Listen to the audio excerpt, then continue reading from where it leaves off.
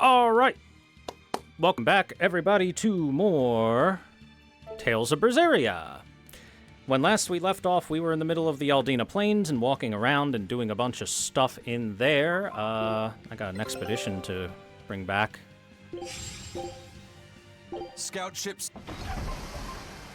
And I did get a new treasure. I got these little earrings, moon and star earrings. A pair of earrings collected on the Noct and Dia Isles. Wearing them when you sleep will carry you to a dream where your dreams come true. Earrings that make you dream of your dreams coming true. They sound like something out of a dream themselves. Yeah, if anyone's suffering from constant nightmares, I'd want to give these to them. People should at least be able to be happy in their dreams. You really are a kind boy, Laphicet. Well, what about you? Do you ever have nightmares? Don't worry about me. I sleep soundly and almost never dream. And once I'm awake, there's another day of work to be done. I'm just simple that way. You work to make your dreams come true, you mean? That suits you just fine, Eleanor. Yay, happy earrings. Now, I got that treasure while offline. And what I was doing offline was very simple. I went back to the nearest town. I bought 99 nutmeg and marble prickle boar meat, and I did a bunch of cooking. And then I did it again and again and again and again and again. And I raised my cooking level. So, basics of cooking skills that I have learned. Velvet gets stun reduction, which is quite nice, and max HP increase. I don't know what her third thing is, but it seems like it's pretty far away since I've got her at rank 10 now. Aizen gets slow reduction and defense increase. Eleanor gets fatigue reduction and focus increase, which is pretty nice as a substat that you can take. Laphicet gets paralysis and attack increase, which is pretty nice as a substat you can increase. Rogro gets burn reduction and arts attack increase, which can be nice with the right team setup if you're doing like maybe Aizen, Laphicet, and Magilu along with Eleanor's, like that 4-person team likes arts attack up, but otherwise a lot less useful than just attack. And finally, Magilu gets poison reduction and arts defense increase, which isn't bad either. Like, none of these are necessarily bad to grab. But seeing as I now have Velvet at rank 10 cooking, and she hasn't gained anything beyond these two, whatever her third thing is, I didn't feel the need to continue leveling everyone else up, because nobody has anything that's so incredibly amazing that I want it more than the stun reduction on Velvet's cooking, which I think is overall probably the best thing you could get, because enemies love to stun you every time they hit you. I mean, let's be honest, their chance of stunning you is like 1,000,000%.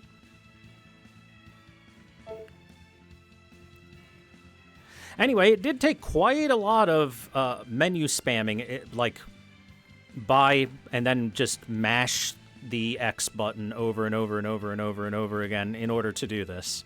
So I saved you all a lot of time. You're welcome. I value your time, chat. Anyway, what it did do, though, is once Velvet reached rank 10 in cooking, we got a new skit that I haven't touched yet. I've been waiting. I think I'm finally getting the hang of cooking without testing the taste. You know, I've always thought you were a really good cook, Velvet. It's not so hard. All you have to do is follow the recipe. After my sister died, I always did the cooking. The most important thing is adding just the right amount of salt, and the final adjustments of flavor. Spices are important. And once you're just about done, you have to make a wish that it turns out tasty. You wish for flavor? Yeah, so long as you do that, anything will turn out tasting good. Celica taught me that. It sounds like your sister was quite the master chef. Oh, I don't know about that. But now I'll never be her match. I've lost my taste, sure, but I've also forgotten what it even feels like to taste something delicious. What I make isn't really food. It's merely sustenance. I don't think that's true, Velvet. Nom, nom, nom. This is great. You're a fine chef, Velvet.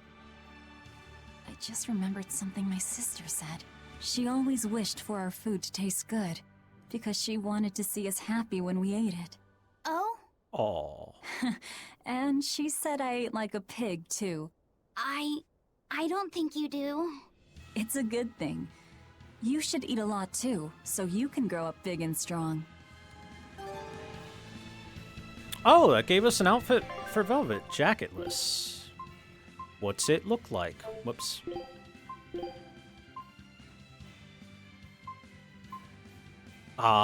It looks nowhere near as good, I would say. Why would you ever want to lose your edgy trench coat? Well, it's an option for people that want it. I want the trench coat. I mean, if I didn't want the trench coat, I could have been in, like, the villager clothes this whole time, you know what I mean?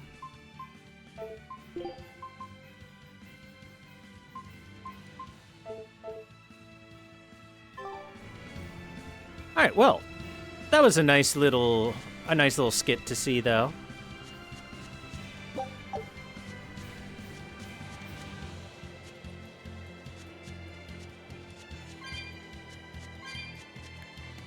So yeah, I leveled up my cooking off stream. Take that, everyone that said you should level up your cooking. I did, and if I'm being honest, the benefits seem somewhat minor. But we'll take it. Alright, where are we? We are If I were a blood in wing, where would I Stoneberry. be? We'll start at the inn. It only makes sense. Hey, this place looks a little bit small and maybe a little familiar. Look at this tiny little nice village.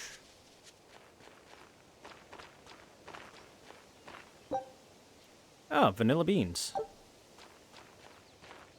Raspberries, strawberries, blueberries, they all grow in abundance around Stoneberry. We even have a fairy tale about it. One day the ground was covered with so many fallen berries, they all became stones. Stoneberries. Is that how the town got its name? The spelling has changed some, but yes, berries are an important part of this village. We harvest local berries to make jams, pastries, gels, and all sorts of sweets. Berry-flavored gels! I've never had one. We've exported our jam and fruit for a while now, but our raspberry gels are still being perfected. Aw, rats. Are the vegetables growing in that field special too? I don't think I've ever seen anything like them before. You've got sharp eyes. But that's right. They're a rare species of wild potato. They're red and they're called radish bells. We discovered them in the mountains nearby. Sadly, the potatoes are actually highly poisonous. Really? But they look so good. They do, but the skin and the sprouts are toxic. If you aren't careful when removing them, it's Poisonville for you. Deadly poison aside, they're sweet, fluffy, and go great with butter. And when they're fried nice and crispy, they're the best. So just skin them and sell them. What's the problem? Yes, we've thought of that, but the way they are now, you have to peel off quite a bit before you get to the edible part. Peel one as big as your fist, and all you get for your trouble is a bit of meat the size of an egg yolk. That's why we're selectively breeding them. One day, they'll have only a thin layer of poisonous skin. Why not breed them to get rid of the poison altogether? With no poison, bugs will eat them, and they'll be more vulnerable to cold and heat. With potatoes, as with people, getting rid of everything harmful isn't always for the best. But that goes against the whole point of the potato. The whole point of the potato is that you can bury it in, like, the worst conditions ever, and the potato will still be a potato. It will sprout and be tasty food. That's the point of the potato. It's like the hardiest fucking vegetable in the world.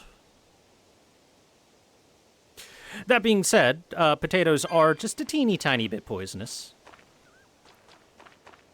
IRL. You don't want to eat anything that's green on a potato. Demons are frightening, but we can't let that fear control our lives. Building something new is a real challenge, and that makes each day feel fresh and worthwhile. Yeah, don't you argue semantics with me, Chad. I don't care if they're not teeny tiny bits of poisonous.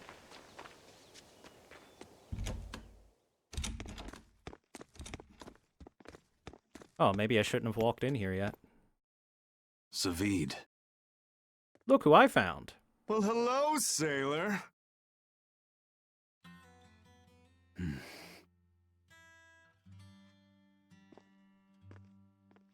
Are you waiting for someone? Nope. Just saying a prayer for someone.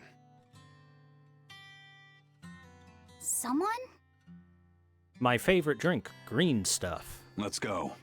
Clearly there aren't any bloodwings here. You're just going to leave? I'm right here. Everybody has times they need to be alone.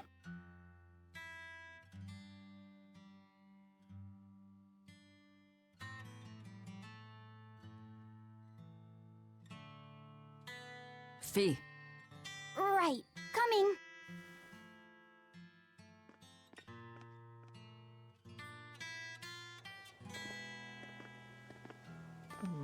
Wonder what Zavid's doing What do you there. think he was praying about?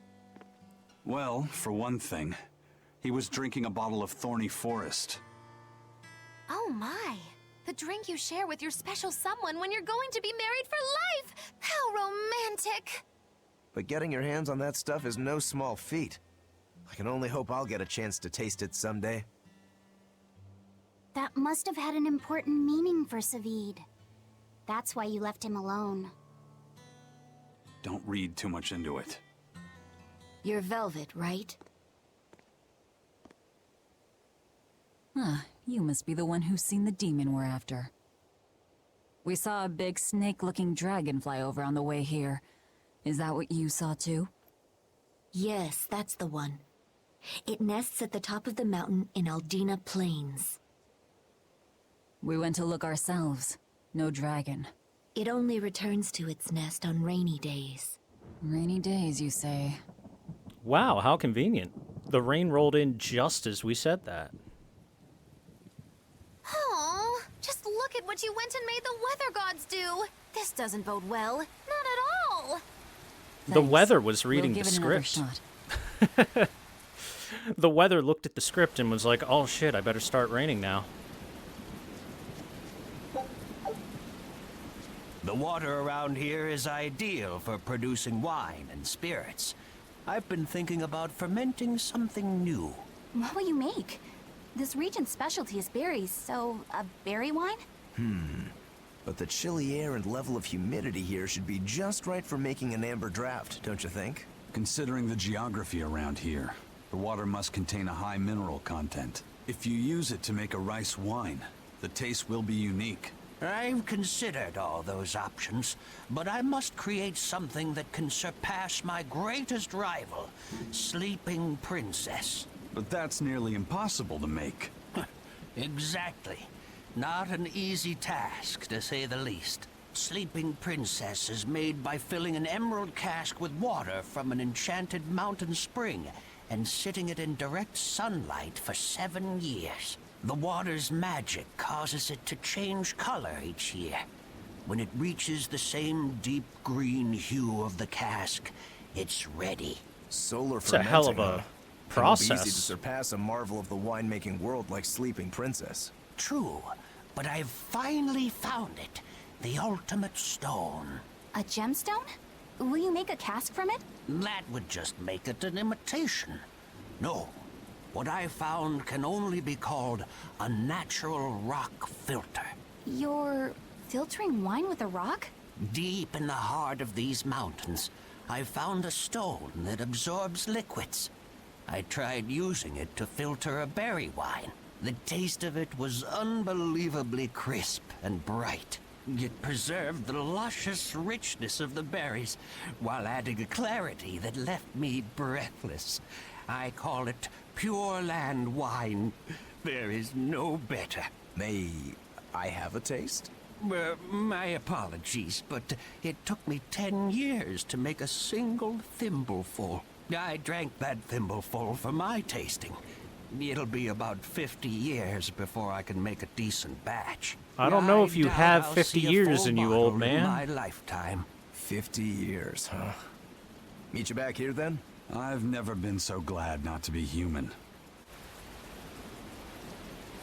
A 50-year dream, a moment of glory, a cup of spirits. I wish you a long and fruitful life. Maybe one day my grandkids will pour out a drink for you in my place, eh?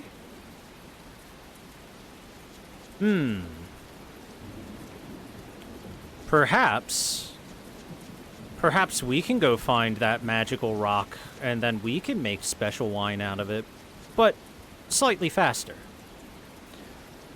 Thorny Forest is a fine, rare drink, but its pinnacle is the shining emerald bliss of Sleeping Princess.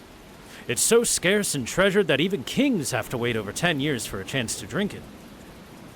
I hope to taste it even once in my life. Did you see the village stump? It's something else, right? It took a year to chop down, but it gave us 10 years worth of firewood. Out past the village is an old forest full of trees just like it. We call it Volgran Forest after my dad, the first man to set an axe to it.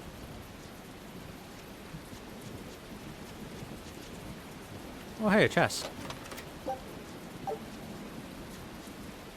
Oh, hey, a chest.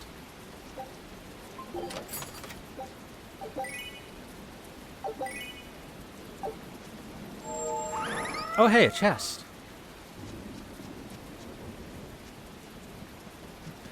Nice small little village area. Every 2 steps you take, they have a chest for you. Or some herbs, yay. Hello.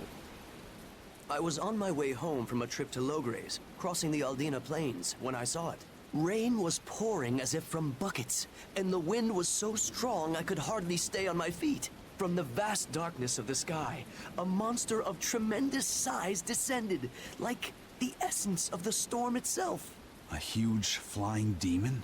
At that moment, a group of exorcists leapt out from their hiding spots and began to battle the demon beast. But it met their swords with its fearsome horns, and a swipe of its tail threw the noble exorcist's back. Horns? And I just like thinking about Where did exorcists the demon hiding in go? a bush I until the couldn't tell you. demon shows I up. was so frightened, I ran away and never looked back. I hope the Abbey can get rid of it, but the beast took out 3 exorcists with a single blow. Come to think of it, another person was there too. He faced the demon and told it to stop. Zavid. If you're going to the Aldina Plains, you'd better be careful. Speaking of dragons, there was an old dragon cult called Tintagels some time ago. They aren't around anymore, but what were they thinking when they decided to venerate such creatures? They were thinking dragons are cool and strong. Uh-oh. My name is Shinobu, eldest daughter of the character card family. Well, time to play some RNG cards. Get comfy, everyone.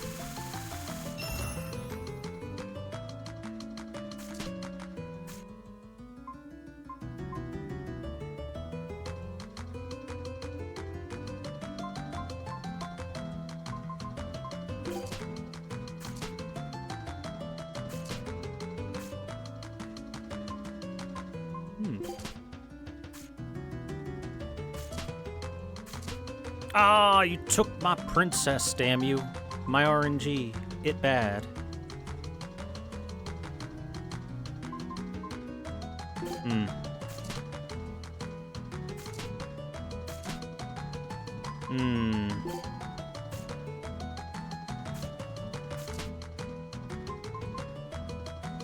Oh, I just realized I shouldn't have put that up when I did.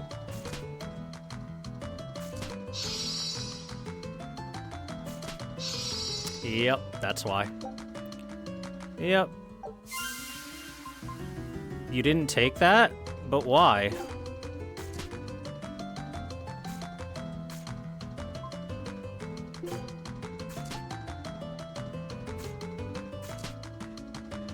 Oh my god, I have a chance to steal. I got Tales of Symphonia completed.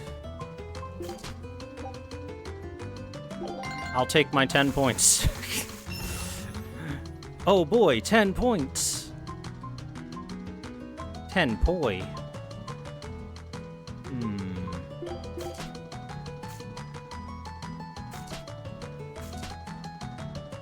Bruh.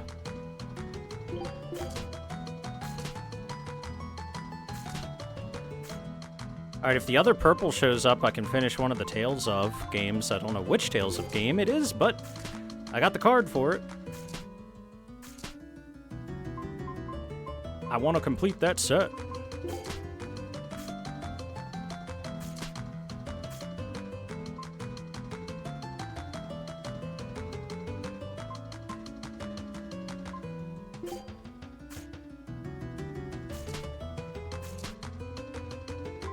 Dog, you can't just give everything to the opponent like this.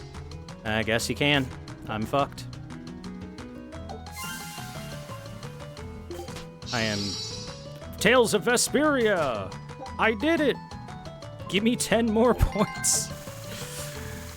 Ay, ay, ay.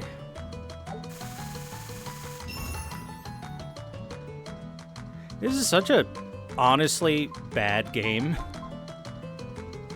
There's like no strategy whatsoever in it. It's just pure luck.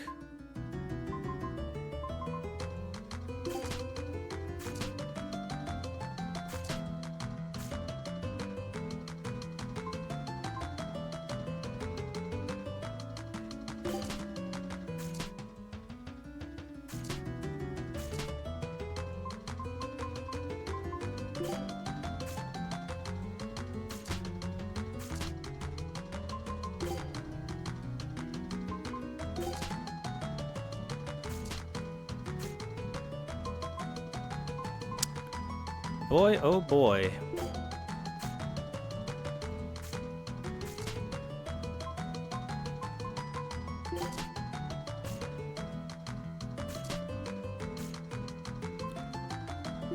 I am likely to lose this.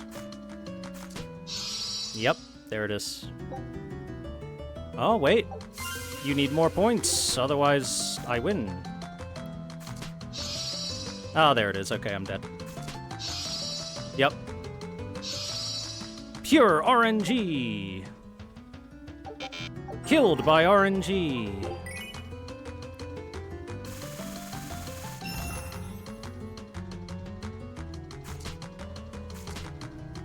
There's literally just zero strategy for this. I mean, the little amount of strategy that exists is so minuscule, it might as well not exist.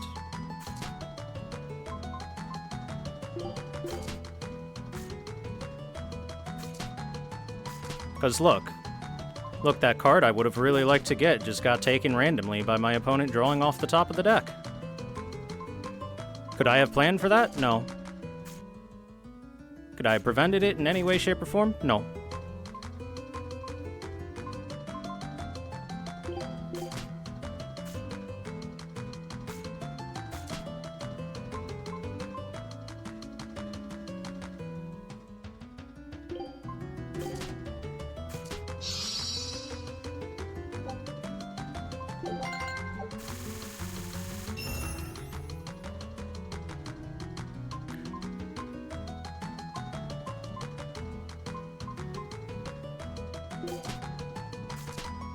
Take that high-value princess right away. Just in case I can make something of it in the future.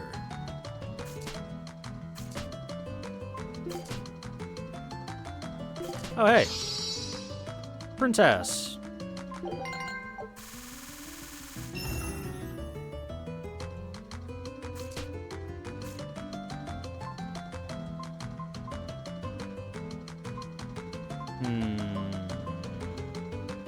I got 2 blues. You only need 2 blues. So I just need one green card to come out for her. And then I'll have my 2 blues. Oh, perfect. 2 ninja. There.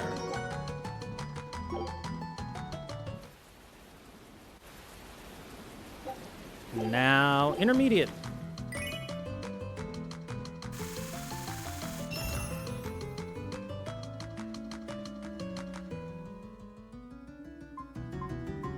This is just too incredibly simple and straightforward. The only thing that I'm doing, strategy-wise, is either A, trying to complete the sixth set of the Tales of characters, or B, trying to match their little bottom right icons and get the ones that are more easily turned into a victory. Like, you see that princess icon? I'm just going to take it right now. Oh, and look, another one. Bam. Crown Princess.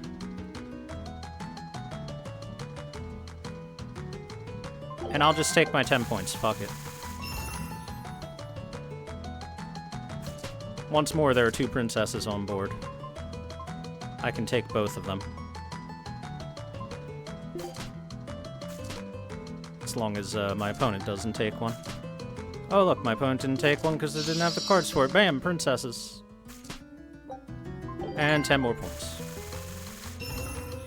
It's like the most surface level strategy that you can possibly have in any sort of game.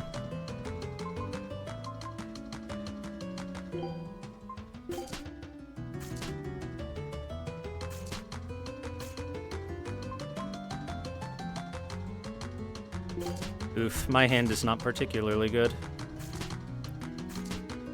Methinks.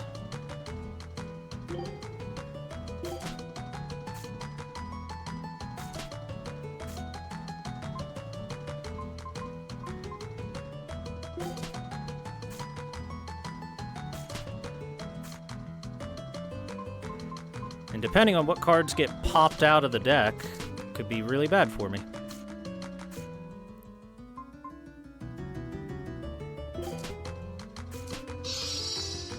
Alright, we lucked out. I will finish with 5 points and win.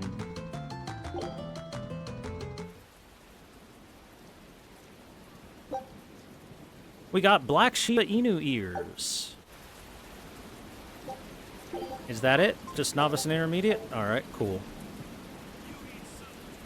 As you may be able to tell, I am not the biggest fan of that particular game.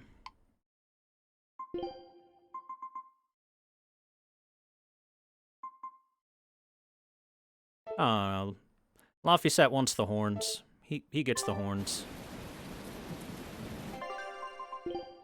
On Velvet, I don't have enough costume energy for her. Sorry. She's keeping the glasses and she's keeping the collar. What do we have in the shop? Feldspar dolls, that's new. What does it do? Plus 30% attack when HP is low. It's attack and focus, which is not what you want for Magilu. Gotta master it at least once. Feldspar spear. This is, I think, a little better. Feldspar blade. It's okay. Not bad. Feldspar paper.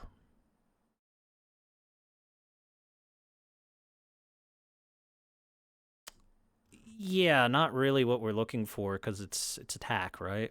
It doesn't have the best things. Feldspar earrings. I already got 5 of those. Feldspar talisman. That's new.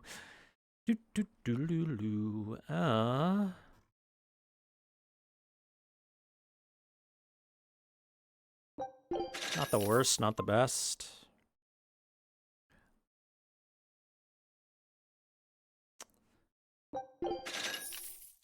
Bag is also new. Gives a bunch of arts defense after you poison something. Question is, does Laphicet poison stuff all that well? Oh, garish pink shirt again. It's got fire-type damage reduction and all damage taken reduced by 20. If that was by 20% instead of 20, it would be useful. 20 as a flat number is worthless. Feldspar waistcoats.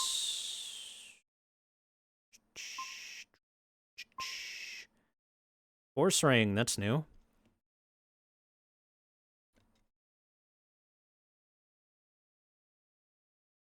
Oh, Just pure arts defense, and you have a enhancement bonus to reduce stun duration and to increase arts defense by even more. That seems good, actually. Oh, shop level 8. We got the Pumper Upper, a pendant, weighty pendant for Eisen to look at. Animalia Ring. Good against beasts. Reduce stun duration, extra XP against beasts. It gives a fair bit of arts defense and a bit of attack. Shock wards got plenty. Feldspar boots. They're also new. Focus boots. Ooh. Focus boots, you say. Eisen might want those. Although, most boots seem to give some focus, so I'll have to compare them a little bit better. Cast heals. How good is this one? Arts attack +5 and paralyzing capability up. Beep, beep, beep, beep, beep, figuretto. La la la, love, love, I. I have to see how much paralyzing capability we have on our girls. Thank you, 7th Wave 777 for the follow. What's up? 1 paralysis for Velvet. 1 paralysis for Velvet. How about Eleanor? 1. 2. It's not a lot. Maybe Magilu has some paralysis.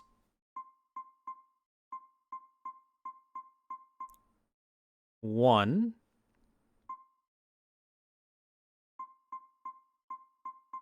And that's it. All right. Well, I'm going to go ahead and say that that's not really all that useful for them then.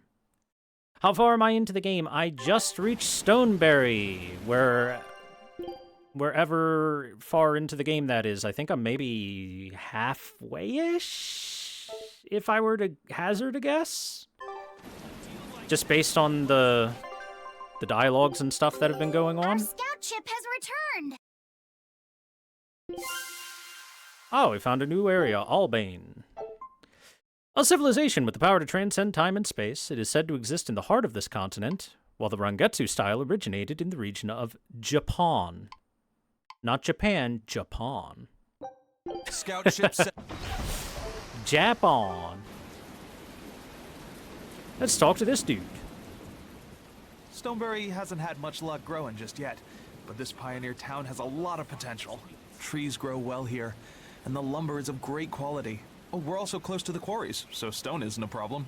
As long as the demons are contained, this country I also will beat rebuild. Zestiria some years Need for ago. stone and lumber Wasn't will the soar. biggest fan Best of it. all, I'm liking Berseria a is lot more. quiet, has beautiful lakes, and is a perfect place for a craftsman like me to work. And why settle for anything less? I do feel that you might be a bit short-handed here. It's hard to build without manpower. You're right. We need something to attract new settlers. Maybe some sort of specialty item?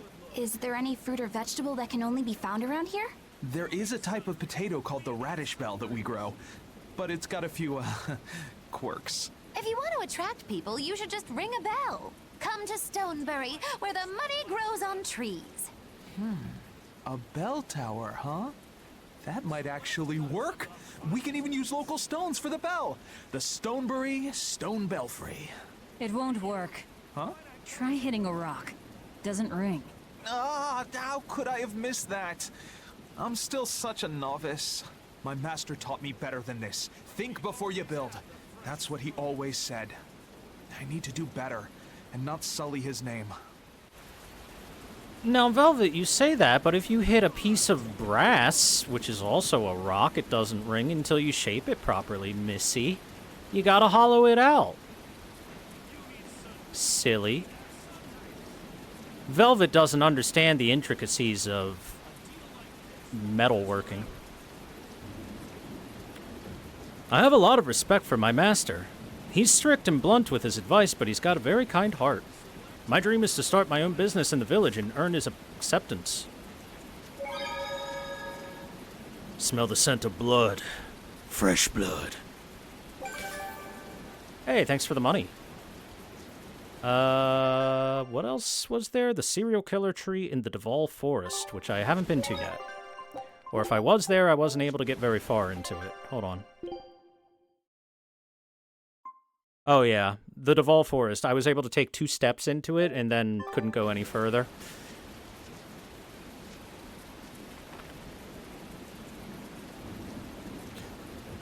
It's raining. Shouldn't you find some shelter?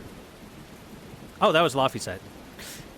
Well, yeah, it rains a lot here in Stoneberry. It's a seasonal thing. It's good for the crops, though, and it reminds us that we have to do whatever we can each day. If you stop working because of a bit of rain, you'll never get a new town built. Do what you can each day. Exactly. We only have a limited time to live. Try not to leave any regrets behind, kid. Sir, you're talking to a kid who could live to be thousands of years old, so that advice will fall on deaf ears after a couple centuries. Hey, watch it! You're walking all over my field! Get the hell out of my field! If you keep messing with my field, I'm gonna turn you into fertilizer. You know, this guy's got a point. We are stepping all over his crops. Ooh, wine. Yay! I found so many blueberries! What are you gonna do with all those? Make jam? I'm going to feed them to my chickens. That way they'll lay eggs with purple yolks. What? You know that won't work, right? It sure will. The color of yolks change depending on what a hen eats. My grandma taught me that. Actually, we always feed our chickens corn. Is that why their yolks are yellow? What are you gonna do with purple eggs anyway? Tourists are coming from the capital again, right? I bet they've never seen purple eggs, so I figure I can sell them for a lot. Maybe I can even make our village famous! You've thought this out, but will they really sell? You know what they'd make, right? Purple fried eggs, purple omelets, purple egg fried rice. Ugh. Hey, would you want to eat a purple omelet? Maybe. Strange things sell, right? You don't have to be so mean just because you can't think of a better idea. Oh, sorry. Here, let me help you. Fine. Go catch a whole barrel full of jewel beetles. If we feed them to my chickens, we'll get eggs with yolks like shining jewels. I really wouldn't want to be your chickens, but... okay. What a carefree village. But you know, this is what really makes humanity amazing to me. Attempting the impossible. Reaching for the stars, just as a matter of course. Of course. Though we may stumble countless times on our way, we can achieve anything we put our minds to. Attempting the impossible, huh? That's all well and good, but there are some lines that should never be crossed. Purple eggs. Ugh. What's the secret to growing on Twitch? Oh, I wish you'd tell me. As far as I can tell, after like 15 years on Twitch, the answer is get really, really lucky, and that's it. Doesn't matter how good you are at a game, it doesn't matter how smart you are, it doesn't matter how dumb you are, it doesn't matter this or that. You could be the most charismatic person in the world, doesn't matter. Luck is all that matters. Or alternatively, have a bunch of money and start running like game tournaments and stuff. You will automatically become someone that people start to know about. So either be really rich or be really lucky. There's your options. Good luck.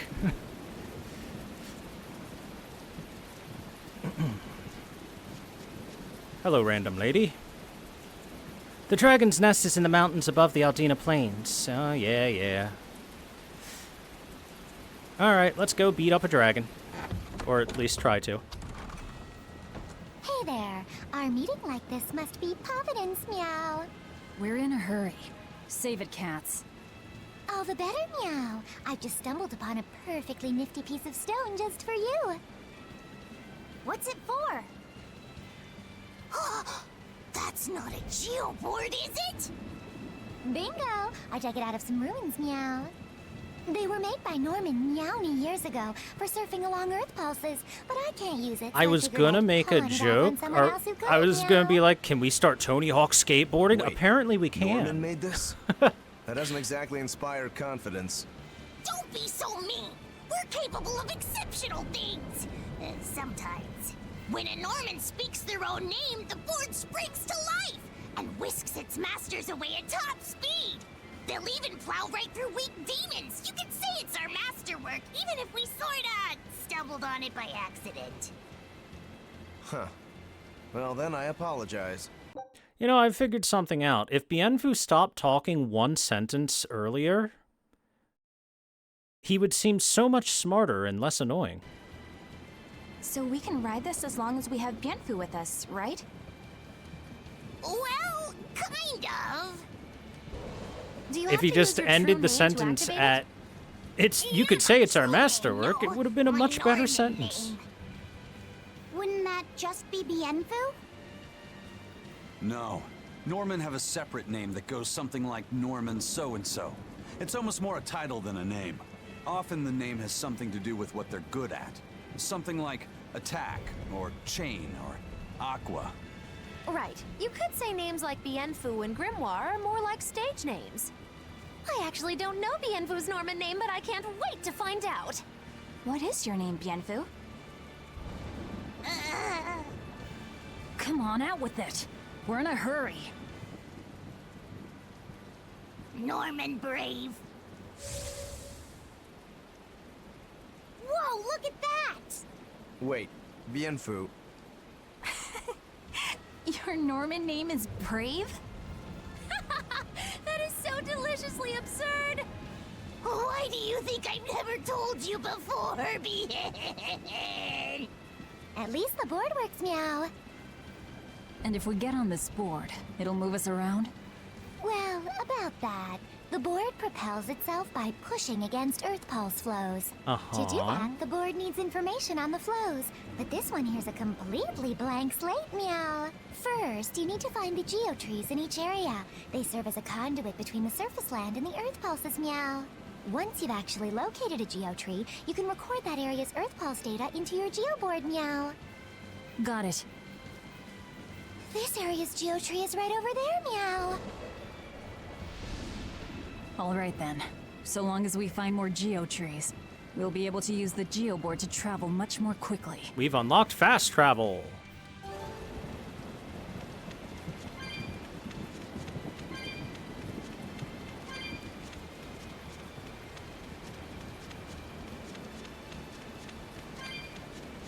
Well, we've unlocked fast travel, but first we have to activate the travel points.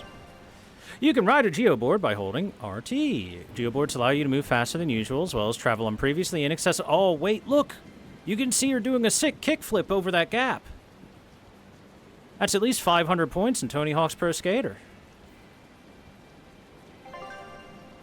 While riding a geoboard, you can defeat enemies under a certain level without starting an encounter just by touching them. However, you will not be rewarded with any EXP or gold doing so.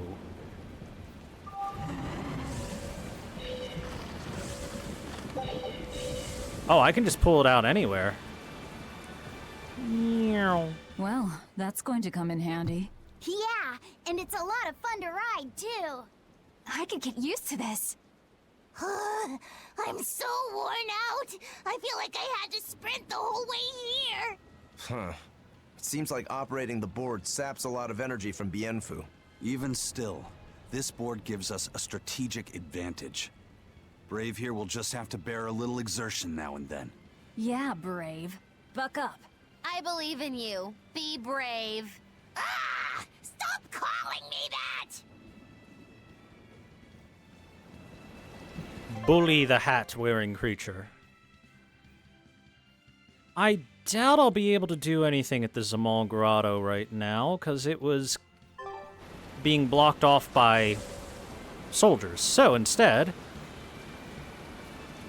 Is this even faster than walking?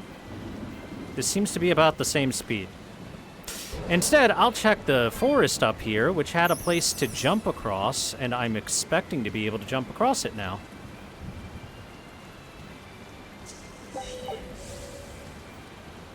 So here I am, doing everything I can, holding on to what I am, pretending I'm a Superman.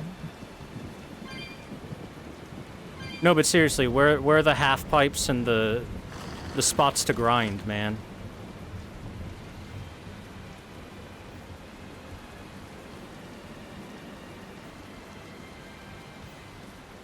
Where are the walls for me to spray graffiti against? Alright, anyway, let's see if this works. So, I can't go through that. But can I now jump across this? No. But video game, you just showed me... You just showed me an image of jumping across one of these. I can't even pull the board out right now. Aw, man. I feel lied to. I think I need a geotree here. Is there even a geotree in here?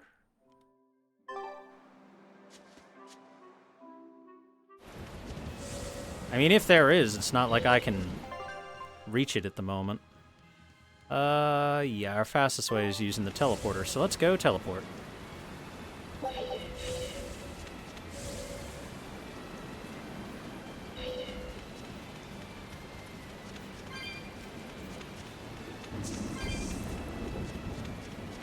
It's hard to tell. Being on the geo board might, and that is the key word there, be like maybe 5% faster movement speed at best. Probably not even.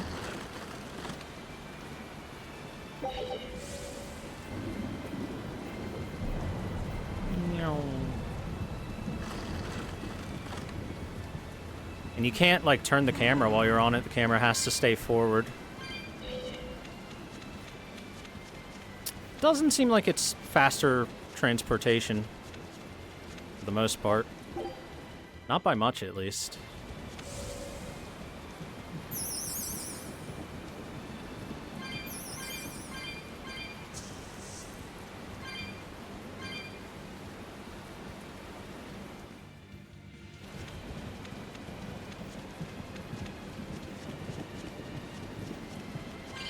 Hello, monkey. I don't think we have a chance.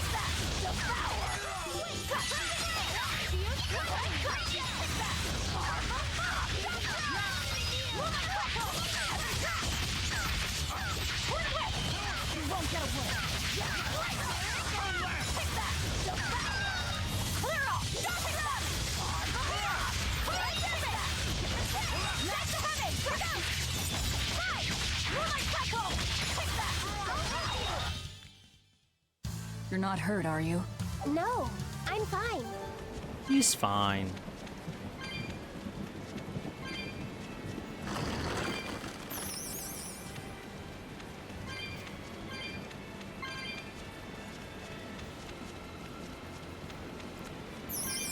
Gotta make sure I collect these spirits anytime I'm looking at them.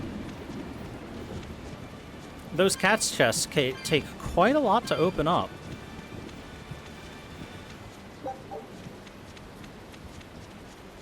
The next time I find a dungeon that has a good spot that can be reset easily and has a bunch of souls in it, I am going to grind some of them.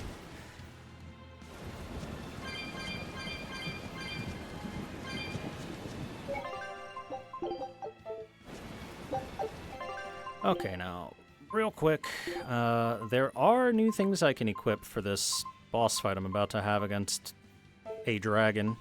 I'm just wondering if I should equip them against said dragon, because it is a dragon, and dragons are a little bit scary.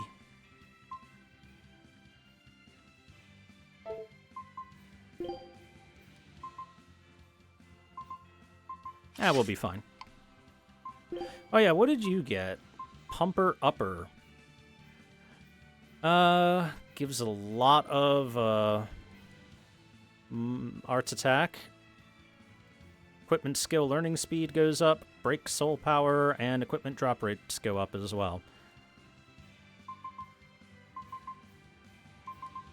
Well, the arts attack stat on it is very high. Very, very high. And the ability's not too bad. Equipment learning speed is always pretty nice to have. But more importantly, to double check if I can make use of the Feldspar pendant all that well, How much fatigue inflicting capability does my man Eisen have? I don't think it's much. There's 1. There's 2.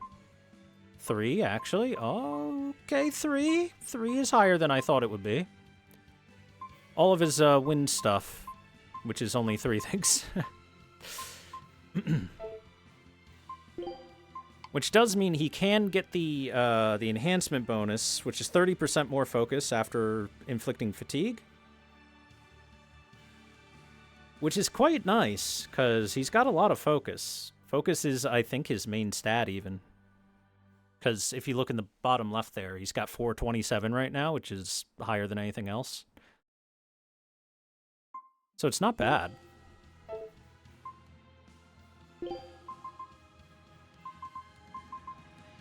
I'm just wondering if raw-ass stats on the pumper-upper is going to be worth more or not. We'll equip it for now, though. Oh, Feldspar boots are unisex. Everyone needs to master it at some point in time. All right, all right. We'll decide who to learn it first later. Feldspar ribbon. Did you get a new weapon? Feldspar spear. Feldspar, Feldspar. Welcome to Feldspar, where we have Feldspar for your Feldspar.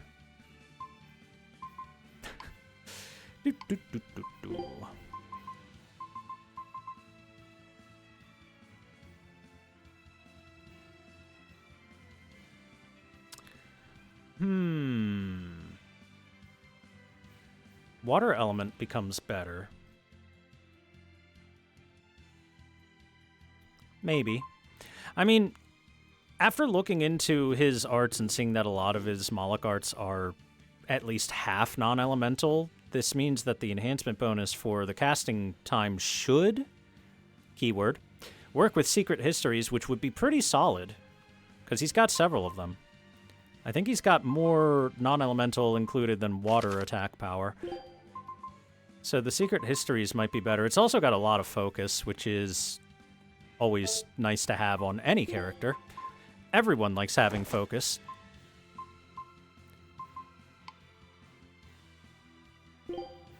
Alright, you've got your silent daggers. Exquisite charm right now, which seems pretty good. Capability versus armored. He's got a few moves that can inflict slow, which is pretty nice for Rokuro, so I think the exquisite charm will be nice on him once it's mastered and everything. And did we get anything new for you? We already had Feldspar earrings for her, and we got a Feldspar doll. Okay. Nowhere near as good as having a Gradient doll for her, in my opinion, because of the fire element casting time reduction, which this, yeah, it does not have. It's got attack and focus on it. Increases attack when HP is low. Yeah, that's getting mastered then tossed in the trash where it belongs.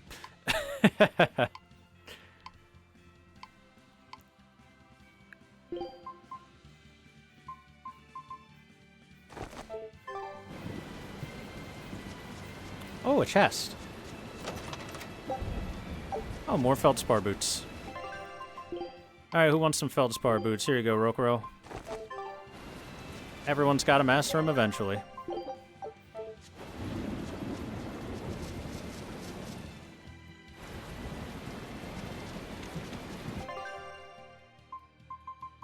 I don't know if this thing will be casting or not. For now, can't a witch get a little downtime? we'll put Magilu in case it will try to cast at us, and then she can just counter it. But if it doesn't, we can put Laphicet back in. Or if it's not weak to fire water.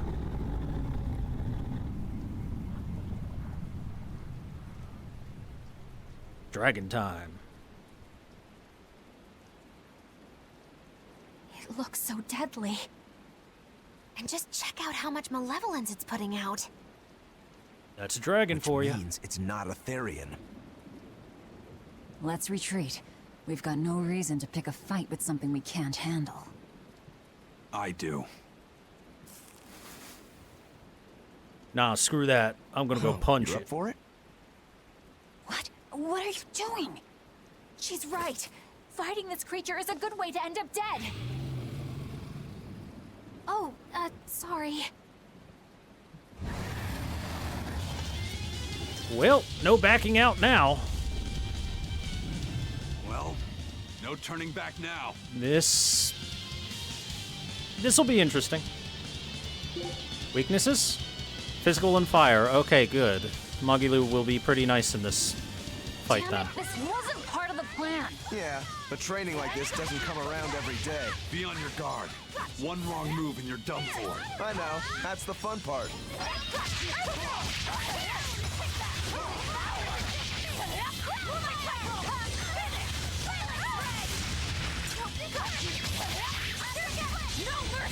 We'll just pop a little damage into it right now. Well, it's a power hit. Oh my god, that barely even moved its health bar.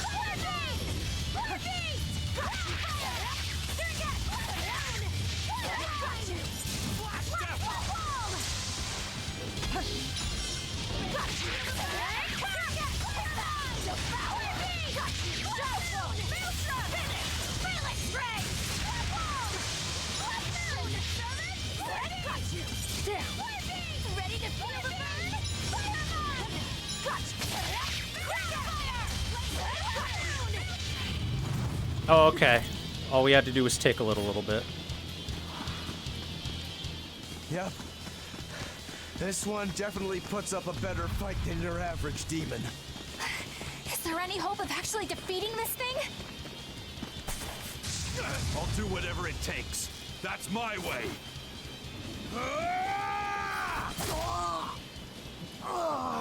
Zavid! Oh, come on. You weren't even close to punching the dragon.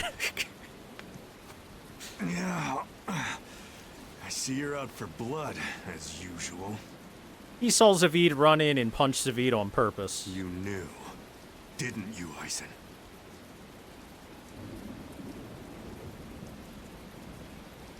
Out of my way.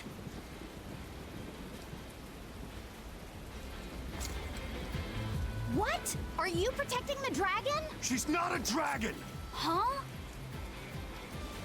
Back off, or I'll make you back off. Persona!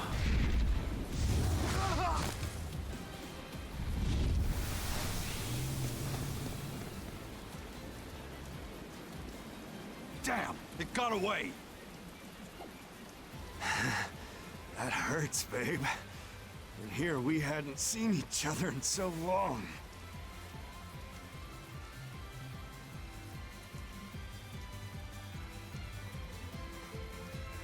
Hold it.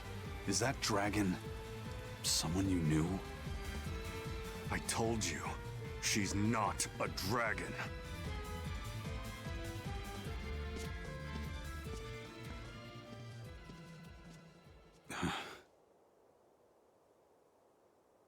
That guy's favorite character in Shrek is Donkey. So, it seems old Check Out My Pecs and the dragon have some kind of close ties. Did I hear you right? We're talking about a dragon here. I know what I said. But how could that be? When Malachim are tainted by malevolence, a dragon is what ultimately results. So you're saying that dragon was a Malak Zavid once knew? She must be who he was praying for back in town. Yeah, most likely. But do Malachim put out malevolence like humans do?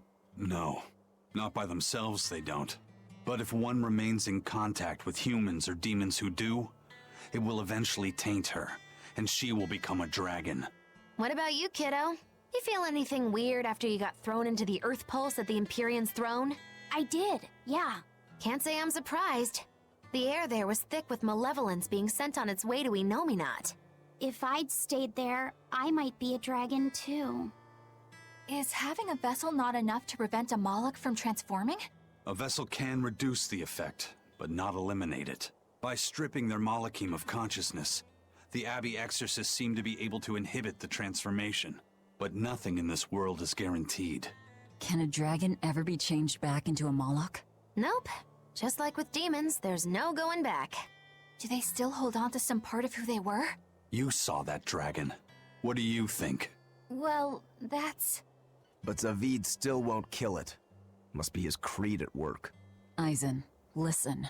Whatever business you and Zavid have with that dragon, I don't care. Do what you have to. But I won't tolerate you getting the rest of us involved in it again. Do I make myself clear? You've got it. Good. Now, let's get back to the Therian hunt. We'll regroup in Titania.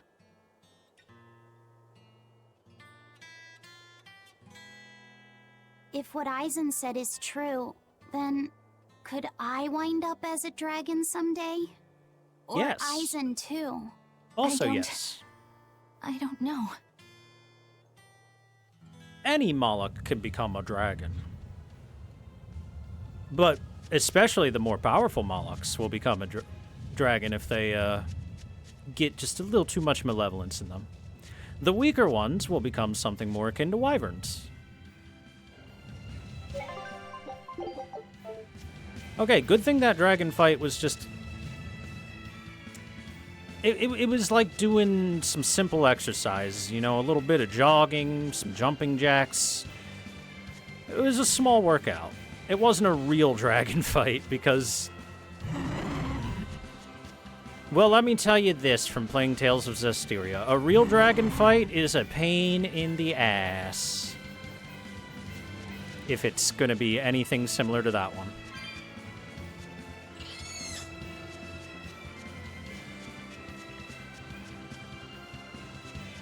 Return to Titania, really? Seems kind of odd to go back to Titania. I really want to double check if the Zamal Grotto is available now or not. Probably not, because the game is generally pretty good at pointing you in the direction of what is and is not available. Or I should say, what is available. It won't point you in a direction if it's not available, usually.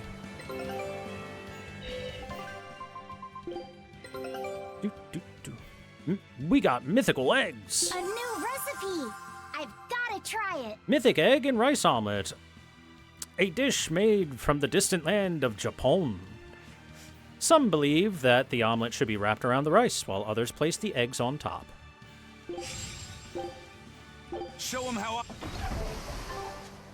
Yum, eggs. Too bad the amount of eggs required to make an omelet nowadays costs a king's ransom.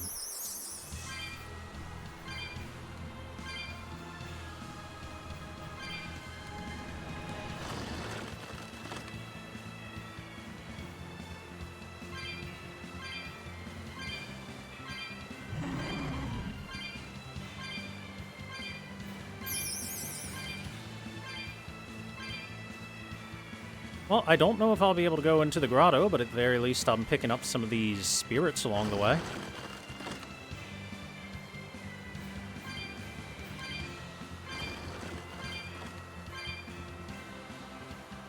Yeah, the dragon fight in Zestiria, not the best fight in the world. Zestiria in general, just not the best combat system in the world, I would say.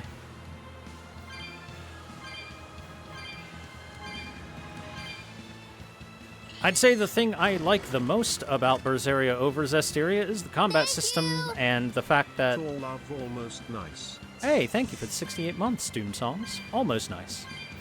Anyway, the combat system I like a lot more, and the fact that even on the really high difficulty levels, the enemies are not super HP sponges. Boy, was that the worst part of Zestiria. Play on a high difficulty level, and the enemies just have infinity HP.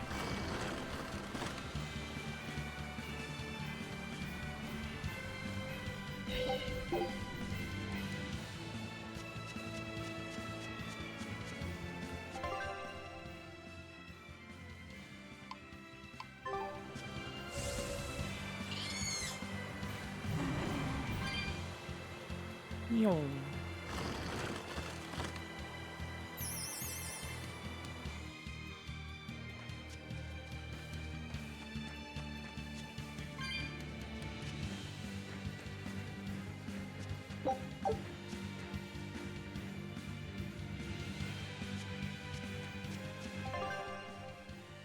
The Danon Highway has to have a magical tree for us to touch, right?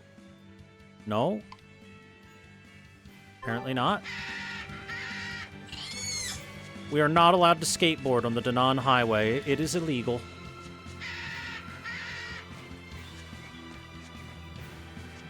We'll take a quick look into town just to see if there's anything to... Nope. Nothing special to look at. Basic dialogue at most.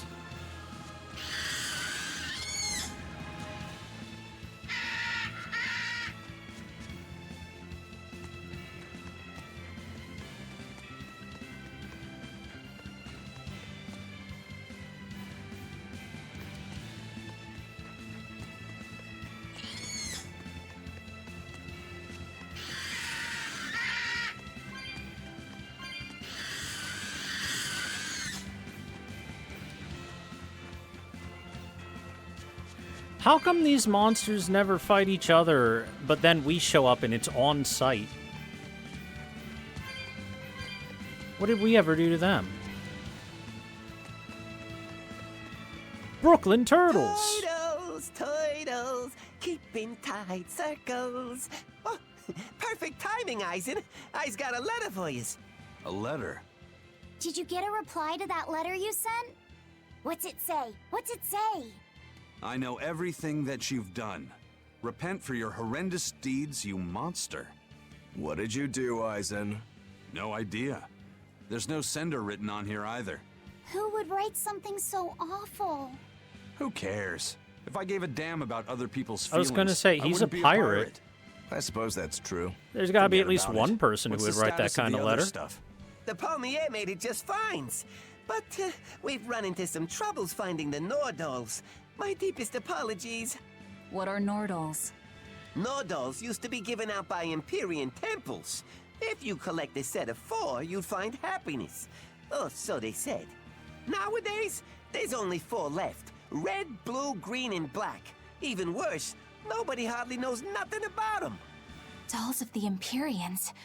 Do you think they're like that one we saw of Aminoch in that shop in Isolt? Kind of. But these are less gloomy looking and more, how can I describe it?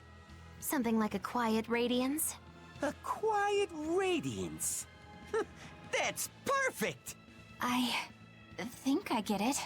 I'd never have pegged you as a collector of religious claptrap, Eisen. Think they'll help keep the Reaper away? Probably not. But in the off chance they actually work, they'll keep her safe. Her? Hey, that letter Eisen sent off earlier was addressed to a woman, wasn't it? Our little Laphicet is growing up. No, I wasn't implying she was his girlfriend. Her writing just seemed more mature, and...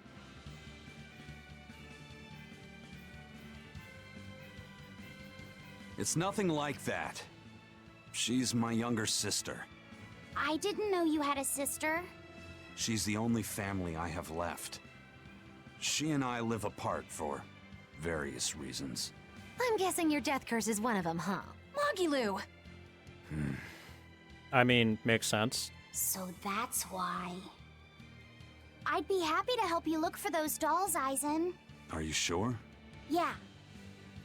Okay, then. Thanks. Oh, new skit. I saw Benwick and the other crew members get into a serious fight over whether cats or dogs were better.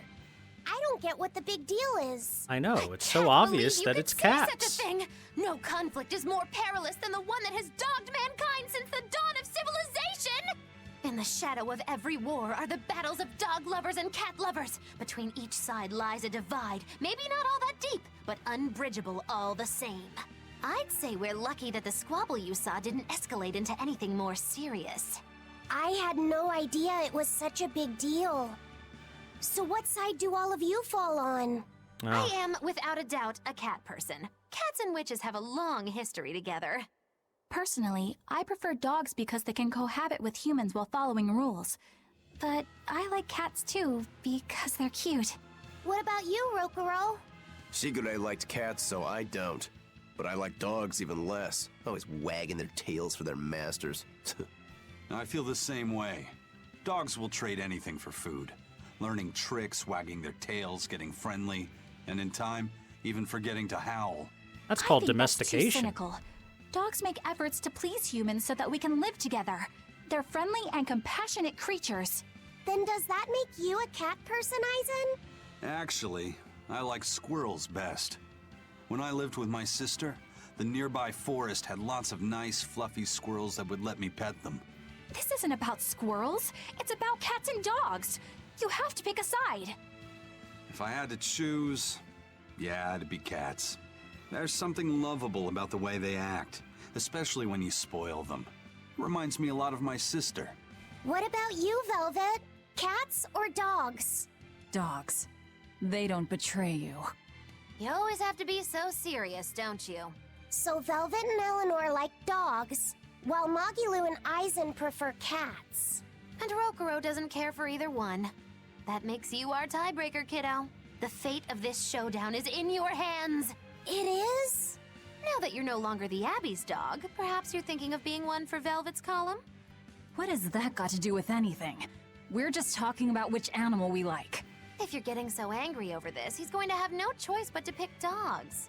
I just told you. No more fighting! This is clearly getting out of hand, so why don't you all agree that you're Bienfu people and make up already? And what makes you special enough to have Bienfu people? Because I can be loyal like a dog, but also do my own thing like a cat. If you pick me, everybody wins. I don't think it works that way. Well, we found common ground. Everyone can hate Bienfu equally.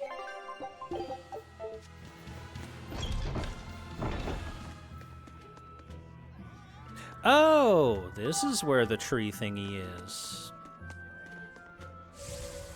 Wait a second. Aren't people going to give us weird looks when we're, you know... Cat made superior. Hey, are you there? Ah, no, I know this may sound Wasabi. cheesy, but I just really love you.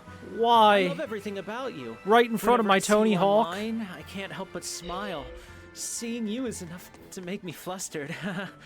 Seriously, how could such an angelic person as you be my friend? I really don't deserve you. You know what to do, everyone. You're Fast so forward. perfect, my Discord kitten. Fast forward You're 5 my minutes. life. Without you, I never would have been this happy. Can we talk more? I like listening to your voice. Can we just be with each other for a little longer? Let me get to the point. Can we be more than friends? Can you be more than just my Discord kitten? I want you to be my girlfriend. If not, that's fine. I'll respect whatever you say. But I just really love you. I love your smile, your voice, your personality, your laughter, your everything. I understand if you don't want to be my girlfriend. After all, you're more than me. I'm just saying, I can give you yearly Discord Nitro if you want to be my girlfriend. Honestly, at this point, what I feel is more than love. I can't explain it, but it's deeper than the word love. I want to be closer to you, my darling, my kitten, the love of my life. Please be my girlfriend. I'll do anything for you to be my girlfriend.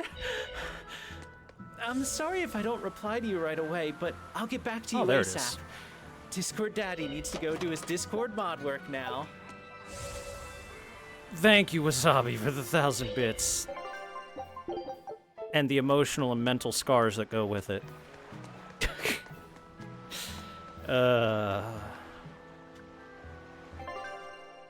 Alright, back we go to Titania.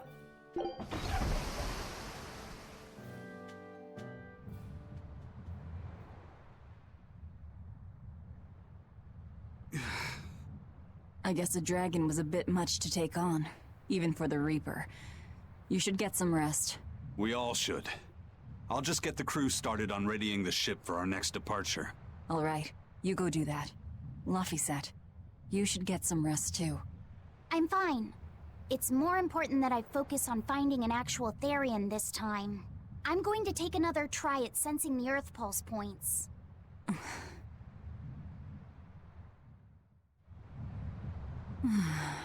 You're as stubborn as ever, Fee.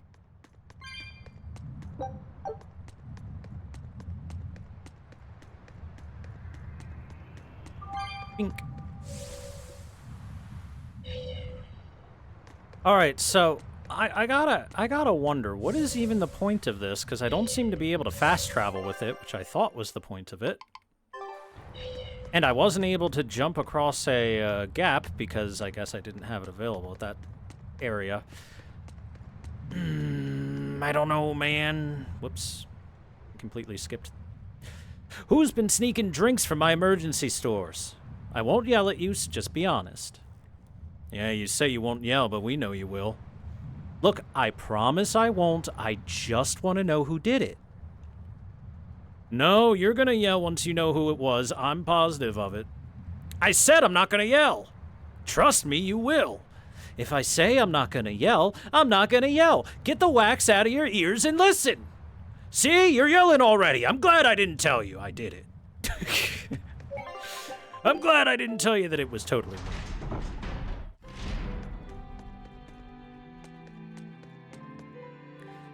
Time I got a little shut-eye, too. Bien Fu, give me the usual lullaby suite so I can sleep like a babe. Bien! Do I have to sing for 3 hours straight every night? You ought to listen to the skipper and rest up. Don't worry, we'll take care of the ship. You looking for Laphicet? I saw him heading down to the lower cells earlier. When Malakim are tainted by human-generated malevolence, they are transformed into dragons. The exorcists used Malakim. How could they be unaware of such a thing? If Lord Artorias knows, why would he keep it a secret?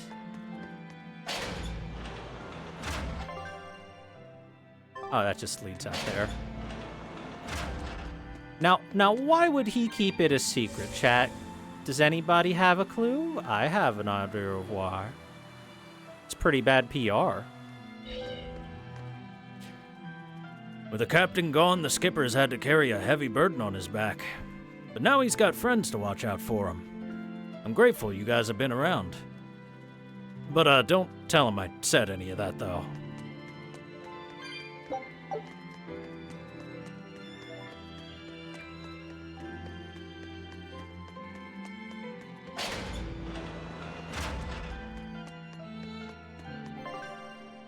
You know, I just realized something.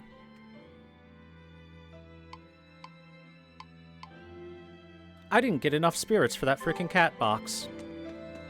Well, I did get enough, and then I found a different cat's box to open and opened that one instead. So, yeah.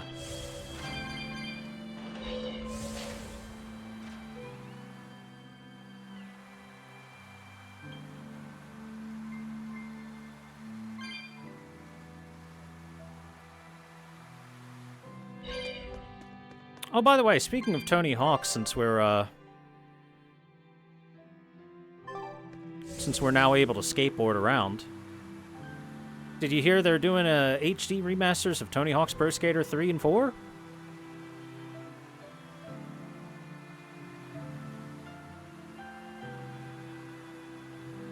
That's cool, because 3 is the best one.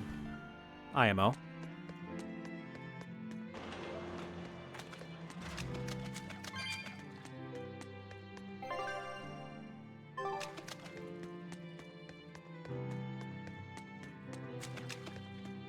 Here's hoping they get all the music rights. They probably will. That being said, if you try to stream that stuff on Twitch and or YouTube, you probably will not be able to.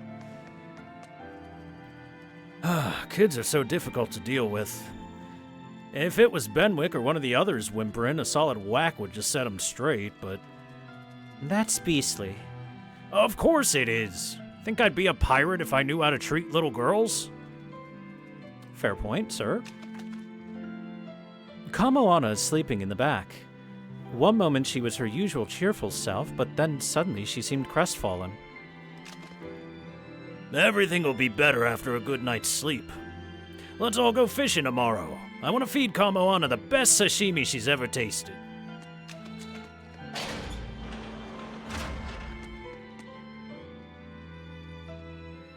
She must be lonely. Losing a family is hard.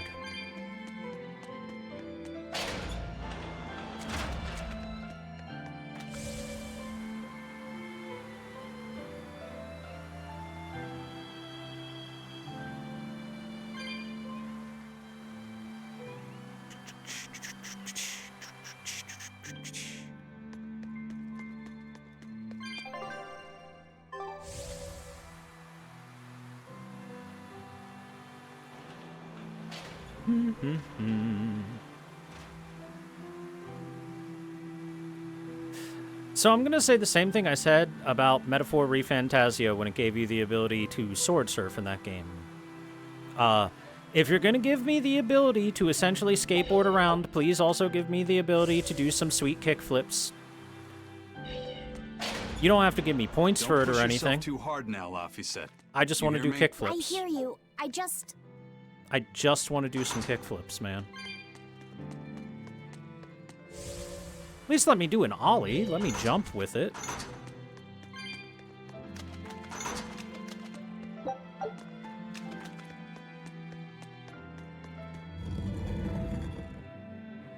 I told everyone I could find the Therians, but I've only sent us to the wrong places.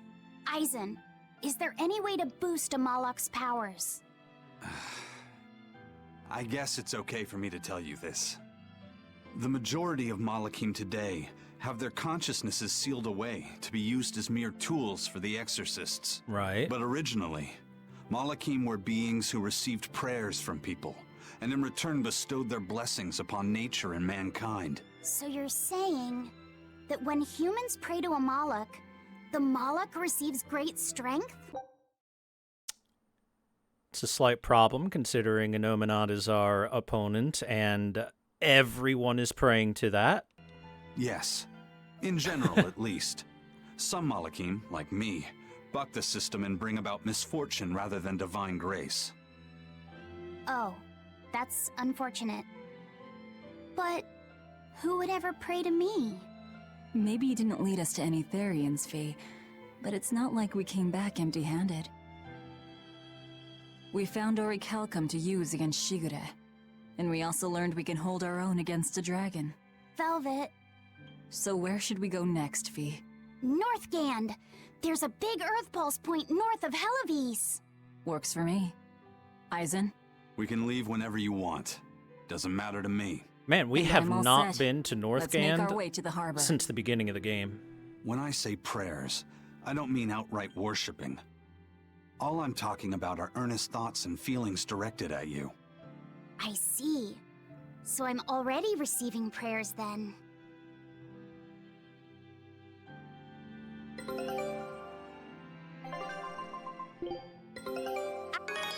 We got some ketchup and Yamato whale whiskers. Show him how I freed Skrook.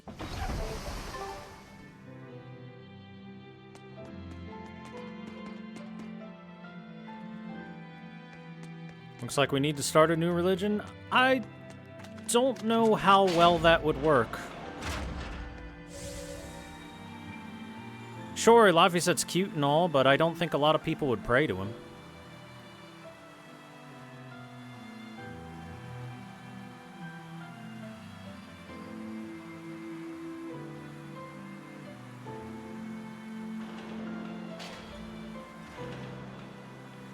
Besides, God's job is to receive your prayers. Laphicet's job is to send you to God. Two very different jobs. At least as long as he's part of this crew, that's his job.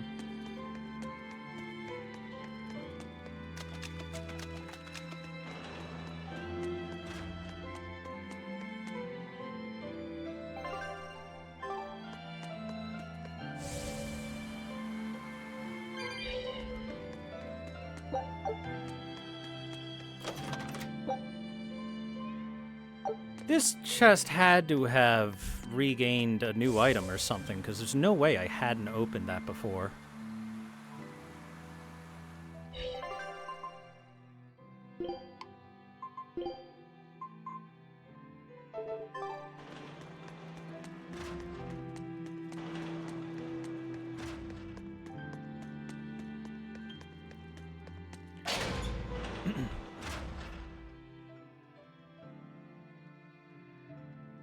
Our next target is north of Helivis, near the Faldes ruins.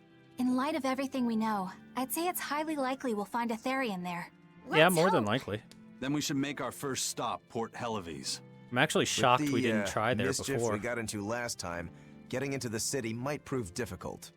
Benwick, How are things in Helives right now? That shipping guild that used to handle our mooring is pretty much toast. But for some reason, the Abbey isn't watching the port as much as they once were. Unfamiliar ships have been hauling in relief supplies, so if we pose as one of the transport ships, I think we can slip in. Now, I have to question, is there absolutely no way in which we can get the ship close enough to the, to land, and then have, like, a lifeboat sent out with our crew on it in order to go to and fro? Do we have to moor ourselves in the port every time? It feels like we're jumping through more hoops than we need to. And if we divert some supplies to an unofficial channel, we might be able to secure a new mooring partner. Smuggling in relief supplies for our own disaster. Cheeky bastards, aren't we? It's what'll get us in. That much is true. It's a plan.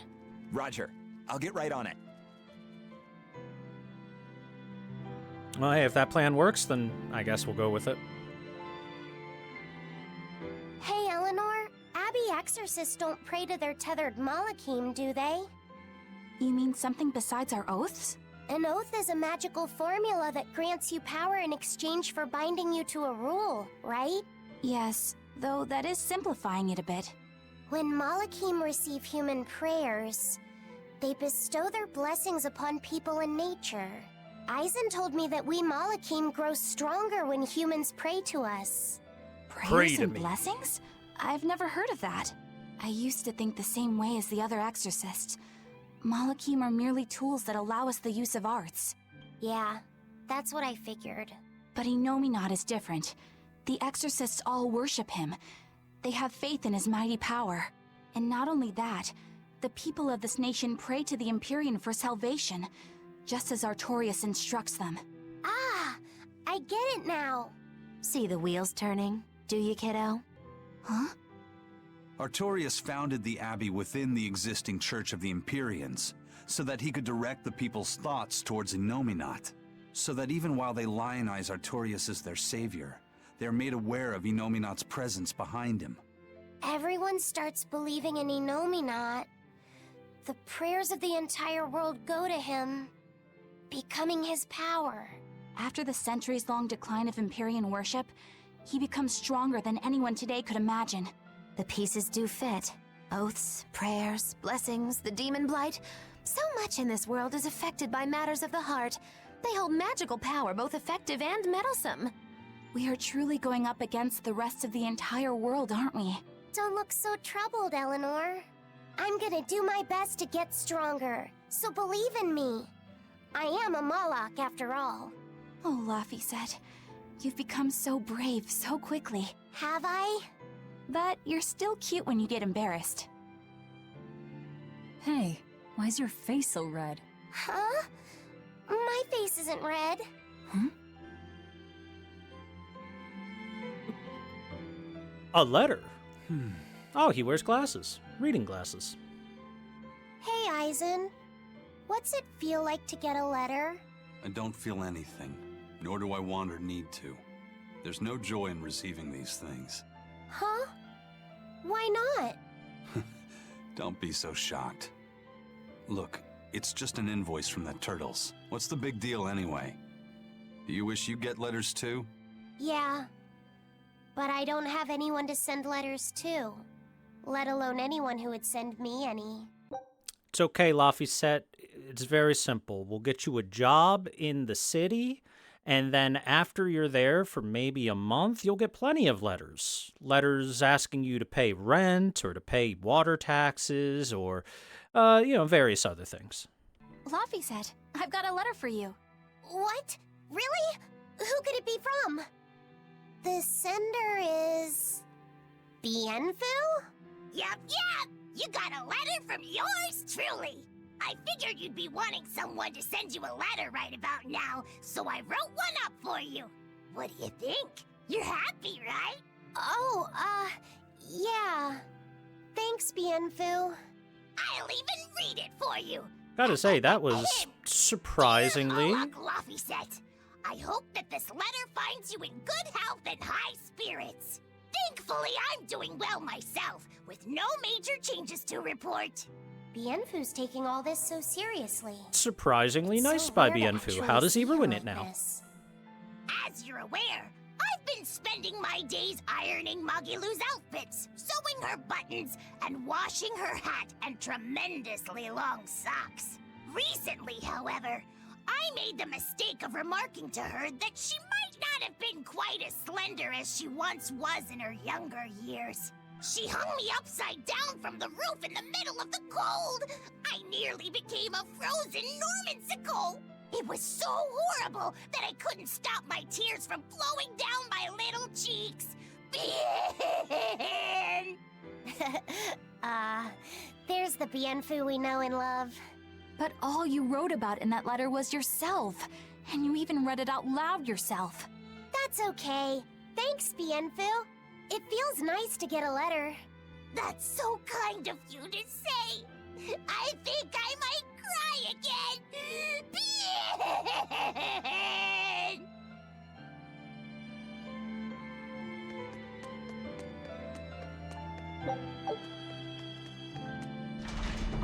Again, if Bienfu had the tact to shut his mouth one sentence sooner in any of these situations, he wouldn't have these problems.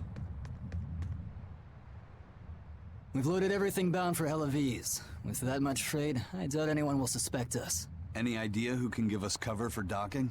Not anyone in particular, but recently the power and influence of the Helaviz Fishermen's Guild has caught my eye. The Fishermen's Guild, huh? Let's bring them some extra relief supplies. Fuel, drink. And as for the drink...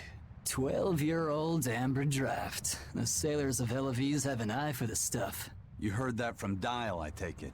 He's got a sharp eye. He took a bottle in payments, but I say we turn a blind eye to it. We thought we were the best at this kind of thing, but having him around has been a real eye-opener. Okay, but tell him if he takes a second, he'll pay for it. Eye for an eye. Aye, aye. I'll keep an eye on him so that he doesn't sneak off with another bottle. Dial may be a demon, but I don't mind having him around. Listen to me praising a demon. Is that too sacrilegious even for a pirate? Nah. The supplies are loaded.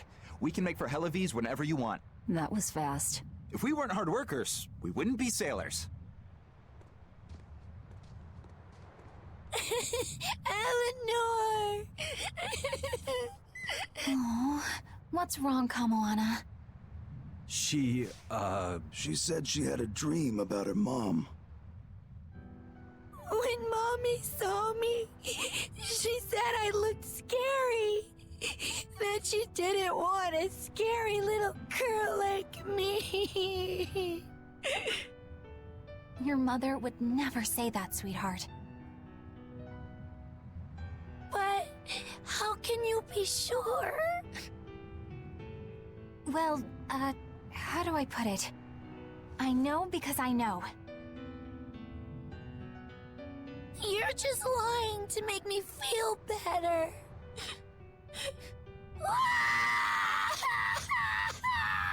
Aw, Kamoana, don't cry.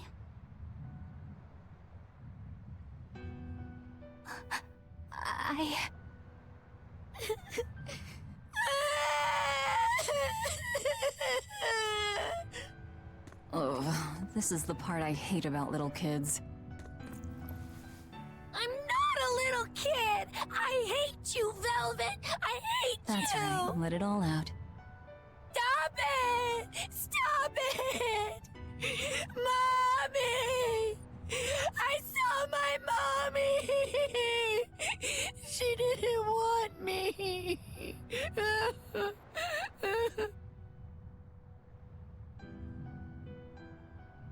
She managed to cry herself to sleep. They're not rational creatures. Sometimes you just gotta let them cry it out. You seem used to it. I guess you could say that. Laffy usually kept himself together when he was younger. But when he was really little, he had times like this every now and then. And on that note, let's take off all we can. My liege. Dial. I leave Kamoana in your care. I'll do what I can, but kids as sweet and honest as her are harder to deal with than corrupt bureaucrats. An outlaw prince and a talking lizard are no replacement for a mother. It's fine, you two can just be her two new dads.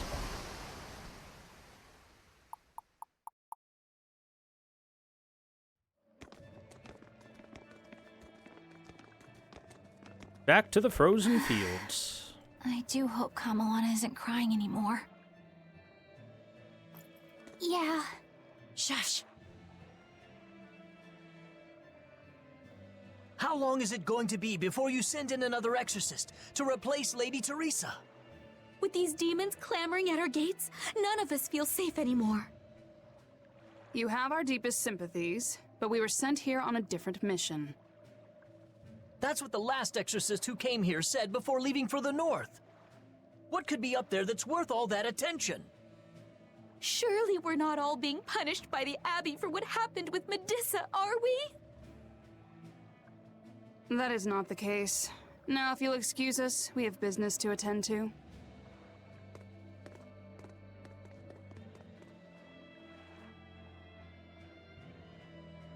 So the exorcists are just passing through town and heading straight north. Odd.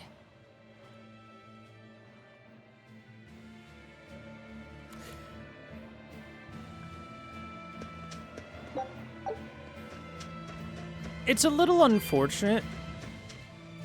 So the English dub for this game has so far been pretty darn good overall.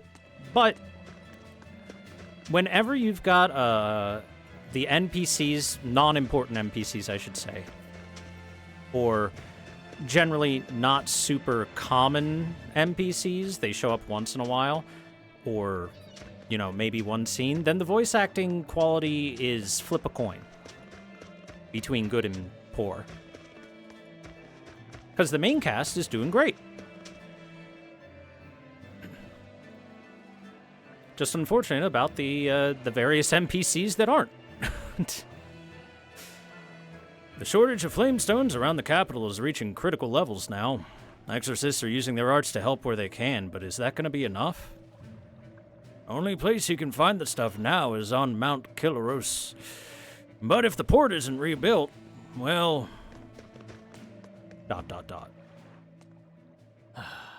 Ever since the Calamity showed up, everything's just gone to pot, I say. Calamity? What do you mean? I mean the demon who barged in and made a mess of our fair city. She's a nasty creature of pure evil, with an arm that eats anything that gets in her way. Okay. If we aren't recognized here, if Velvet doesn't get recognized here, I'll honestly question these people's ability to look at things with their eyeballs. 'Cause she barged in the front door, shouted to the heavens she's a demon, and said she's going to kill all the exorcists, blah, blah, blah, because she, you know, we were trying to make a scene on purpose. And everyone had a real good chance to get a good look at us, and Magilu and Rokuro at the time, so... Really, this should not be a place we can just waltz into. Haven't you heard of her? The Calamity's been rampaging across the whole kingdom, not just here. Scant few have seen her and survived. Huh, you don't say. After the Calamity raised our ships and our port, the shipping guild fell apart, and our trade routes got poached by other ports. It's bad. The town relies on trade to make ends meet. People are abandoning the city, and our streets are no longer safe. Not to mention the demon blight spreading again. Just the other day, a little kid turned into a demon. Just like that. What a world! What a world! What have the exorcists been doing during all of this? Well, Lady Teresa was in charge of this region, but she came up short against the Calamity, and got a fat demotion for her troubles. Several new exorcists have been reassigned here, but once they arrive, they all traipse right off to the ruins up north. This has to be Medusa's fault. If she hadn't gone and done something so stupid... Medusa? That's enough. This isn't something for outsiders to know. You're right. Sorry. I'm really worried about what's going to come of this town. It's Sounds like Hellow's isn't what it used to be these days. We need to ask around and find out more about what's going on here. Agreed. Especially regarding the Abbey and those ruins. I'm also curious about this Medusa woman. The ruins part makes sense, since the Earth Pulse point might be there. But why do you care who Medusa is? Just a hunch. Something tells me she's worth looking into. You're not gonna look into this Calamity chick? She sounds like a real terror. Yeah, I think I'll pass. I already know plenty about what makes her tick. Now, as I was saying in the middle of that, if not a single person in this entire freaking town recognizes us, I'm going to question the short-term memory of these people. It hasn't been that long. Even in universe, it hasn't been that long since our merry little band showed up in Hellow's and raised hell. Are you all right, Madam Eleanor? Don't let those people get you down. I'm fine. Thank you for your concern. But could you not do that thing where you blow air on me to dry my tears? All right, I'll just pat your head then. That won't be necessary either. But really, things are in a terrible state. The town burned, the guild ruined, the Abbey all but gone. It won't be a functioning port for some time. You can't fault them for being upset. They had it real good here until we came along. Those Hellowsians were like spoiled children. How so? Hellow's was once a tiny fishing village. The bountiful northern seas provided plenty enough fish to sustain their trade. But Flamestone gave them an easy way to get rich. And once they got a taste, they abandoned their old craft. And now they're paying the price. But I've heard that the cooling temperature has covered half the northern sea in ice drift, making fishing much more difficult. But the drifting ice carries tiny organisms, enriching the waters where it melts. The fish should be more plentiful than ever. I suppose you may have a point. We're ones to talk after what we did, but taking the easy path, then complaining as soon as it gets hard, that seems... Spoiled, yes. You said it, Laphicet. I think my appetite's getting a little overindulgent, too. That's not a bad thing. Just means you're healthy. Giant squid come to these waters in this season. Should I ask Benwick to fish some up? Yeah, Hell and some yeah. normal octopuses, too. Get some squid rings and some takoyaki. All right. This calamity is... us, isn't it? Well, we've been waging war with the Abbey everywhere we go, and now we're about to take it to a new level. If we pull the next Therian off of the Earth Pulse point, it'll likely be Kamoana's village all over again. The same devastation? Ooh. I wonder if there's something worse than Calamity that they can call us. This is no laughing matter. People turn into demons in part due Yeah, to they their could own call you malevolence. Apocalypse. It's not like they're entirely innocent. But if there's someone out there who's being forced to act as Inominat's mouth, like Kamoana was, isn't saving them the right thing to do? I cannot argue with that, but... You don't have to worry. I'm the one who will devour the barrier. And I'm the one who will do what needs to be done. Americans? Oh, let's not get over our heads here. They're not that bad, Flamer Eye. Jeez. Have some sympathy for these people. Chamberlain and Slashbeat, okay. The docks and warehouses have been repaired, but most of the ships there burned and sank. Yeah, and the docks are useless with wreckage blocking them, but the waters are so cold we can't do anything. Absolutely nothing is going right. It's all because of the calamity. I wish there was some way to round up all the folks that fight against the Abbey so they can be punished. You mean like a witch hunt? I mean, you can do that. Who's to say you can't? You'll get a lot of false positives and a lot of innocent people will burn, but hey, that's the price to pay for peace, am I right?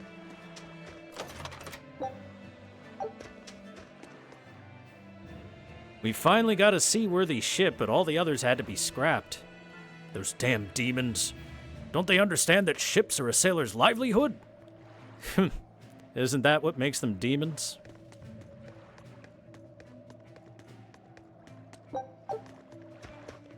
Anything in here? Okay, so chests have to be on a timer or something, because, like, remember when we came here and we opened these chests before?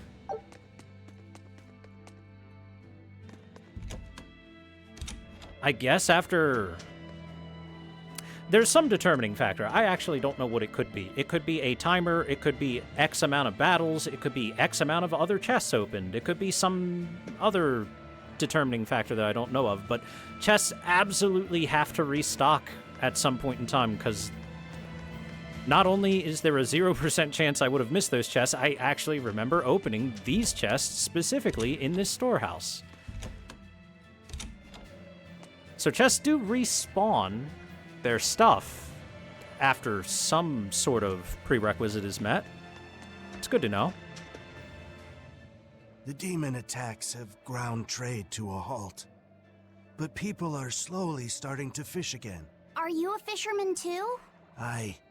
This town got swept up in the recent trade boom. But back when I was a young lad, this was a fishing port through and through. Ever since the shipping guild took over the docks, all of us fishermen got muscled out. Making this a commercial port has helped the town grow. But a lot of people weren't so happy with the guild. It's too bad everyone couldn't just work together.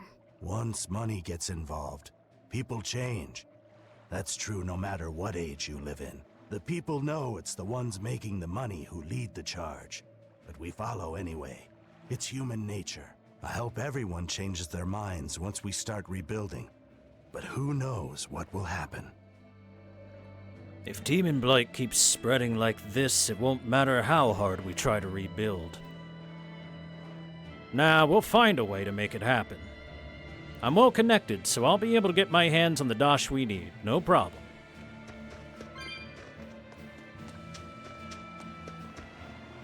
I hear the demons that attacked this place went on to conquer Vortigern and even kidnap Prince Percival. What monsters! We're lucky to have survived it all. Well, I would suggest everyone in this town get some glasses, because nobody recognized us. You know what? I just realized. It's the glasses. They'd never recognize us because we're wearing glasses now, and we weren't wearing glasses when we first came here. It's the Superman effect. Yeah, that's right. All the cargo in the storehouse burned up. The only thing I have left is my money. What am I supposed to do now? Hey, don't mind him. He's been like that ever since the fire at the docks. Oh.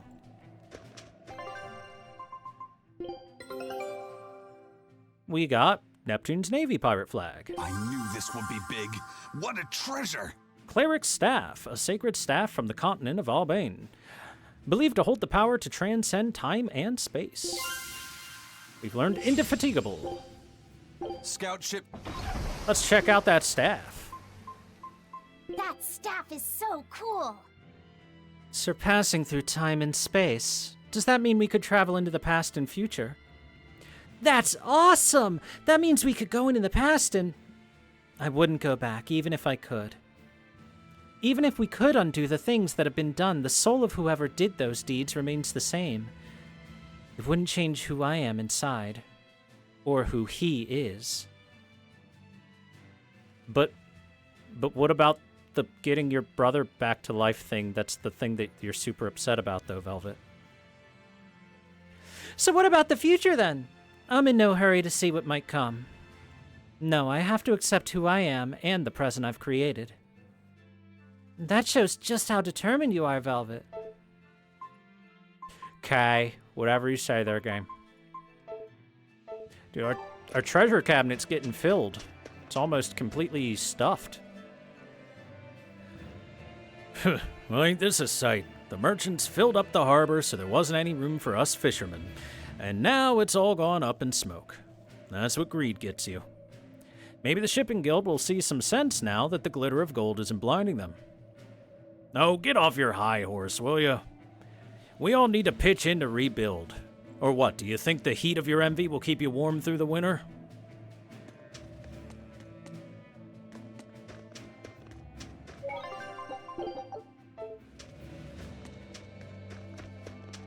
Hello. Hey, do you mind if I ask you a few questions? Sorry, I'm busy. Try someone else. Excuse me. My name is Eleanor, and I'm an exorcist on patrol with the Abbey. I was wondering if I could solicit your honest opinion about how this town is being run. Oh, I didn't realize there was an exorcist with you. Yes, please tell the Abbey we want Lady Teresa back. Her governance was strict, it's true, but at least we could live in safety. Now, all the exorcists run off to the Faldi's ruins and leave us here in the lurch. They value some dusty, faraway ruins over the lives of the good, hardworking citizens here. It's just wrong. We've always been cooperative with the Abbey's demands, and now this is what we get in return. I see. The Abbey appreciates your, candor. I'll pass your comments on to my superiors. First and foremost, they have to protect decent citizens like us. Isn't that the duty as exorcists? Okay, jotting it down in the notebook. Don't send anyone to help out Helivis. All right, perfect. Helivis is cooked, man. I think it's time for me to try my luck in the capital. Oh, would you mind if I came with you? Huh? Not at all, but I can't guarantee everything will work out. I don't need guarantees, silly. Why don't you just fuck already? In the middle of the town square. Oh boy, another priest to her ass. Come, sinner, and repent your wicked deeds. Are you talking to me? Oh, it's Eisen's turn. You, with those eyes that would belong on the Reaper's face. Oh? I'm sorry for bothering you, sir. If you don't have anything you need to confess, that's fine. No, actually, there is one thing I'd like to get off my chest. Of course. Go right on ahead. This all happened a long time ago. But this Turtles brought over a painting by the master artist Beryl Benito. It was a gorgeous work of art. Too beautiful for words. The price was a little steep, but I couldn't help myself. Only later, I found out it was a total fake. So, you want to repent for letting yourself be guided by worldly desires? No, buying it was my decision.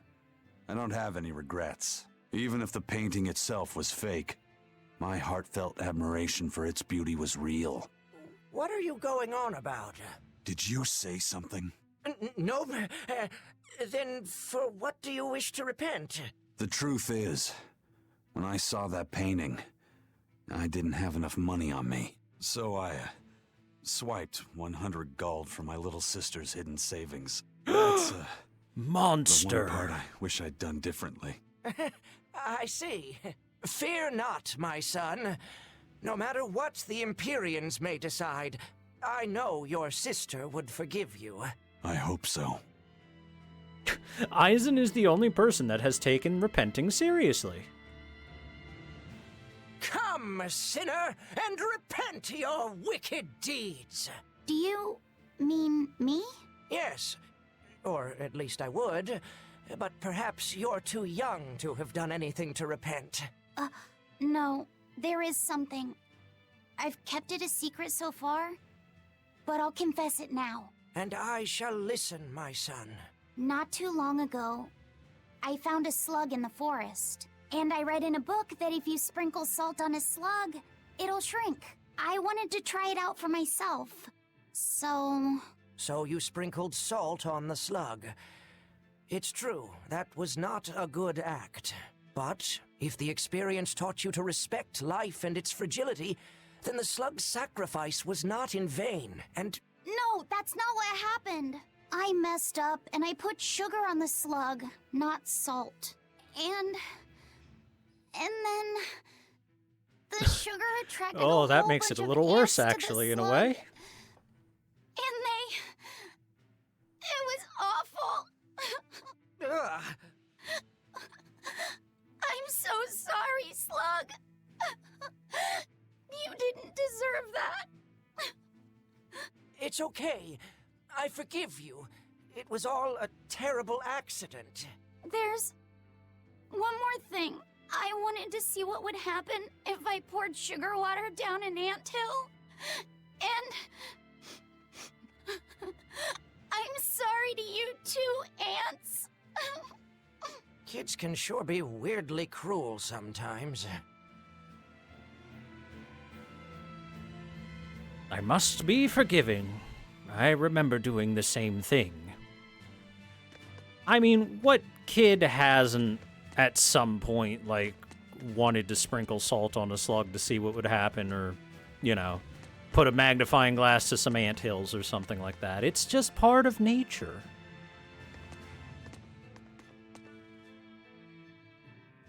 Dial was with the demons that attacked the town. He's still alive, and that means we have to kill him. Fear not, the demon known as Dial is wanted throughout the land, and the Abbey will make sure he meets the end he deserves. My husband had to leave to earn money in the capital since the port was ruined. And we only had just gotten married. Curse those damn demons. They can't be destroyed fast enough. I pray it happens soon. Lady Teresa once gave me sweets, but she had to go away since she was beaten up by demons. Do you think she'll ever come back to visit?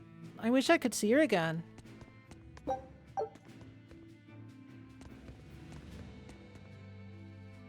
Great Empyrean, please bring your justice to the demons that ruin this town. A slow, painful justice that culminates in death.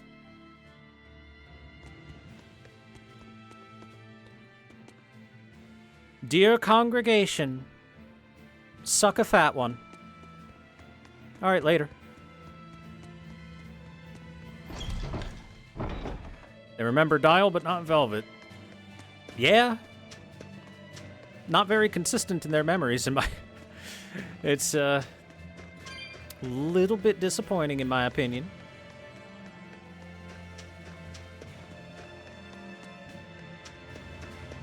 First it was the sailors, and then even a small girl caught the demon blight.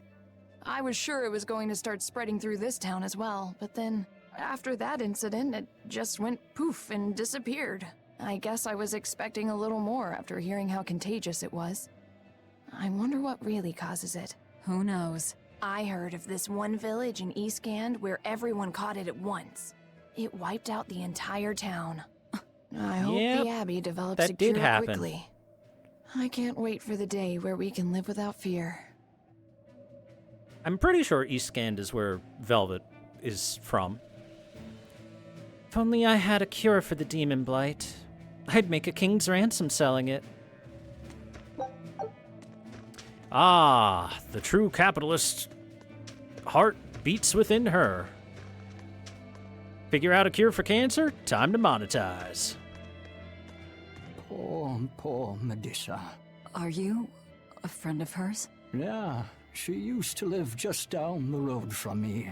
Medusa raised her daughter Diana all on her own. And then they up and murdered the girl. Murdered? By whom? The exorcists. Once Diana caught the demon blight, the damned Abbey exterminated her like a rat. How cruel. I felt just terrible, but I suppose there wasn't much else to be done with her. But Medusa, she hated the Abbey for what they'd done, so she barricaded herself inside the sanctuary. She just kept on screaming, all like, demons have feelings too. What happened after that? I wouldn't have been surprised to see her executed, but luckily, she was spared that much. An exorcist stopped the guard who was about to cut her down, said, "Don't kill her, she's receptive." Receptive, huh? I think that's their way of referring to her deep faith. Before all this, she was a real devout lady. That was certainly kind of them. Medusa really cherished her daughter. Can't much blame her for blowing up like that. But the Abbey, they don't care so much about feelings.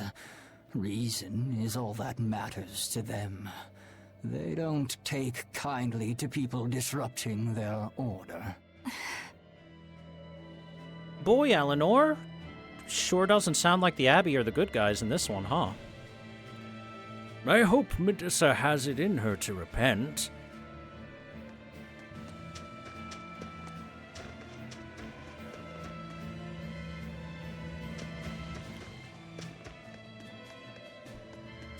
Boy, Eleanor, we sure do keep finding more and more stories about the Abbey performing horrible, horrible actions against the civilians.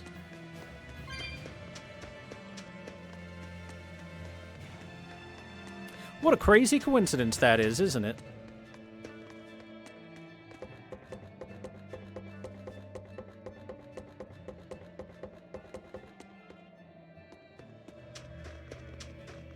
Oop. We have touched the Tony Hawk point.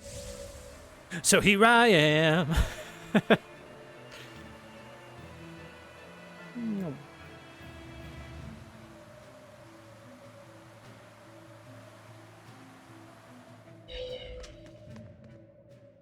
If you go north from Hellebes, you'll come upon the Thaldes ruins, which are Abbey property. Mainly, it's used as a checkpoint for hauling ore that's extracted out of Mount Killerhouse. But between you and me, I hear the Abbey also uses it as a prison camp. A prison camp? Are they capturing demons? Heavens no! The demons they kill on sight. No, these prisoners are human criminals. Not long ago, this woman killed someone and locked herself up in the sanctuary. I hear she got hauled off to the camp. Why do you think the Abbey would use the ruins for a prison camp? Who knows? Maybe they need a place to deal out their harshest punishments. The Abbey's not known to be forgiving after all. But these are just nasty rumors I heard. Of course, I don't believe a word of it. Uh-huh. Now, don't go and report what I just said, all right? She certainly speaks like someone that definitely doesn't believe a word of it. After all that happened after the demon attacks, lots of folk are complaining about the Abbey's actions. Still, I think it's all part of a deeper plan by Lord Artorias. If you doubt him, you're falling right into the demon's claws. I mean, Artorias is certainly playing some 5D chess right now. I don't disagree with what the Abbey did, but I can sympathize with her.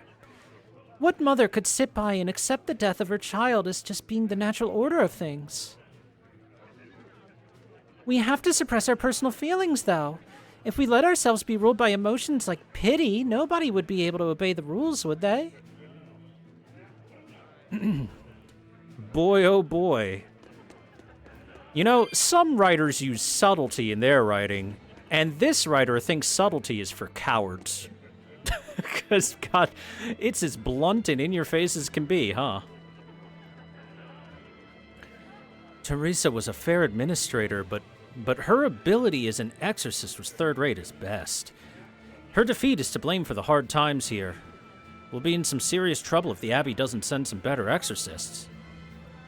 You sound pretty critical of the Abbey. Not at all. I was just speaking in jest, of course. Here, have another drink and forget about it. I'll buy.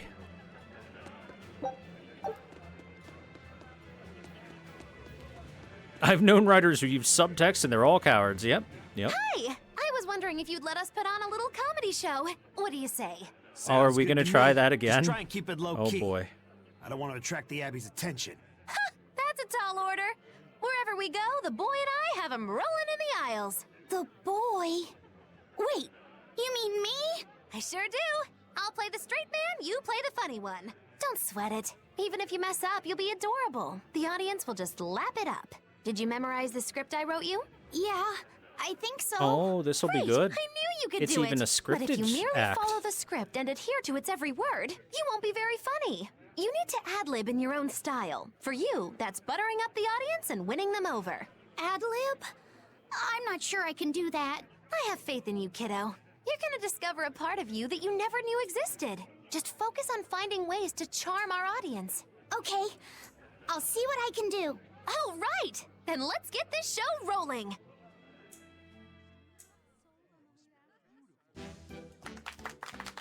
Hi there! We're A Boy and His Witch, your partners in comedy today! Magicazam! We're still new to the comedy business, but we'll do our best to give you a memorable show. I'm Fee, the cute one, and this blustering witch is... Maggie Lou! Wait, who are you calling blustering? Meow! Sorry, I just suddenly felt like doing an imitation. An imitation? Like, of a cat? Not just any cat, a nearby cat. Meow! You're losing them. Time to go on our charm offensive. Roll with it, kiddo. Every slip-up is just a new opportunity in disguise. See? It's supposed to be a pun on how cats sound and how near is pronounced. I didn't actually hear a nearby cat meow like that or anything. He's explaining the joke? Are you going crazy, Laphicet? What good does explaining a bad joke do? But you told me to ad-lib to try and win our audience over, didn't you? I figured maybe if I explained it to them, they'd get the joke and find it funny. Just stop. Even if they get the joke that way, it's just going to be sad. I don't mind that. I'm not afraid of messing things up. I just want to make sure our audience feels valued. No, you have the right idea, but... I guess I should mention, Moggy Lou's the one who came up with the script. She just made me come and act it out. I don't care if it made the audience happy, you just sold me out! I can't work with you like this. No way! I'd say we got a lot of ad-libbing into our routine today. Hey, How was the show? they got a few laughs and claps. It could have Just been say worse. one thing. You need a better writer. It wasn't me. Now we have demons rampaging through our towns. Northgan's really had a string of bad luck. The weather's gotten even colder. Mercio's port is blocked by an ice drift, and hardly anyone sails the North Seas anymore. But relief supplies have made it up here, right? It may fill our bellies, but not our hearts. Huh? If the Abbey truly wants to save this town, there's something we need more than food or gold. Lady Teresa! If only I could be pierced once more by those fierce, ice-cold eyes. Oh, punish me, Teresa, my love! Wow. Can we make it so that he doesn't get any more supplies? Lady Teresa, my life is for you. Wow. Man, that guy's down apocalyptic, not even down bad at this point. With a heart full of infinite sadness, I'll say it again. I love Teresa. I have a feeling that Fee could really get a crowd going. That alone makes him a perfect partner. Poor Moggy, her comedy act will never take off. Are you the mug match game? Yeah. Okay.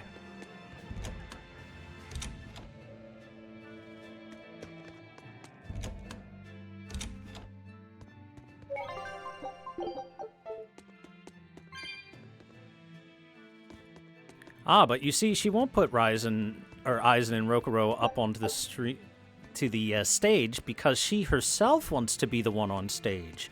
Magilu has to be part of the act, or else. Hey, this town has bigger problems than the port being ruined. I looked along the coast, and the ice is moving south.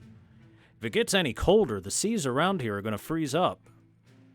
Helavis is doomed, port or no.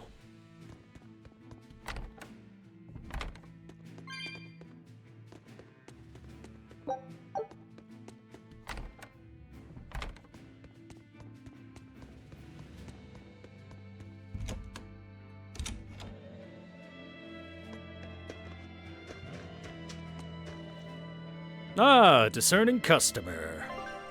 What do you got here, buddy? Amphibole blades. Amphibole bracelets. Feldspar earrings. Amphibole ribbons.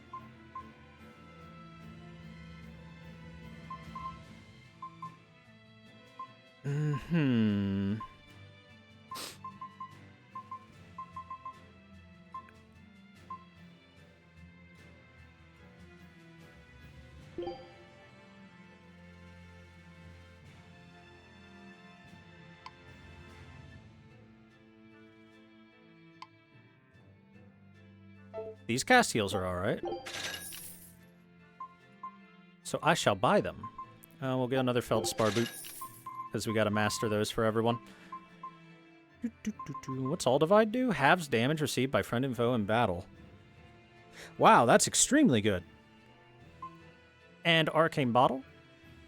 Restore BG by 2 while in battle. Also quite good.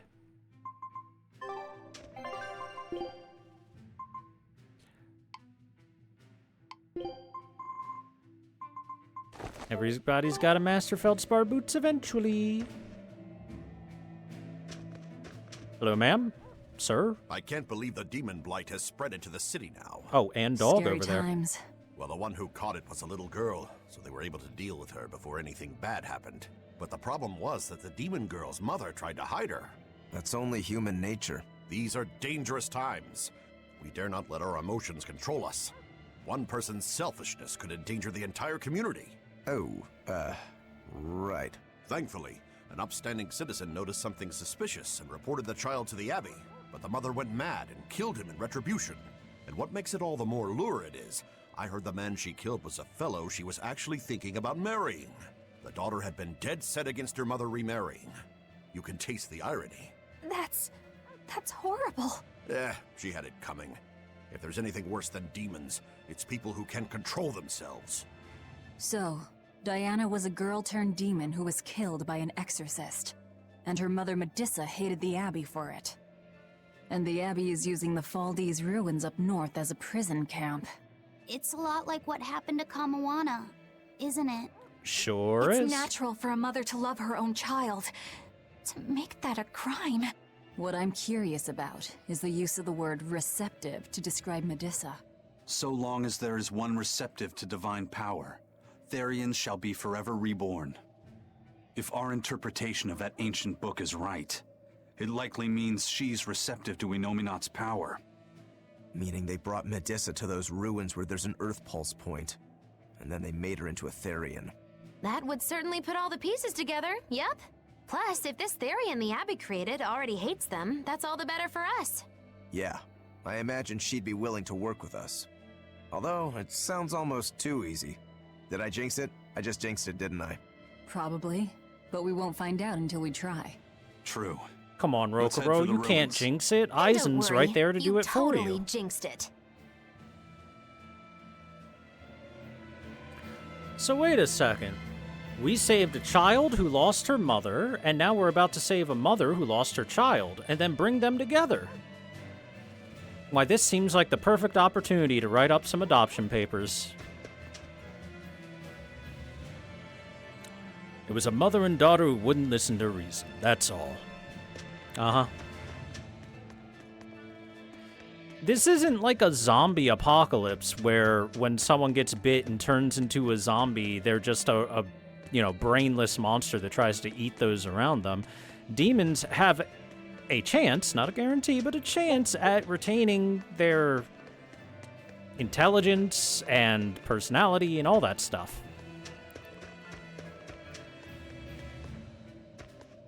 So there is a possibility that that woman's daughter could have still been basically a person when the Abbey rolled up and just, killed her.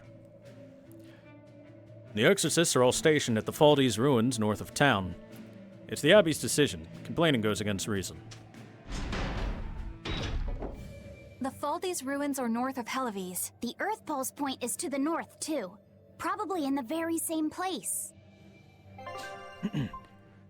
Well, remember, chat, it's not a guarantee that the person will be able to retain their humanity. But we've met enough demons now that have done so that there's at least a possibility that, yeah, that little girl was still a little girl.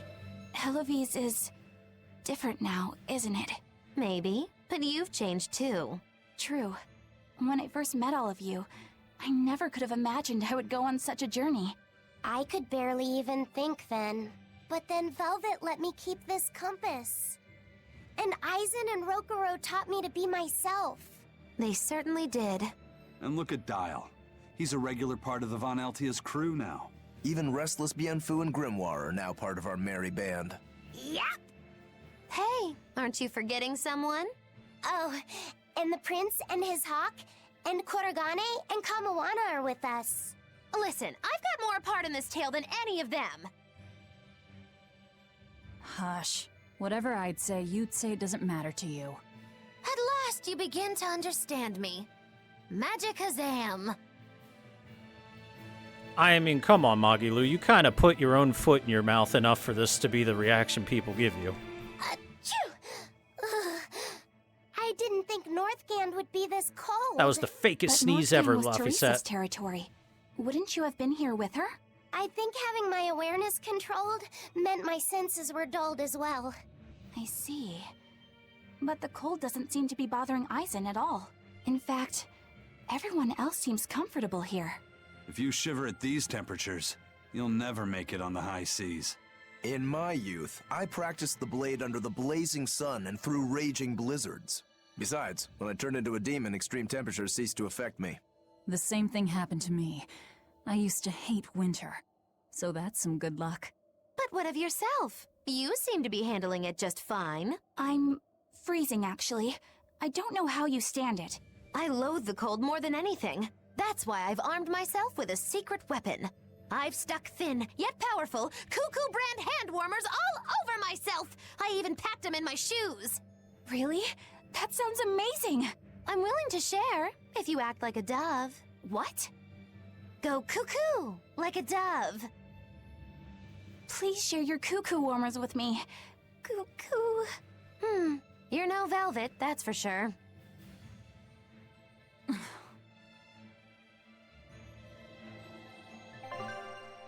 Now, maybe it's just me. Maybe it's just me, but I feel like with Magilu's outfit, it doesn't matter how many hand warmers you have stuck under those clothes.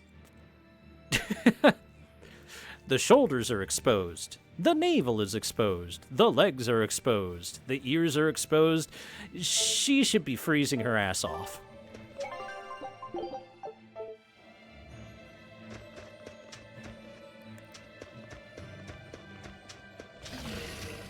Oh, it's up there? Oh, can't go that way. Gotta go around the other way.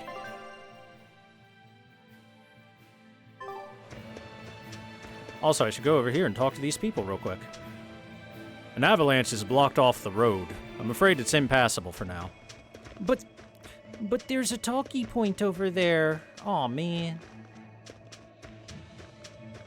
Hey, you, what level are you? Not worth my time. Okay.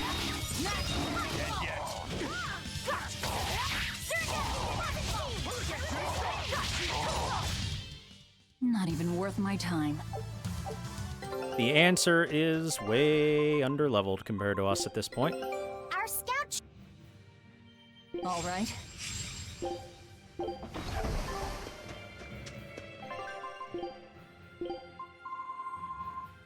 Oh, I should probably go do equipment stuff real quick. All right, strap in, everyone. It's equipment time.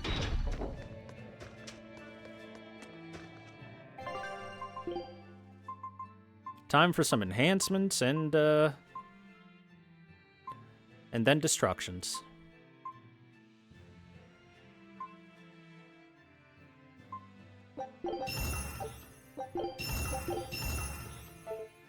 Now, if I were to dismantle that, what if I enhance it one more time? Ah, I can get standard tempering powder at +4 of equipment. Ooh, boy. That'd be kind of expensive, though, huh?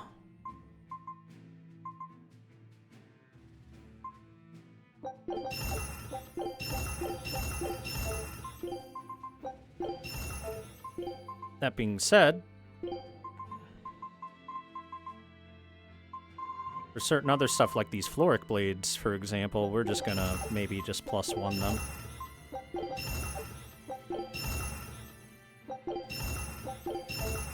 I'm gonna see, just out of curiosity. Yep, standard tempering powder starts coming at +4.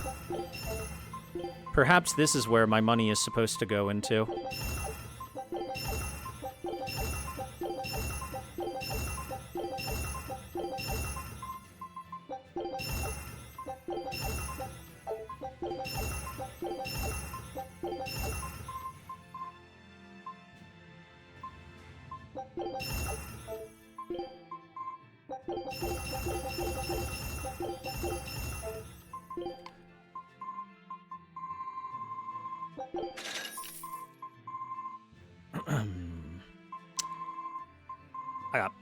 plenty of stuff to sell.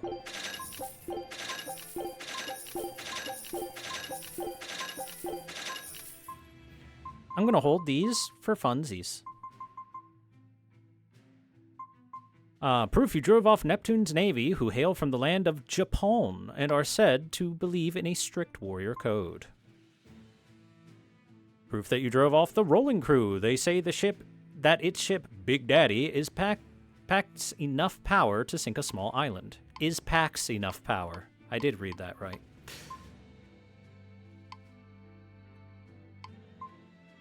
And then I read the others, yeah. What's a Yamato whale whisker? This whale boasts one of the largest bodies of any living creature. Perhaps that is why some see it as less of a fish and more of a god.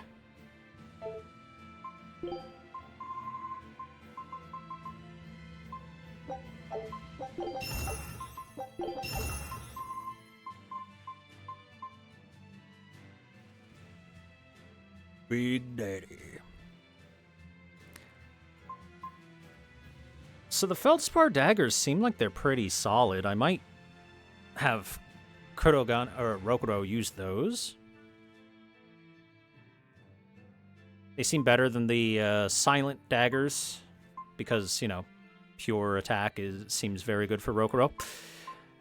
And I still can't do anything with the Kurogane daggers, which, well, they seem like they're balanced between attack and Moloch attack.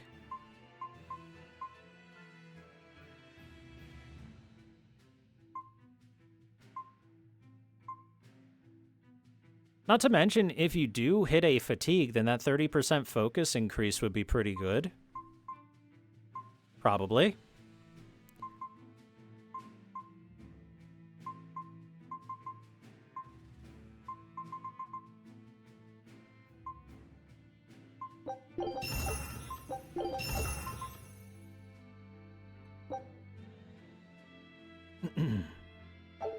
Now that 8% chance not to lose souls during Break Soul is pretty insanely good. So we'll keep that one.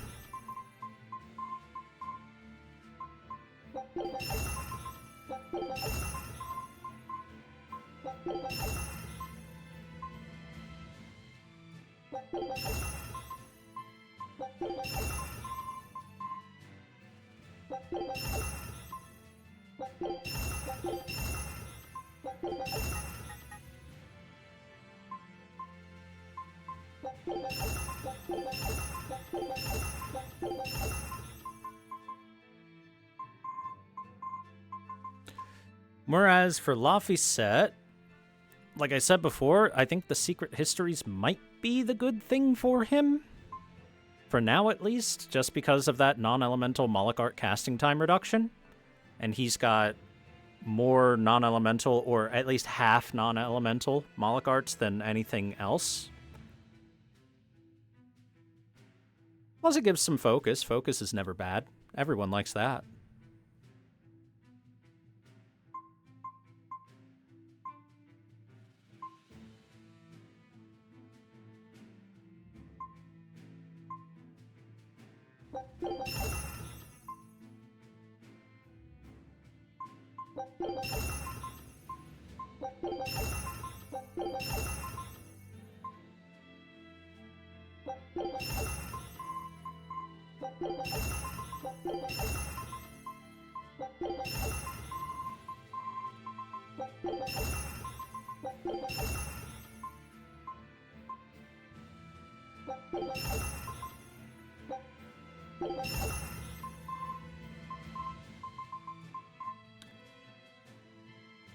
Currently got eyes on those Floric bracelets, which do give a little bit of focus, which is the main reason why I was doing it, but 30% defense after inflicting slow isn't too bad either, just because Aizen's defense is doo-doo poo-poo. So every little bit helps. Let me double-check the new ones we got. Not my favorite. Not bad since it's defense increase. Oh, that's a lot of focus. Very low attack increase, but lots of focus. That's maybe. And it gets 30% defense after inflicting soul, so maybe the Gatling arms.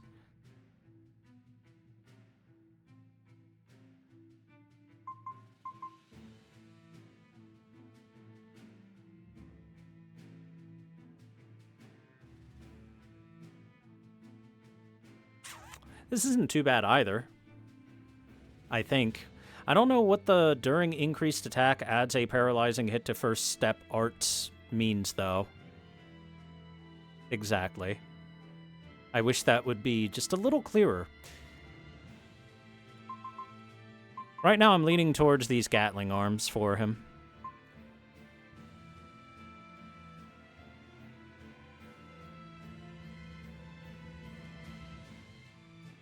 The only reason to take something else would be if I wanted different main stats, I think, because the enhancement bonus effects are also good on this. Not 100% sure with what to do with Eisen right now.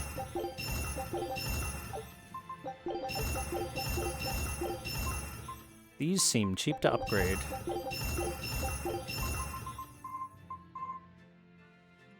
Alright, Gradient Doll for Miss Magilu, because it's pretty obvious that's what you want. Not only does it give you some Moloch Art damage increase, but Fire Elemental casting time reduction. So that's pretty obvious. Right now with you, I've been using the Monolance. Because it's got a lot of attack on it, which is nice. Got some equipment bonuses, which are nice. Learning speed and drop rate up is not bad. Does she have anything that I like more yet?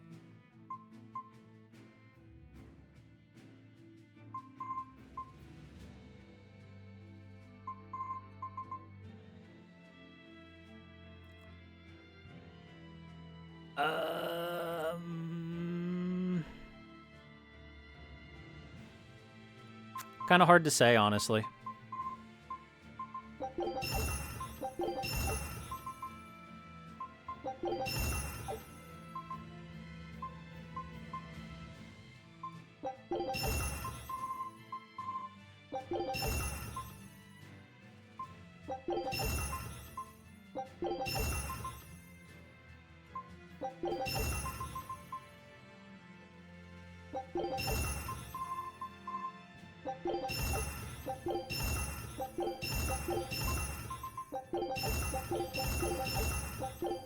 Getting a lot of stuff to +4 to get more,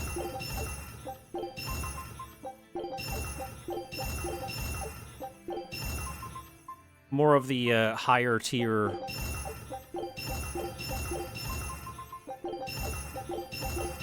upgrade materials. It's a little bit expensive to do so, though. Just a little bit.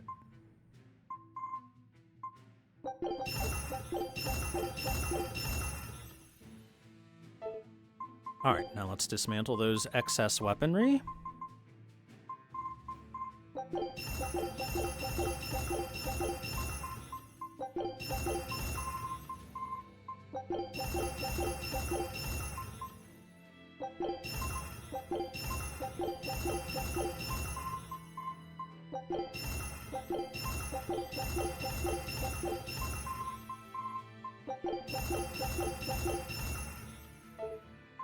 Hold on, I've got extra mellow fluids. Let's sell a few of those.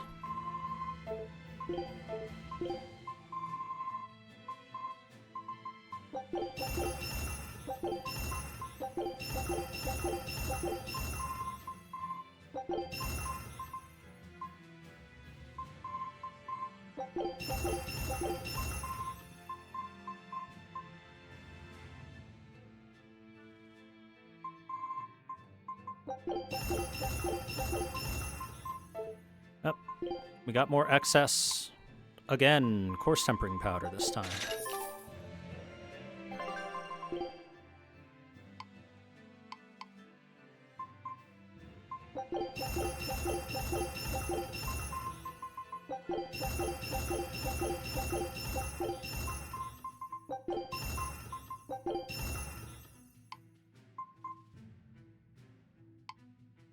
Okay, accessories. This is going to take a little while, guys. Okay, so for belts, obviously the Cassandra sash is what I like the most right now. Continues to be what I like the most like now. Just raw, big ol' stats. So, anything else we're just going to enhance and dismantle. For the most part.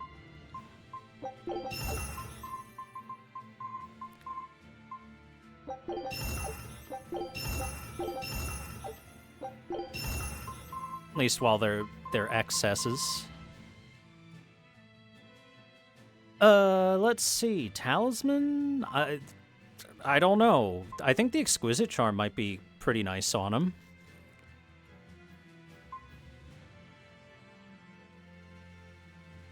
Because it's got some pretty nice enhancement bonus on it. The 30% defense up after inflicting slow with slowing capability up. And he's got some moves for it. So maybe we'll stick him on this for a while. Unless we find something better soon. But for now, that's the one I'm leaning toward.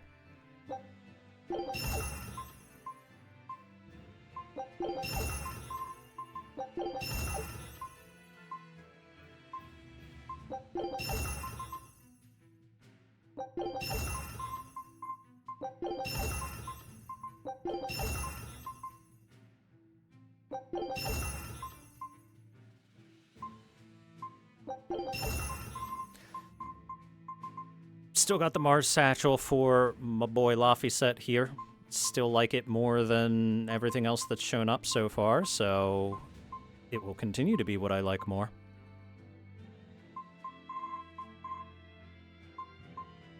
Mars Satchel, good. Not getting much odorless fluid from these disenchants, though.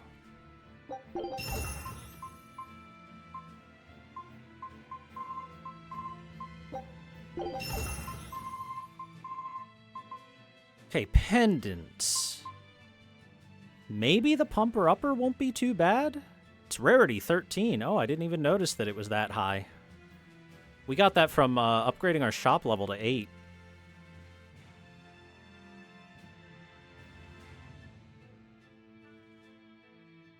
I mean, I guess the pumper upper is really nice for the incredible amount of arts attack that it gives. It's not pure arts attack, but it's pretty high up there. 186 at +0 is a lot. Like, the Feldspar Pendant, which is right behind it, is 126 at +0. Yeah, it's pretty high up there.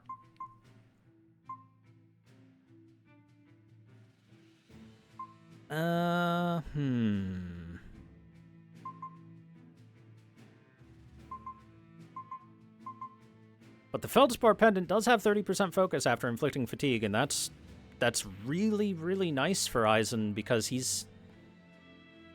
Like, I think I want a mid-max focus on him for the most part. I want every hit that he does to just stun something. So maybe the Feldspar Pendant's the one to stick with instead.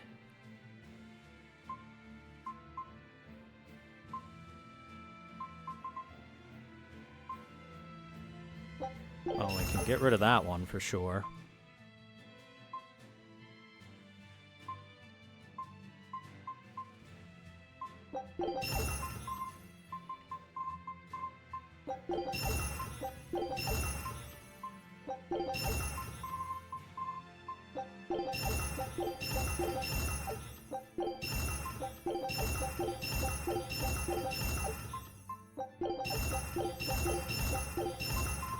Got some +4s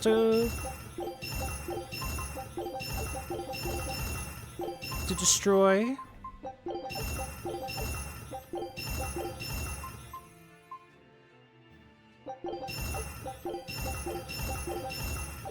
This is starting to become a little bit expensive. Feldspar earrings. How good are these? Yeah, not as good as our mana earrings, I think. They don't seem too bad.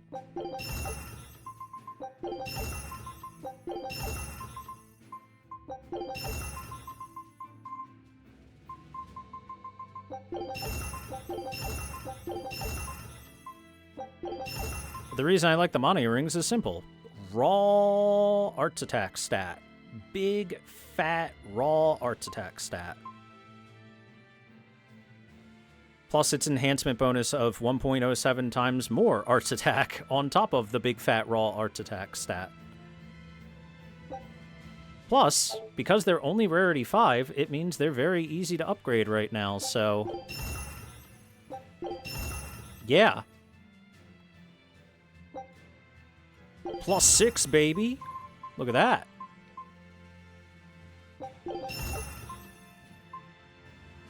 That being said, bronze scrap is becoming increasingly more difficult to find. Okay, Eleanor, do I have a ribbon for you yet that I'm, like, super happy with? I don't think I do.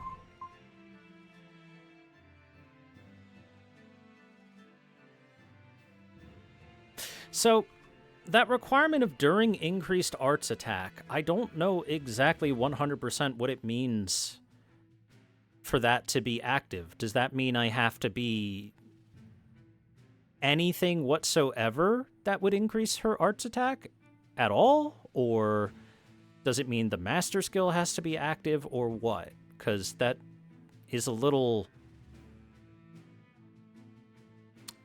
underexplained. Underexplained would be how I say it.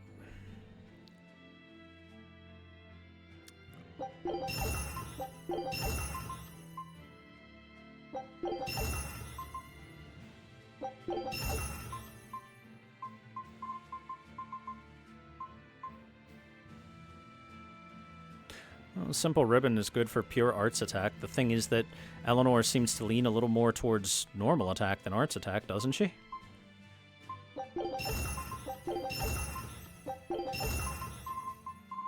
Ooh, a lot of Floric ribbons.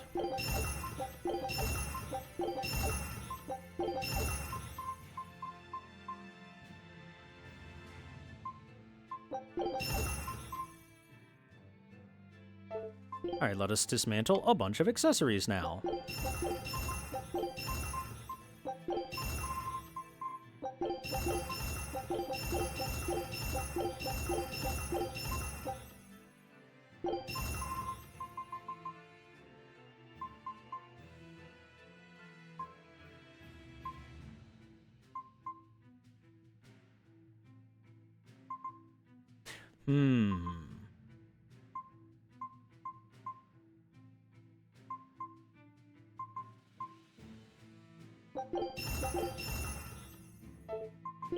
More balmy fluid.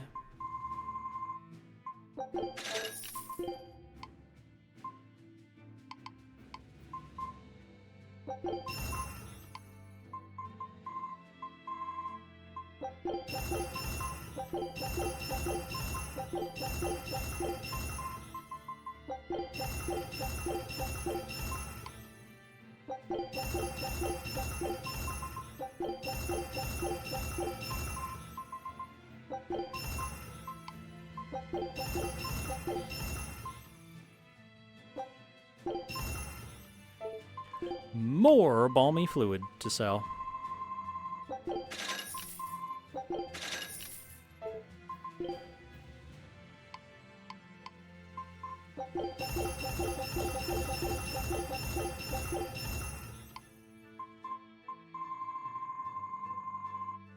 Alright, we got some stuff here that is in the armor category that is a lot.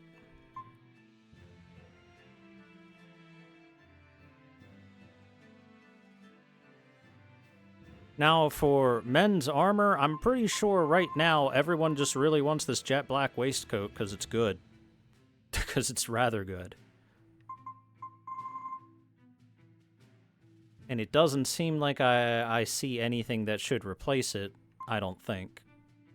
Right?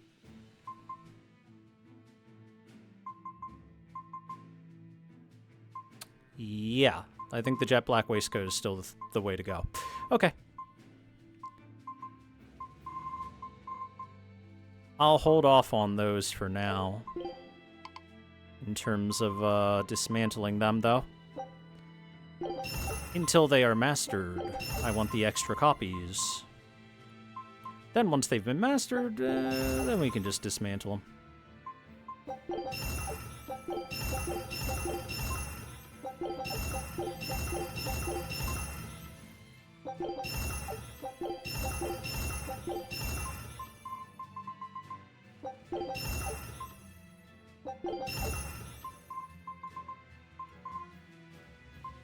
Okay, women's armor, let me see. Now, this pure white veil seems good. For pure defensive. It's got tons of armor, master skill is more HP, enhancement bonus is more HP. Seems like it would be good on anyone that needs extra... Anyone but Velvet. Velvet doesn't need any sort of defensive stuff because she's invincible as long as the claw is out. So, as long as the claw is out, Velvet doesn't care about what her defenses are. And that means that a item like this is bad for her, but equipment like this is great for either Magilu or Eleanor to keep them from dying horribly. Feldspar garments. How good are these? Very meh. Very meh. Don't care too much. Crimson Veil. Good if you're against a ton of fire-type enemies. We ever go into Bowser's castle and have to fight a bunch of Podoboos, then we've got our armor. Otherwise, kind of And then we know about the other ones. Okay.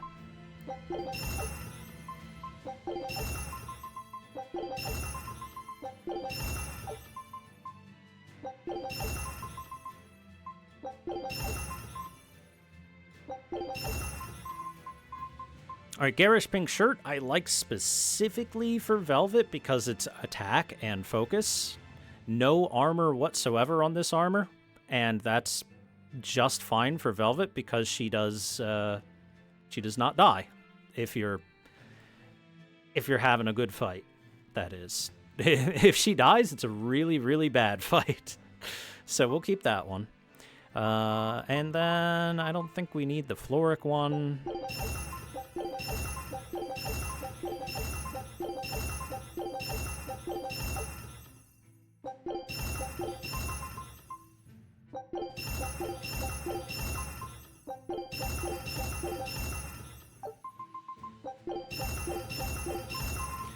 So we can get some of these into +4s even.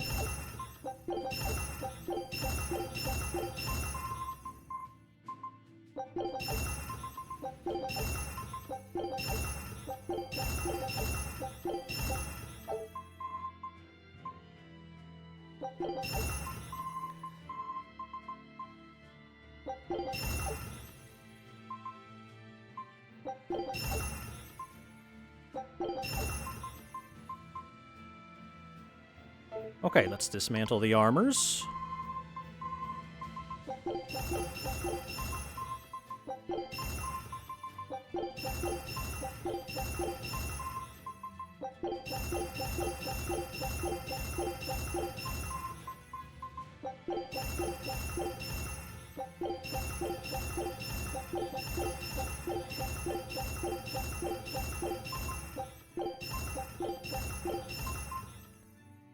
Oh, there we go. Rings, I still haven't done too much with any of them. That being said, when I saw this Force Ring, I thought that this is probably a really nice one to try and invest into. Because it's got massive arts defense as its only stat. Its master skill is more arts defense. Its enhancement bonus is more arts defense. It seems like the arts defense piece of equipment, you know? Which is just good. Can't feel bad about that, right? Lifesteal OP? Oh, it's not just that, Blistake. It's when Velvet's claw is out, she literally cannot die. She is actually immortal. Anything that would kill her sets her to 1 HP, and then she'll do her big attack, and then if you can pull the claw out right away again, she goes right back to immortal. Velvet is by far the strongest character in the game just because of that. She's the only character in the game that if you are having a good fight with, is untouchable, basically. This Animalia ring. Yeah, that's... The Force ring is the first ring I've seen that I looked at and I was like, oh, that seems really good. Just because this is insane amounts of defense. It doesn't have anything other than just raw defense, but... Well, raw magic defense, but raw magic defense is not bad. Sometimes you don't need any special effects. Sometimes you just want big, girthy defense. Alright, so nothing to do with the rings. Shoes. Right. Floric boots, I think, are quite good. I continue to think they are quite good. Maximum BG +1 as a enhancement bonus is good, and increasing BG gain from Break Souls, also very good. That's why we have so much of them. Everything else? Well, cast heals are, of course, amazing. Cast heals are even better than the Floric boots. They're like better Floric boots. They also are pure large amounts of focus. They also have enhancement bonus of maximum BG +2 instead of +1. And there's HP recovery if you quick step spam, if you need some extra health. They're absolutely amazing. I honestly think it's kind of weird that cast heals show up as early as they do with how good they are. They're the best shoes in the game so far. In my opinion, at least. Cute shoes are also good. Oh yeah, they give you extra recovery and some solid stats, but I mean, big focus plus extra BG, I think is just better. Alright, I don't think I need to do much with the shoes, so we're good there. I still have plenty of money, technically, just sitting in my pocket like this. All these treasures and such. Also, how close is the shop? Wow.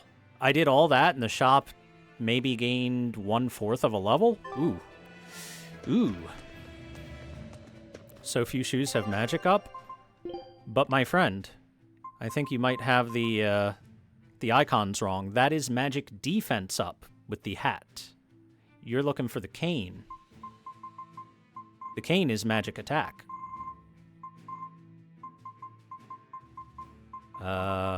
Actually, oh, there we go. Amphibole boots give magic attack. I really don't like their master skill or enhancement bonus effects, though.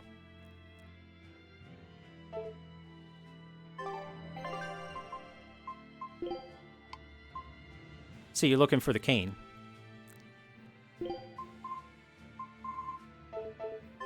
I mean, magic defense isn't bad to have. Oh yeah, get me more pirate flags, please. Sordian Peninsula. New place. Home to a once flourishing civilization that worshipped the goddess Atamoni. While Atamoni is said to have had a large impact on Malakim culture, little else is known about her. Well, scout ship. Let's check that place. All right. We did our equipment management.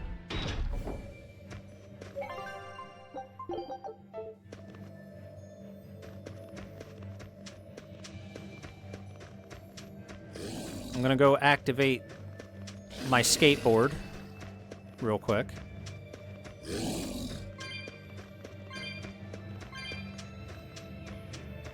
There we go.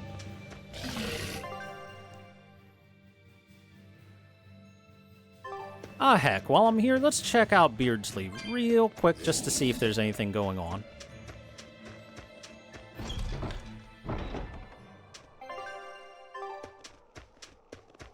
There is apparently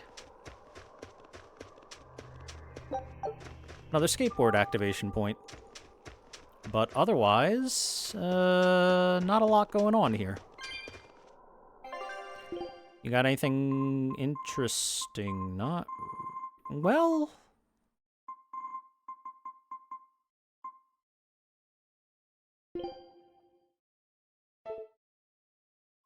So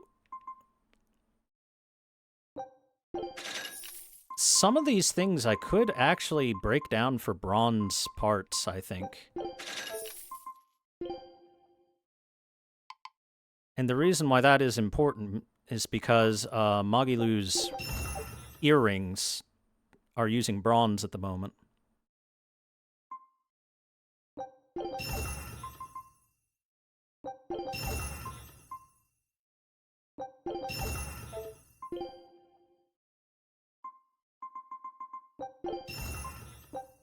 So I need some more bronze scrap for the girl.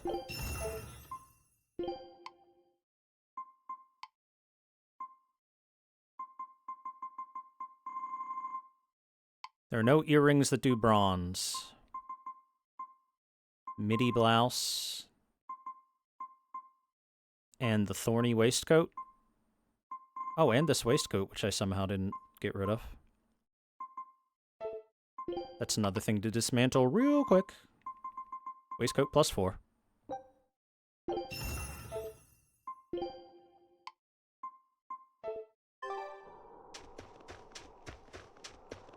What's your game, friend? Coin collector. The goal of this game is to collect as many cat coins as possible within the time limit. Tails coins are awarded based on the number of cat coins collected.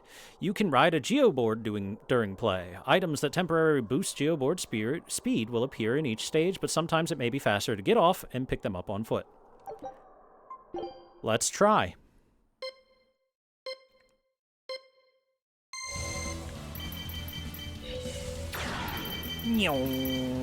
Yeah, there we go. Speed up. Wow, okay, this controls like shit.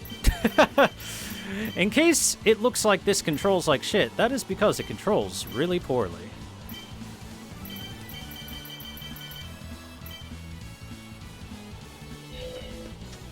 I like the music at least. I almost expect to hear sewer surfing with it.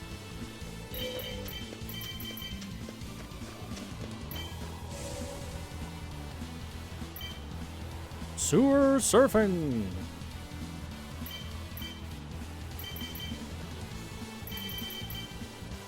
Wow, it controls so bad. It controls so bad. Alright. Well, that's that minigame. Being on this board does not feel good. For those that are wondering why the camera sways the way it does, it just does that. I can't turn the camera myself. I can only turn the character and the camera goes with it. And the board does not turn on a dime, that's for sure. Oh, odorless fluid, thank you. I actually need some of that. Well, okay. We got to play a new minigame here.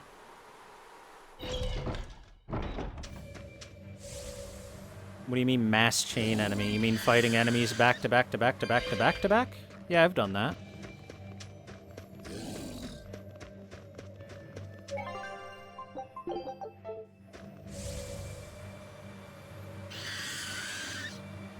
So this board definitely goes a little faster than on foot.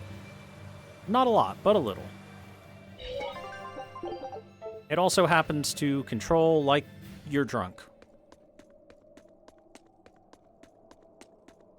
Look, no guards. I think it's a good thing or a bad thing. I'd say good. We can march straight in. But what if I wanted to fight some guards?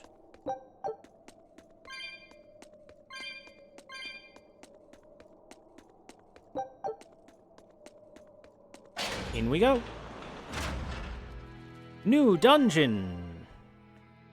The ThorW's Ruins.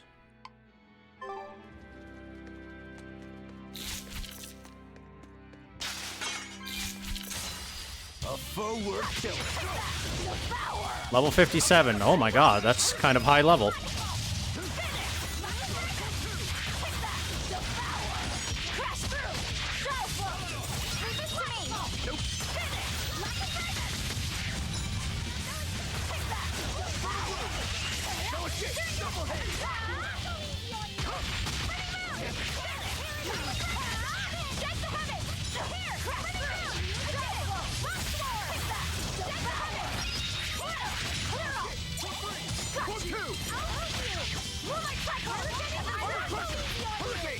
No mercy! Wounds that won't heal. Caught in the flesh. Lethal pay! Rendon slash cancer! Hurricane! How did this happen? No escape!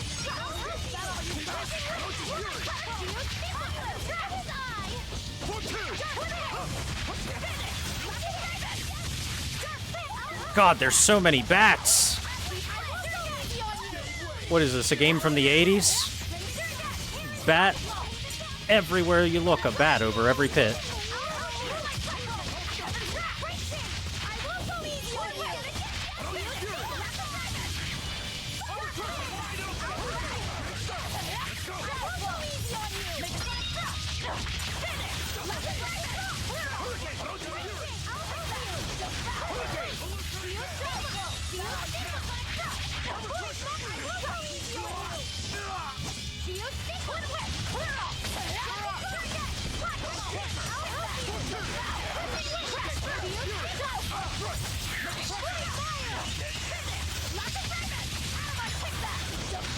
Armored? Yeah, okay.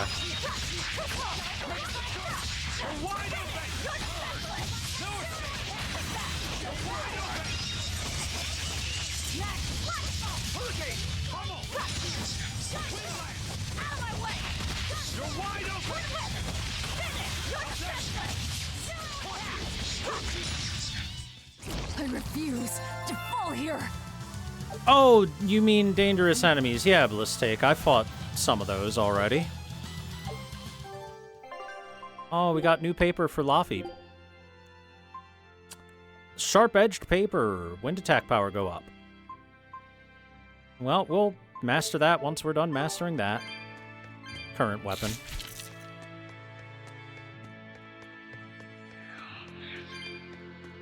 There sure are a lot of Molecume posted here. They're probably here to protect the Therian, right? One would assume. The exorcist controlling them can't be far then. Be careful. Ghosts. Ghosts. Come here, ghost. A foe worth killing.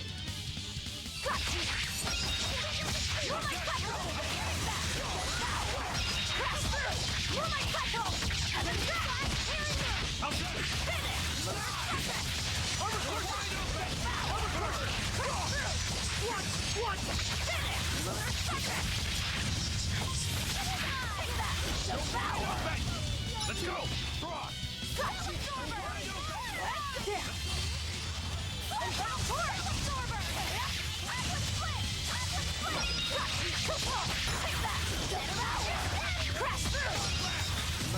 Come on, really? I think we're gonna want Magilu in the party if these enemies are gonna be around here. Oh, can't a witch get a little downtime?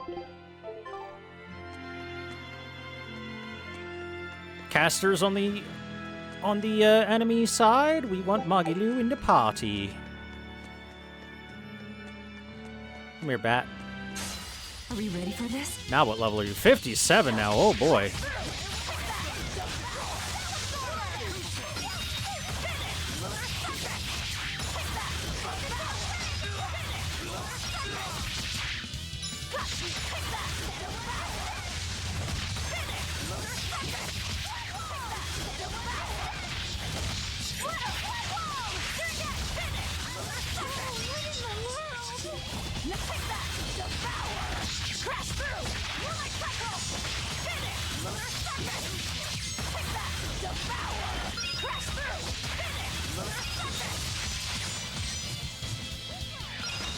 No fucking dude. Magilu, do your fucking job.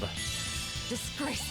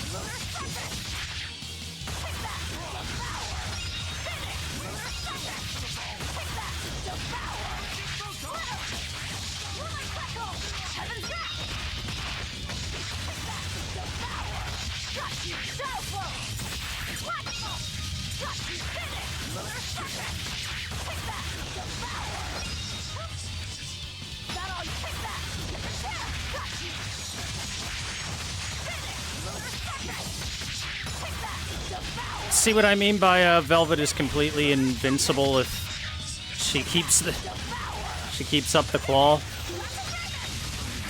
No, I can't die here.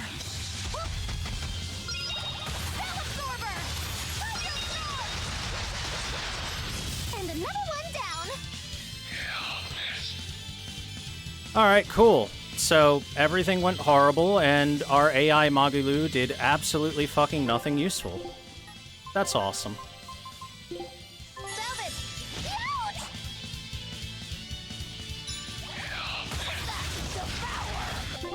What the hell is she doing? Why is she doing nothing?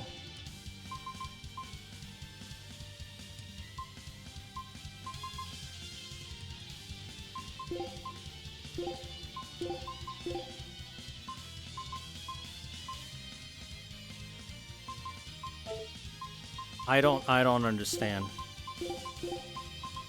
I hate the AI. The AI in this game is so bad. Legitimately terrible. Oh, legitimately terrible. Look at that. Magilu is fucking dead.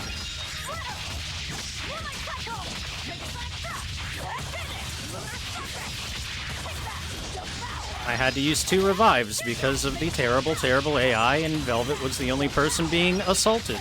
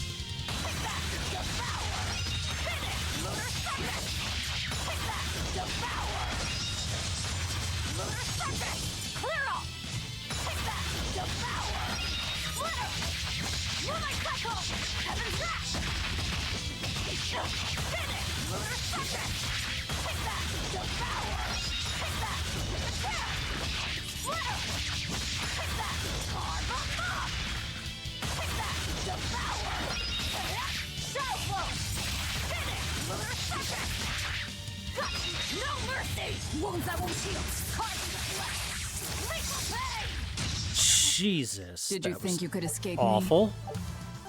That was a terrible, terrible, terrible fight. I blame the incredibly poor AI that was controlling Magilu and allowed the enemy to do whatever the hell they wanted. Despite there being 30 casters on field, not once, not one time did AI Magilu stop them from casting. Woo, it's a biggie.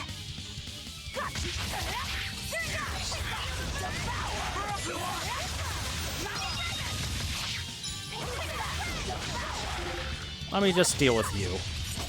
You're not allowed to cast.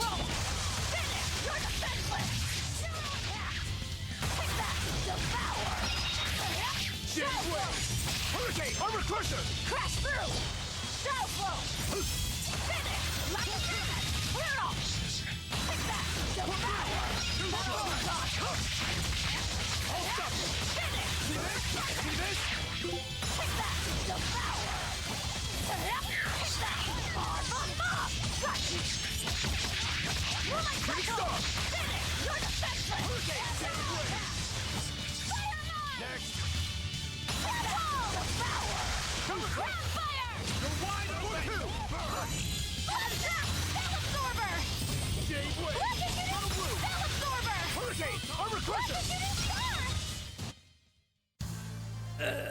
Man. Anytime you go to a completely new area with properly leveled enemies, it's kind of painful because the AI is just really, really, really bad.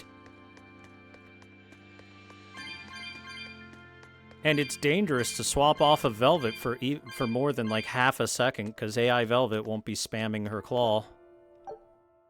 Wow, that takes 320. Boy, that's a lot.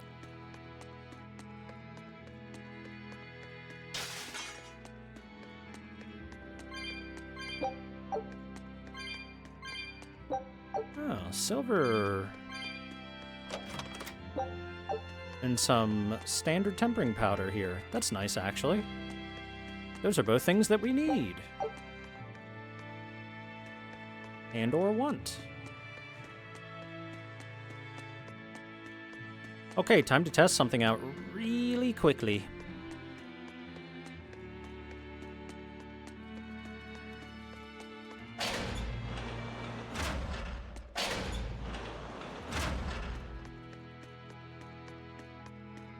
No.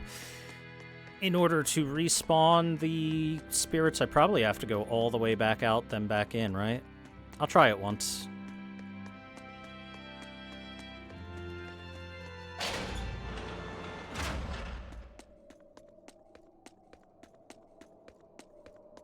Darn, I was really hoping popping out of that door and back into it would respawn all the cat spirits to pick up.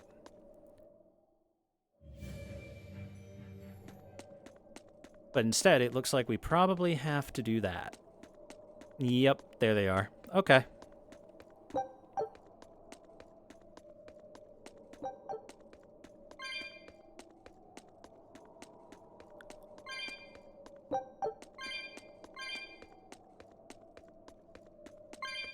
Especially since that box is asking for 320 of them.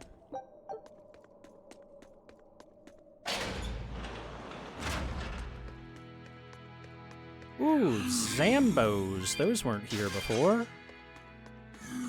Come here, zombie Malakim, I guess. Come on, fellas, group up. Let's have a nice big fight that frustrates everyone involved. Let's go. Are we ready for this?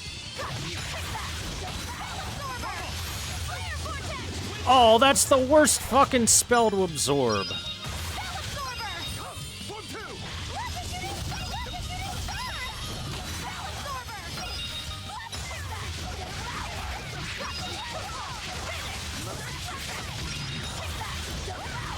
Oh look, Eisen's dead for no good reason.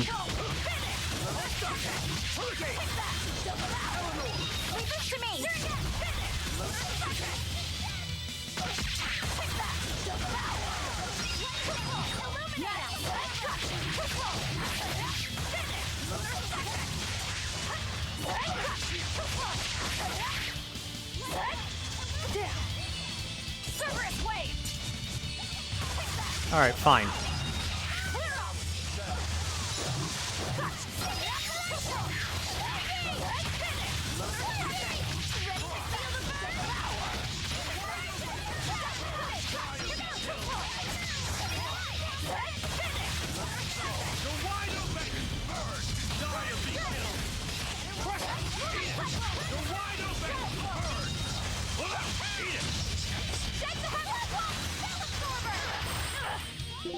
No. No spells for you.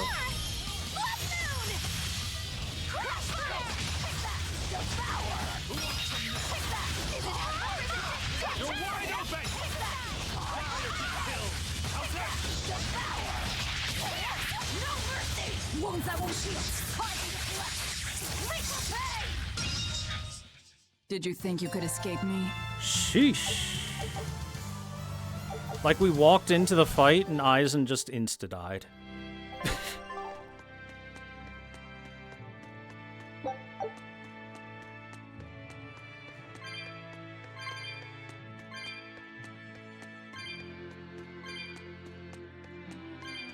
Maybe I should lower the difficulty for a little while or something.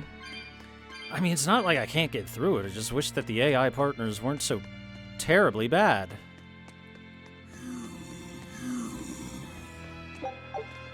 And I can't, like... None of the strategy is going to tell them to do what they should do.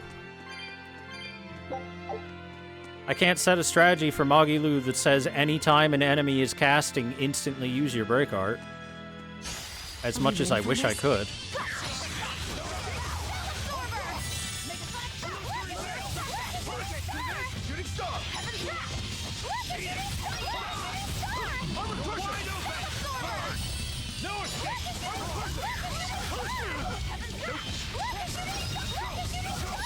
Ready to die? Think you can dodge?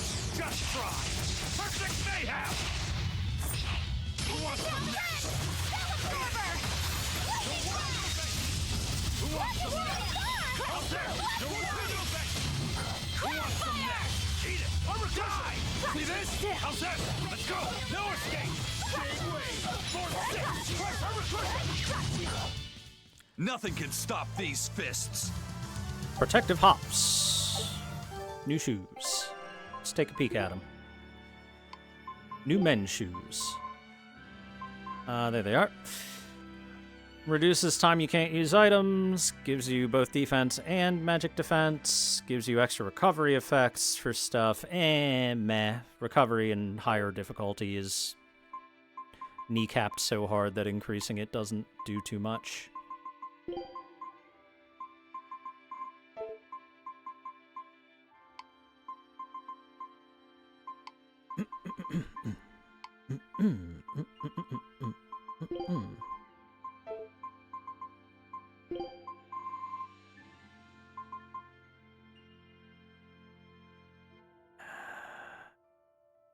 And we gotta put them on eventually. Might as well be now. Ever liked hard mode in Tales of games? Well, I like the harder difficulties in this a lot more than Zestiria, because the enemies aren't just massive HP sponges. But they replace that frustration with a different frustration, which is if the enemy looks in your general direction and you aren't immune to being stunned, they're probably going to stun your ass, which is a different level of annoyance, but it exists. And again, it wouldn't be too bad if at least your AI allies could be, you know, slightly smarter. Have a couple of brain cells in their heads.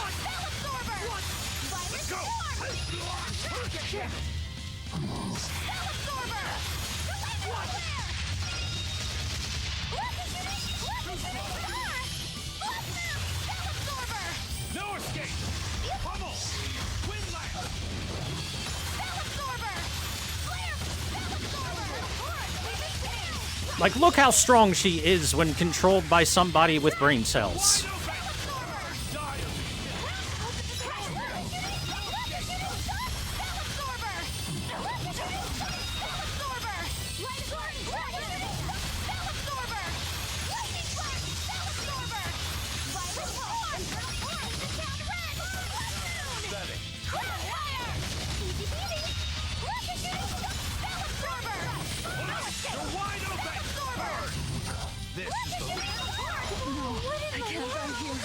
Oh, come on now, really? Alright, just awesome. Super awesome.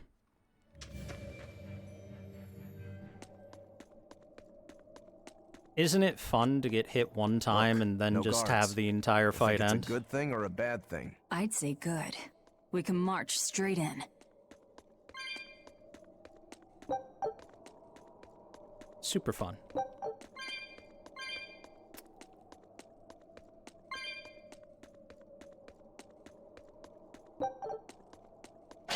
So that was really weird. I had enough. Fine, fine. I'll join your little Eleanor Hume. I had enough souls to do a brick soul, and it didn't brick soul for Magilu there. I don't know why. And then one spell got cast and the whole fight ended. Woo! It's a biggie!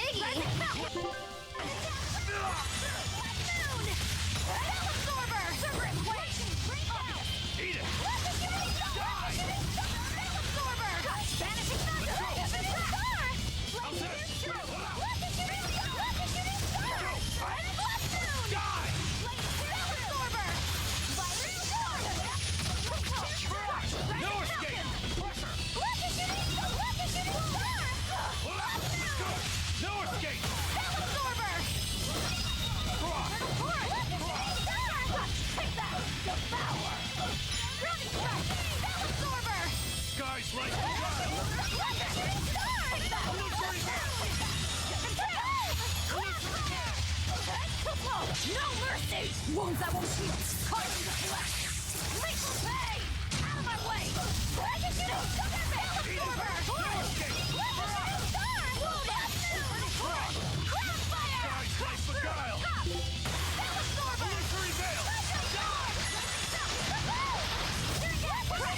Now, rise, arise, ascending, angel!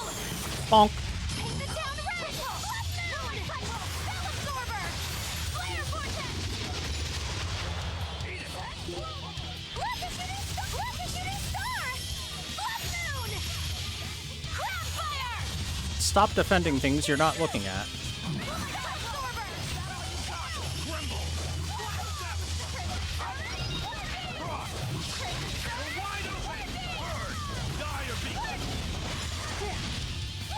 Oh, great. Cool. She got stunned the instant that I looked at in her general direction.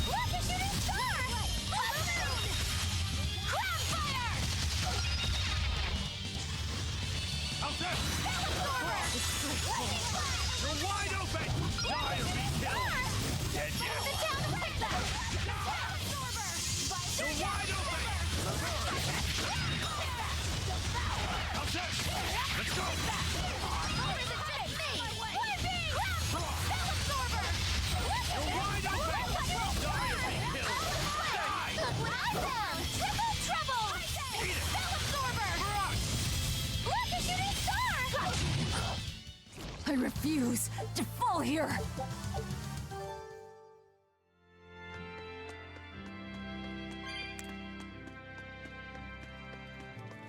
It's just kind of a really weird and honestly frustrating way for the game to function its AI. To have them just be really, really, really, really bad at the characters. Oh, come on. Come on, you two, get closer to each other. Give me that dangerous encounter that I crave. No? Alright, fine. You're strong, but I'm stronger.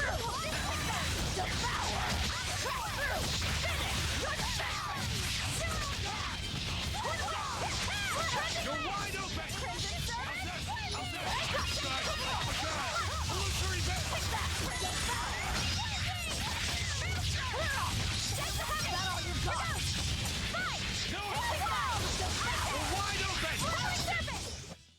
You're just lucky on me. Also, spellcasters on the enemy team are way stronger than non-spellcasters. A new recipe! I've gotta try it. We've unlocked Garlic Rainbow Nautilus, an opalescent shelled nautilus simmered in garlic oil. Tastes more like shellfish than squid. All right.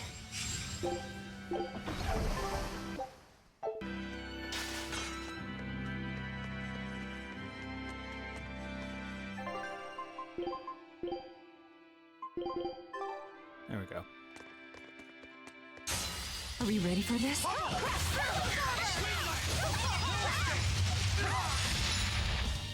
Twin whip! Absorber!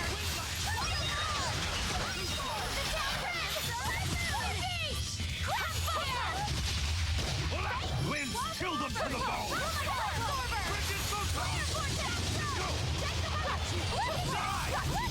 No escape! Frost! You're wide open! Die! No escape! You're wide open! Frost! Winds, kill them to the bone! Frigid photon! Let's go! This is the Reaper's power! Air flash!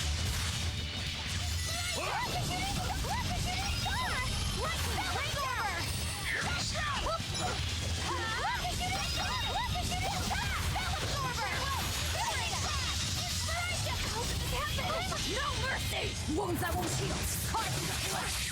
Lethal pain!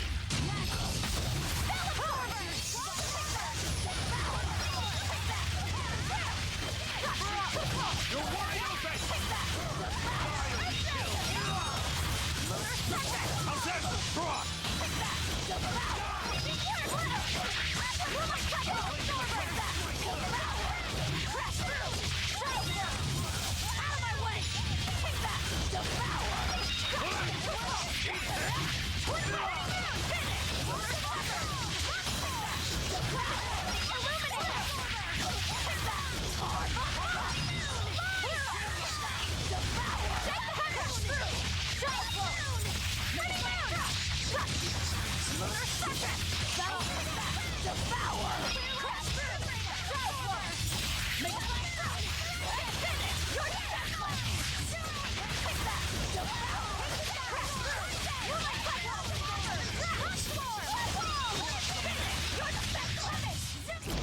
refuse to fall here.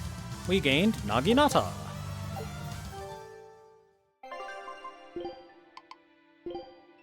She's still mastering the Feldspar Spear before she equips the Naginata. How good is the Naginata? Attack up. More defense than attack on it. Yeah. Attack increase by 1.1 times. Damage against stun foes go up. I think it's a little too much on the defensive side. Also, I'm learning that physical defense matters so much less than magic defense because spellcasters are way too strong. Spellcasters are way too strong. We will need to be extremely wary.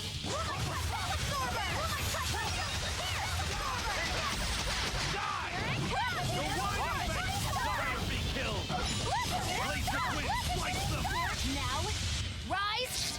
Arise! Ascending! Angel!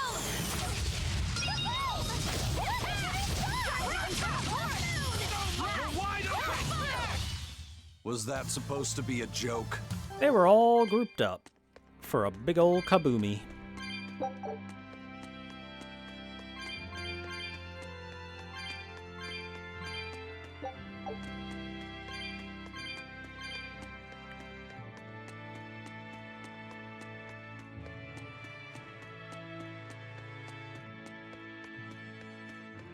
Can I group you two in time? Come on, get over here. Quick, quick. Perfect. We will need to be extremely wary.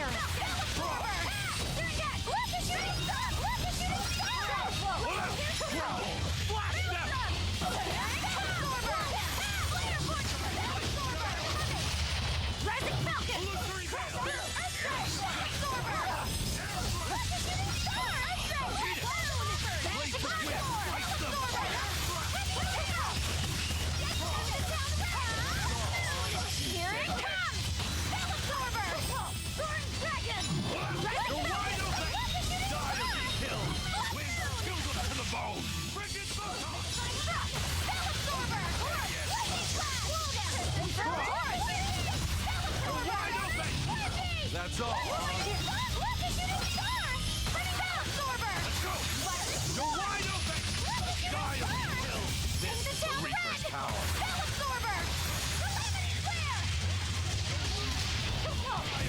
That didn't get a single stun or anything?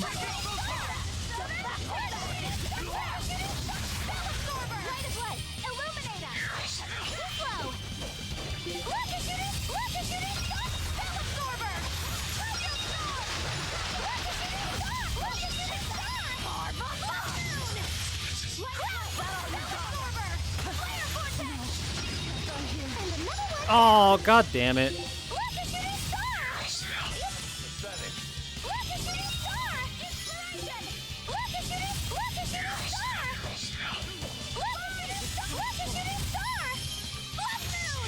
I don't believe this. Oh my god, Velvet walked over to get herself killed.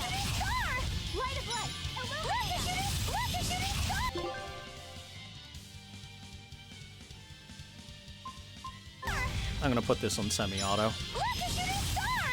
Again.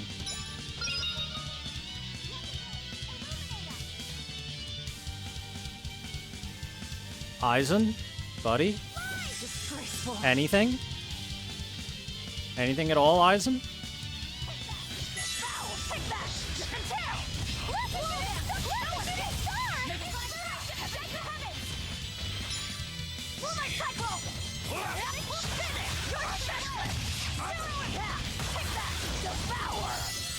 Oh my god, did that miss?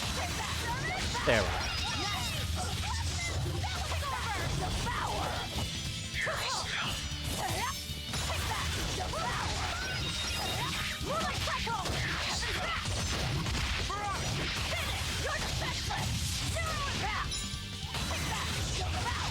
Don't let the caster live. Then we move on to these guys.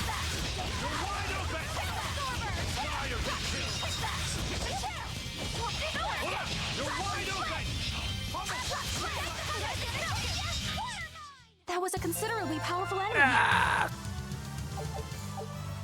Jeez, man.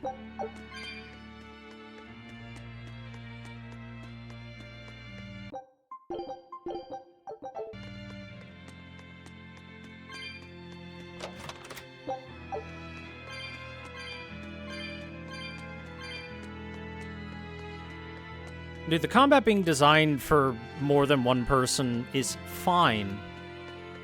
However, make the AI not stupid and terrible. That should not be something that is controversial or difficult to ask for. Or unusual to ask for, I guess I should say, rather than difficult. Making good working AI can be difficult. So that's...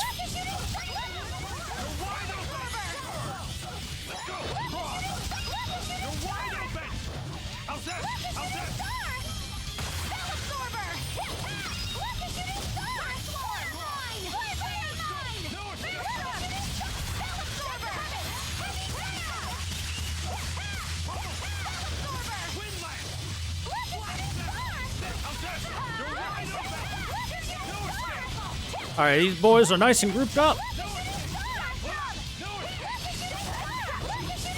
We'll get a stun eventually, right?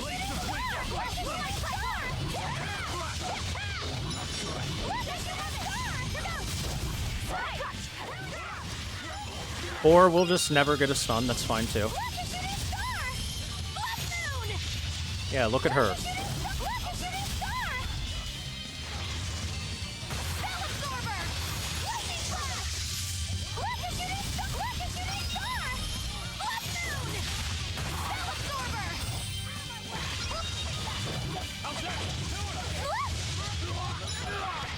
How is it even possible for me to have done so many of those and not gotten a single stun? Meanwhile, a single hit hits me and it's an insta-stun. Jesus fucking Christ.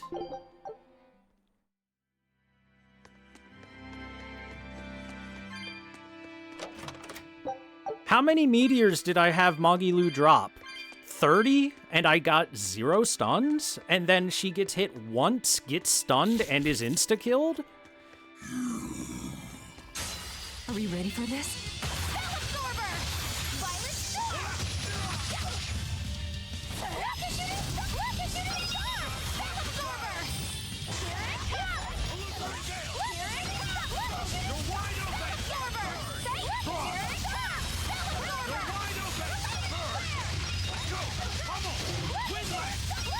I wish that her super spells weren't random, and that you had some control over them.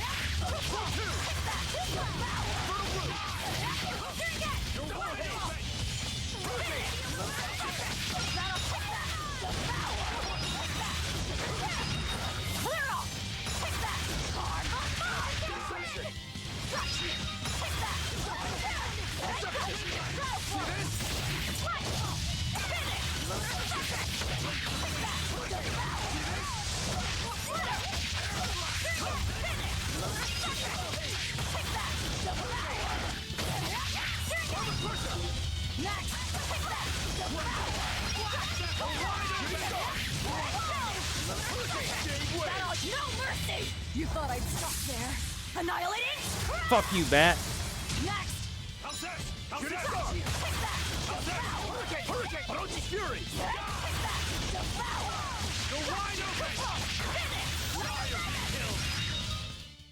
You cannot escape from my blade! Ooh, this is a new one. And from the arms. And from the hair, too.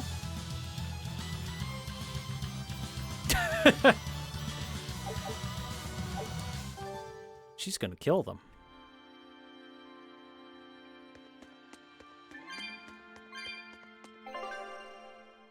Anyway, maybe it seems like I'm complaining too much, but I feel as though if I could control more than one character at a time, these fights would not be even 1/50th as difficult as they are.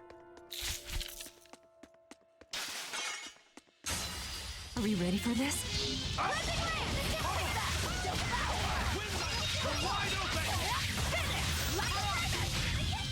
You're wide open!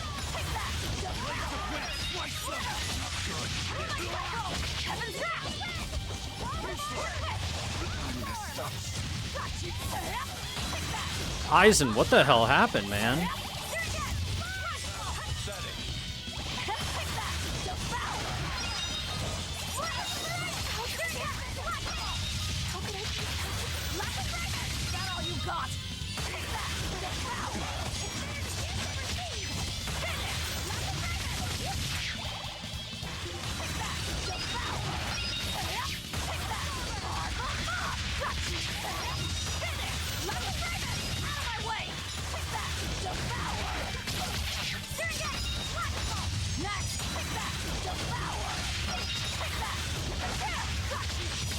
Alright, what's the over-under that Magilu casts a single spell absorber? Oh my god, she cast one. And it was a good one. AI Magilu, I'll give you credit where it's due. That was a good one.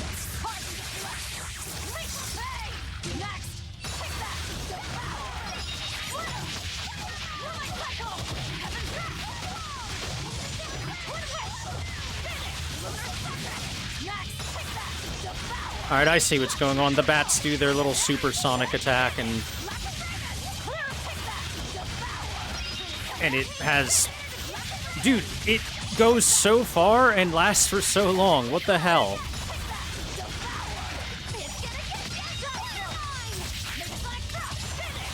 Fuck off, Zubat. Quit it with supersonic.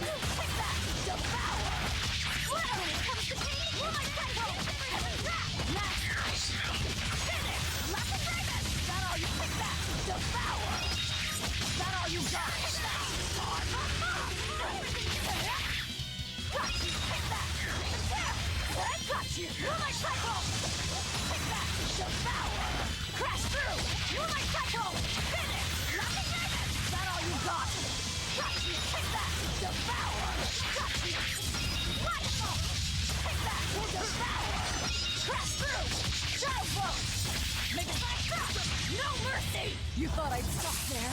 Annihilating?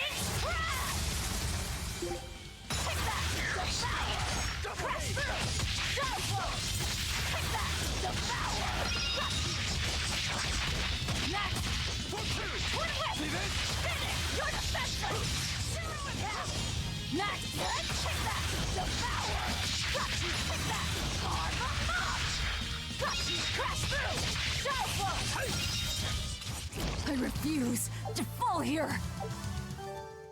Oh man, every single fight is tough. I mean, I could stop doing dangerous encounters. That's also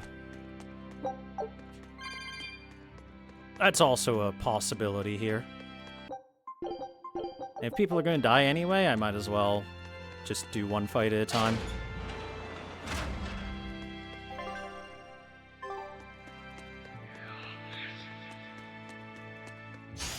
You're strong, but I'm stronger.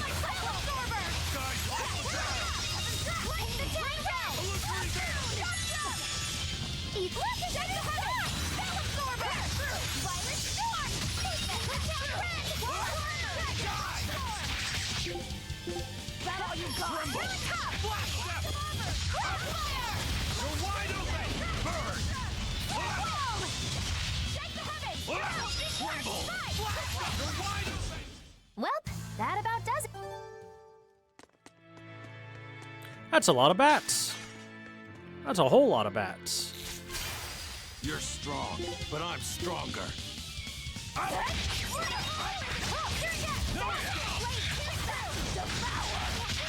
Let's go! You're wide open! Tremble! Black step! Cross! You're wide open! Burn! Hold up! Pressure! Let's go! Cross! Tremble! Black step! Hold up! You're wide open! Burn! If you want to live, get out of my way.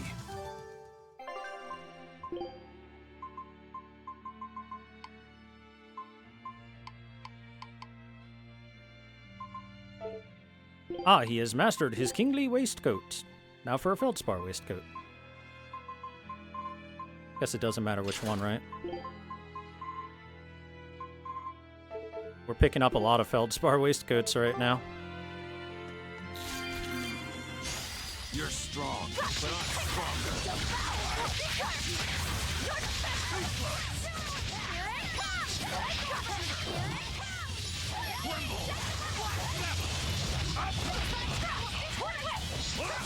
No mercy! Wounds that won't heal! Carving the flesh! Lethal pain! Pressure! Black step! Up! Guys like beguile! Pull up! Eat it! How am I not getting a stun? Thank you.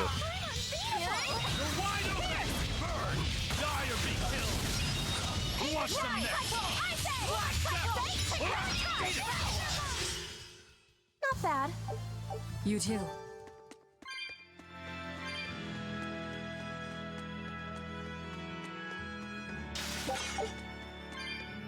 Yeah, probably shouldn't be doing the dangerous encounters. Things go a lot easier when I don't do them. That being said, I can't help myself.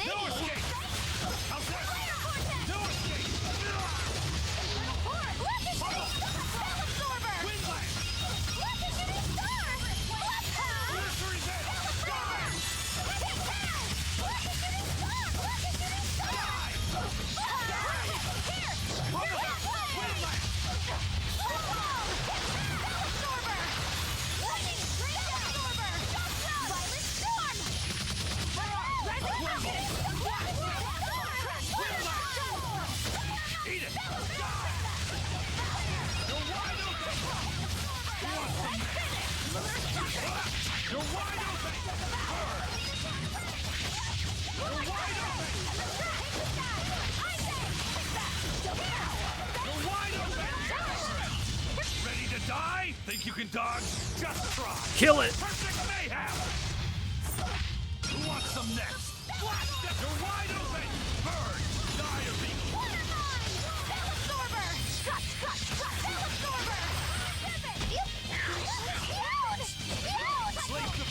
Youch.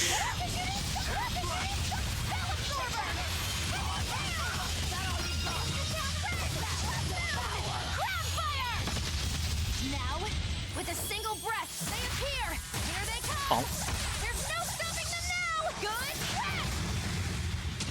Let's go! How's that?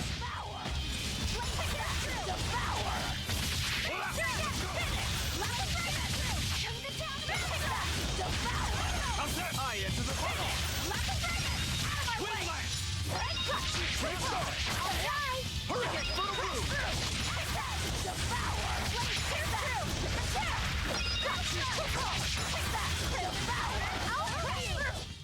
That was a considerably powerful enemy.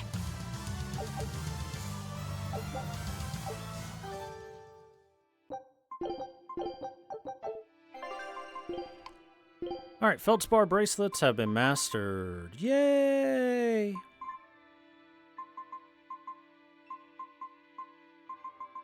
Back to the Floric bracelets for now. They're a little better, I think.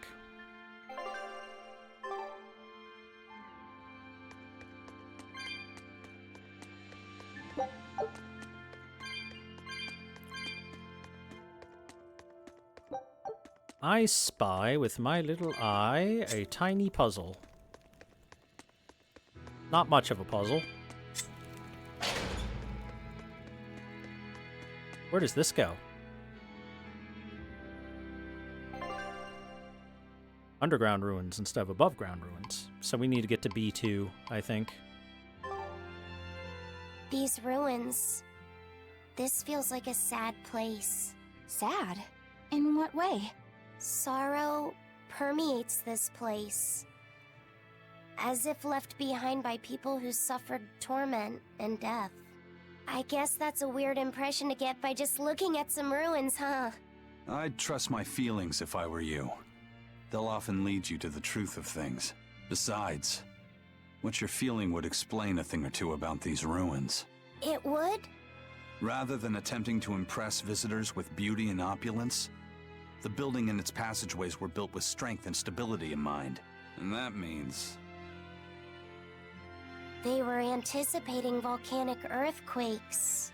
And they expected that someone might turn violent in these passageways. Not a bad observation. And what would bring such savage people to these halls? Surely they weren't just passing through. Then this passage must have led to somewhere. Some room or structure deeper within. A prison for the worst criminals. Or maybe a battle arena. And that's what gave you a sense of sadness. If it was an arena, then treasure for the victors might be hidden away somewhere. Why would it be hidden? Well, those fighter types might not have been all that nice. And the people who built this place seem to have been the cautious type. Hidden treasure, huh? Where do you think, Save your speculation for another day, you two. We have a Therian to find. Right. Sorry.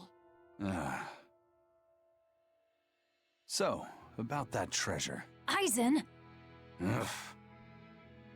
We'll talk about this later, Laphicet. All right. Let the boys hunt their treasure. Honestly.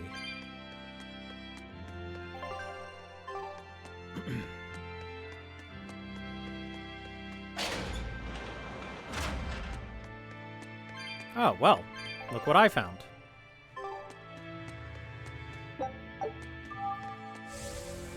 I can pull out my skateboard now. You're strong, but I'm stronger.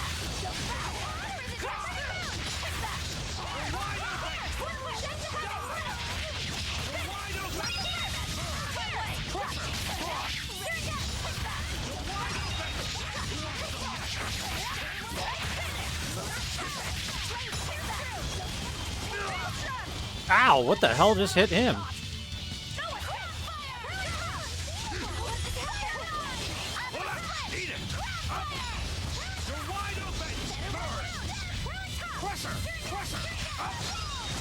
Dead yet? Tremble! How's this? Uh-oh. Uh-oh. Uh-oh, that's a big freaking bird!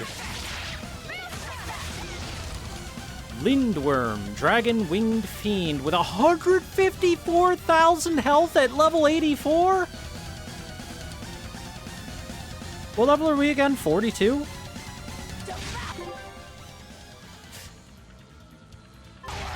Chat, I don't know if I can beat this. This might be beyond me, because holy shit. Level 84 is a very high level.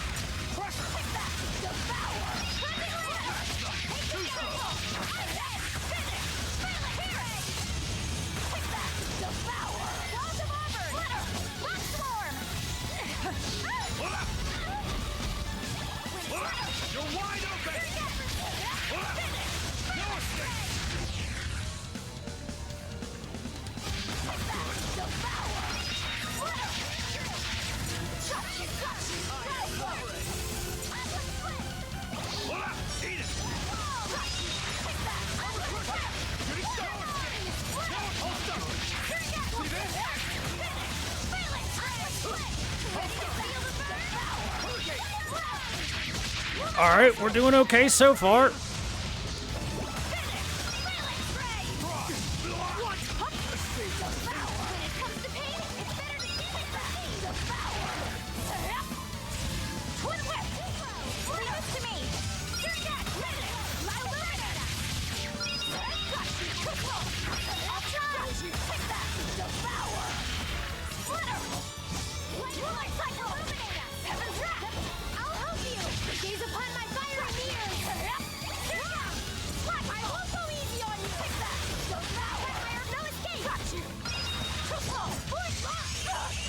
Oh my god.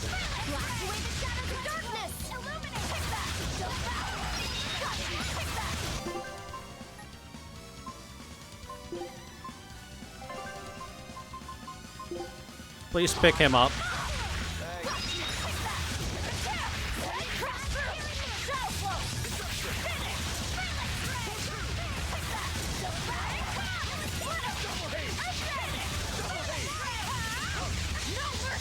You thought I'd stop there? Annihilating? Spiritualies! You wronged me! Here's your justice! Binding order! Lightning, rain down!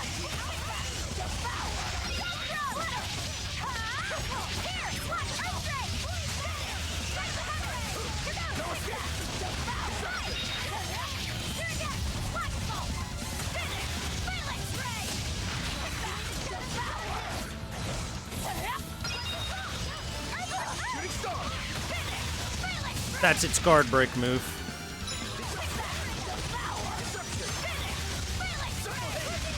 I think I have it though. Okay, we did it. Oh boy. I thought we were done for. that was a big, very scary enemy for our level. But we did it. And everyone mastered everything. We got gold scrap and longing ignisite. When no items are received after combat, drop rates for the next battle increase by 2% on hard mode or hard. Hey. Guess what? That's most. That's most good stuff. Easier than large hordes. Easier than casters, I would say. Casting enemies are the ones that are really scary because they can attack you from anywhere, and they can cast big, large AoEs that do big, large damage. The thing I was scared of for that fight was a combination of how much health it had and the fact that it had two untouchable bats with it, and those bats can be kind of nasty, as we have seen before.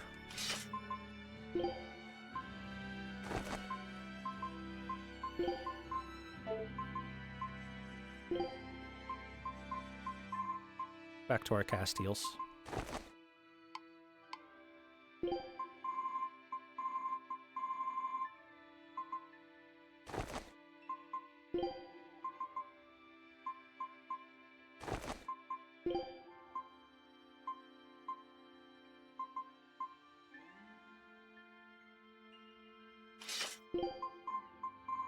Time to master the Naginata.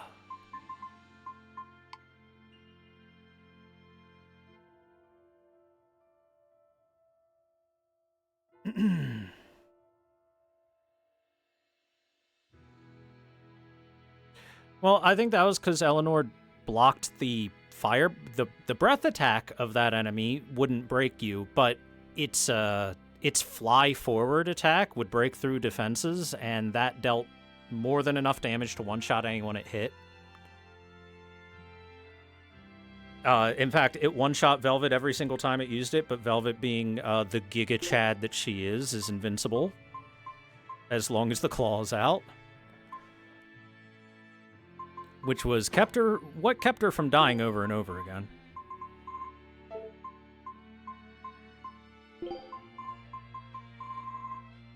Without the power of the claw, she would have easily died. 1,000,000,000,000,000 times.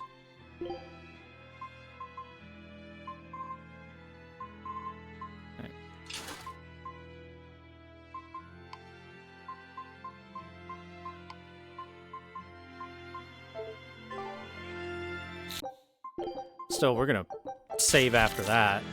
That was a hell of a fight. We will need to be extremely wary.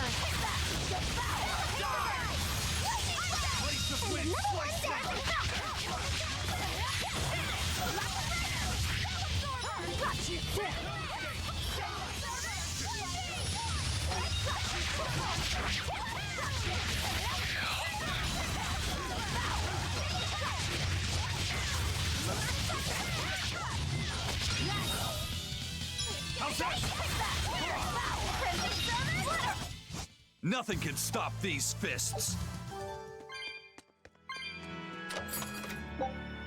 Runner's high. Women's shoes guaranteed never to scuff, even after a 40K marathon.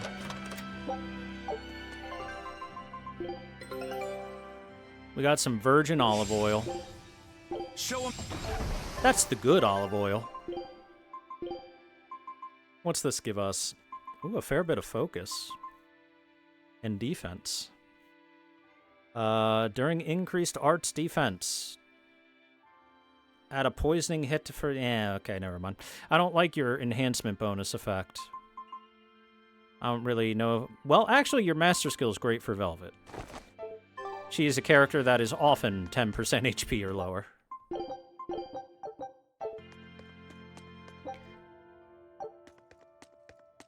Doors being sealed. Hmm.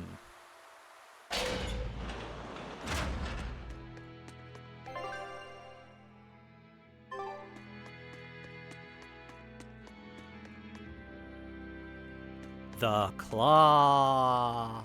Ooh.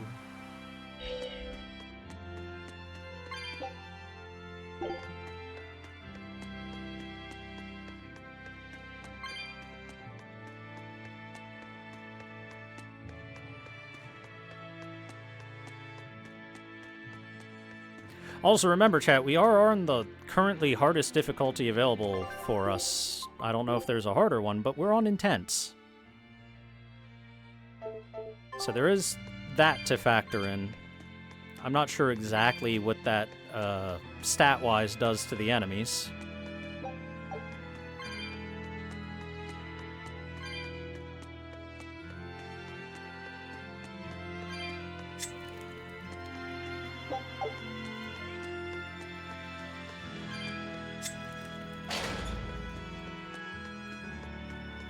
Other than I know they get more aggressive for sure. They attack more often.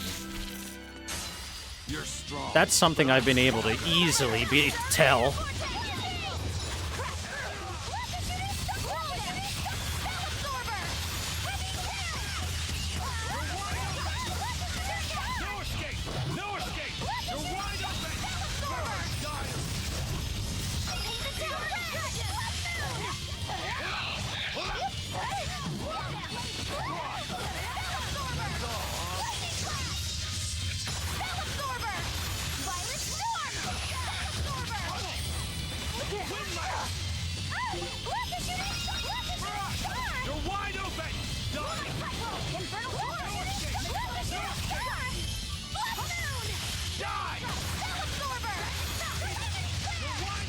There's the good one. God damn, I love Calamity Flare. It's so cool. Ready to die? Think you can dodge? Just try. Perfect mayhem!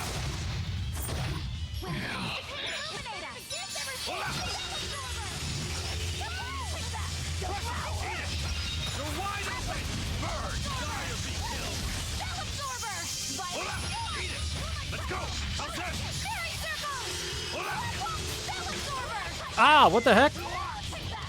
It's got a grab move.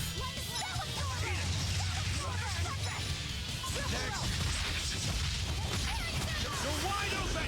Burn! Die or be killed! That's all. Flash step! Up! You're wide open! Burn! Hurricane! Tremble! Flash step! Up! Who wants some next? Hurricane! Hurricane! What the shit? Look how much damage that bullshit does. Oh my god, no.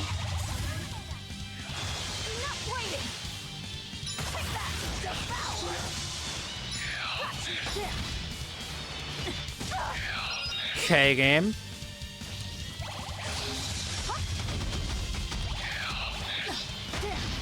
Bro. They have command grabs. They have literal command grabs.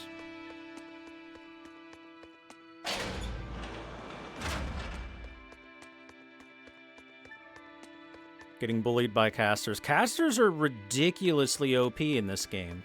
If you are not sitting on Magilu, counter-spelling every single time they do a cast, and getting a soul refund from it by hitting something and stunning it or killing it or whatever, then casters just kill you. And there's, like, almost nothing you can do about it.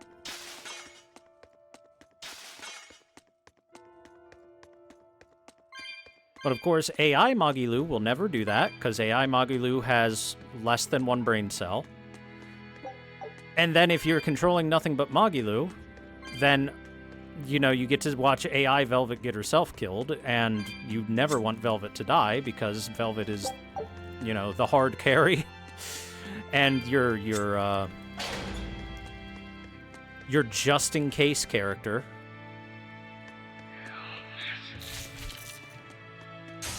We will need to be extremely wary.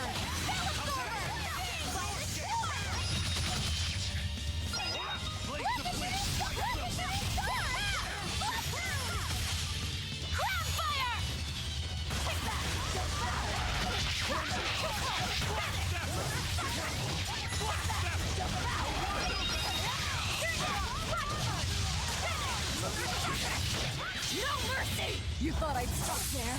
Annihilating? Is it hot or is it just me?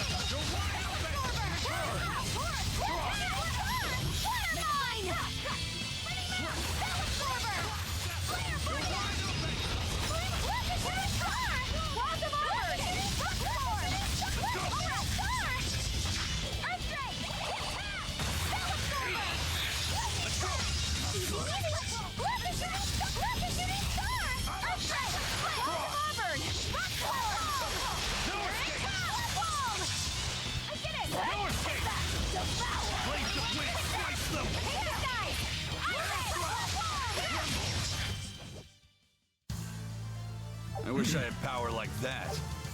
And then the other thing that comes up is what super spell you get with Magilu.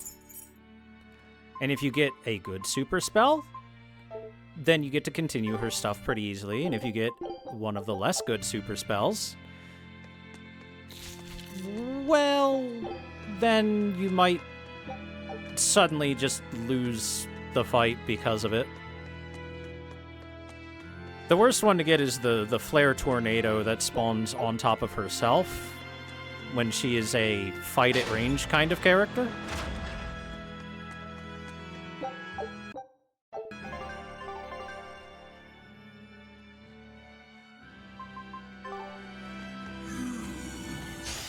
Are we ready for this? And that's like the best one for the most part.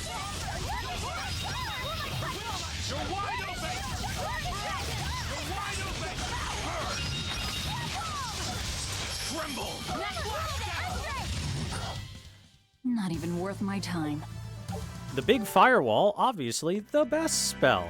Well, that and the black hole. Those are the two good ones that you want to cast as often as possible.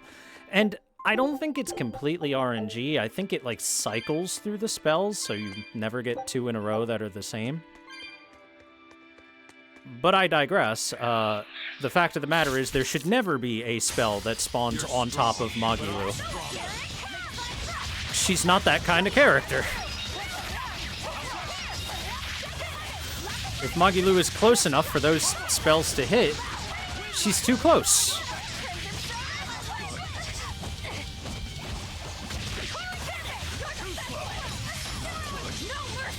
Wounds that won't heal. I enter the fray.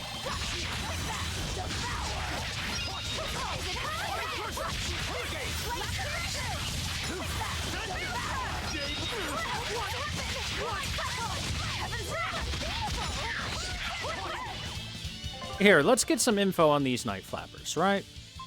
Let's get a tiny bit of info on them.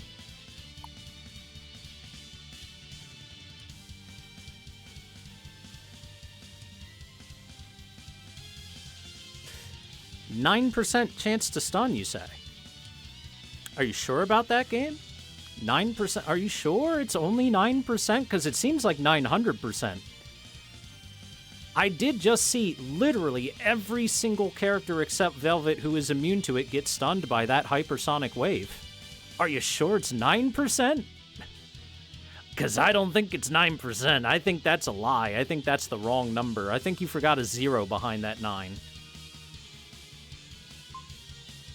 There's no fucking way it's only 9%. There is no way it is only 9%. Again, I just saw every single character except Velvet get stunned by a single hypersonic wave.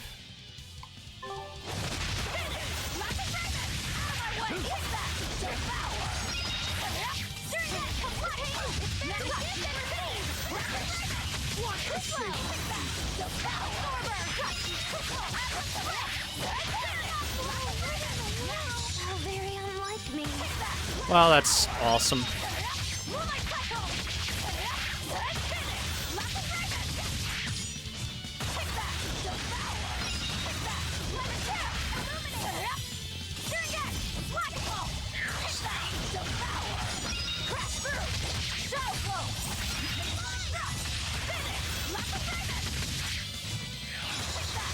Claw, quick!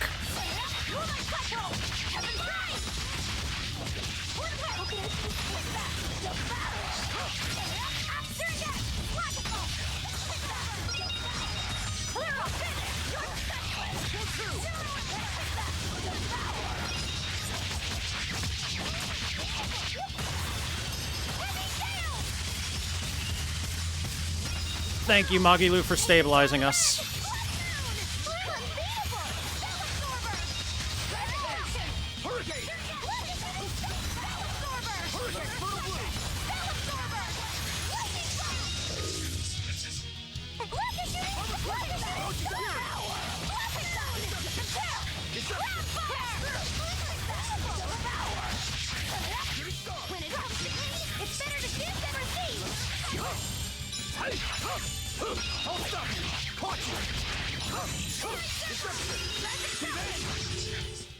I refuse to fall here.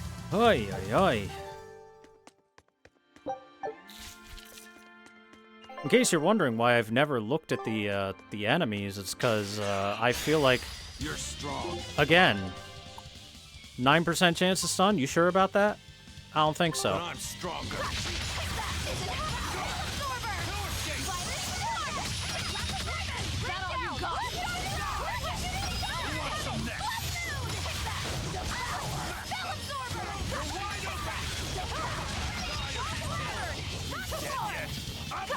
No mercy! Wounds that won't heal.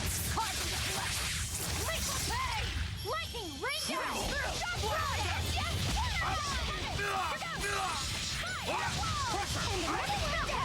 Ready to die? Think you can dodge? Just try. Perfect mayhem!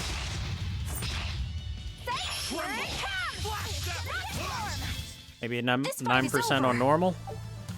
That could be, but at the same time, why would they say what the normal chances of stuff are when I'm not on normal difficulty? And on top of that, there's no way that they're making it like 10 times higher chance for status effects on higher difficulties, right?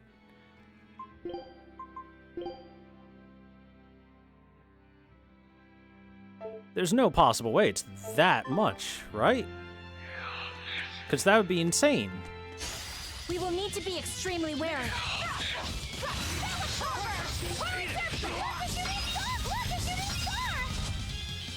Don't try to grab me.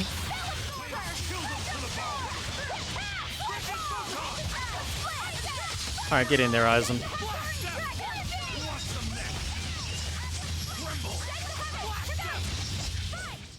That's the end for you! What an easy victory. I am invincible!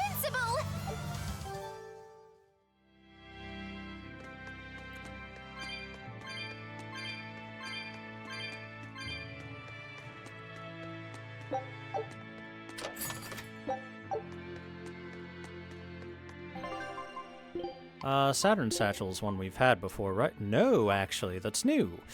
Sewing capability goes up, 30% defense up increase. After a slow, it gives attack and defense. It gives attack and defense. If it gave Moloch attack and defense, then that would be or Art's attack and defense, then that would be okay, but attack isn't really a stat that Laphicet wants. Not much, at least.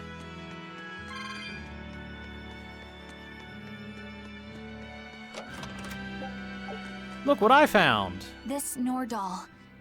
It looks a lot like Grimoire and Bienfu, but there's something different about it that I can't quite put my finger on. I agree. Those two are positively gloomy, but this doll seems calming, yet glamorous too. Like I said, a quiet radiance. Yeah. You think so? I think it's more lethargic or absent-minded, like it can't tell what's going on in its head. Either way, I'm 1,000 times cuter than that thing. What's cute about you? People who keep their faces covered are creepy. What? I don't know. There's definitely something How dare off you about say it. that when Eisen's It's right there charming, wearing but sunglasses? A little ominous. Like I can never entirely be at ease around it, if that makes sense. You think so? Actually, I think it's cute. It reminds me of a little baby. You think this looks like a baby? I remember when my sister was about as small as that doll. She had the tiniest little hands, and she tried to grip my pinky as best she could. Really? I'd take my pinky with her fingers wrapped around it and poke her cheek, and she'd just be all smiles. Aww. I swore to myself I'd always do whatever I could to protect her. Once she got a little older and started fixing meals, lots of weird things began to happen around us. Wherever we went, she was in danger. Demons attacked us. A dragon tried to kidnap her. That's when I first realized what it was that I carried. That the cause of all my sister's pain was my blessing, my Reaper's curse. So, you left her behind and went on your search for a way to break the curse. Right. And that's when I met Eifried. It was from him that I first heard about the Nordalls. He thought the stories about them were all just baseless rumors. I guess we'll never know for sure unless we gather them all. But What is it? I think something good will happen once they're all together. Why do you say that? Well, because we found this doll, you shared some of your past with us. That makes me kinda happy. So I think we should get the other three, so more happy stuff happens. Hard to argue with you there. Happy stuff.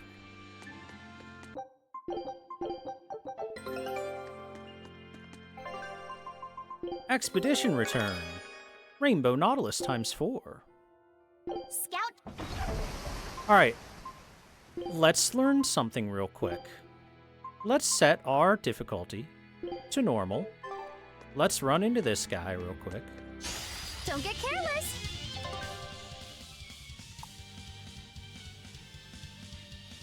Stun 6.5%. Isn't that down?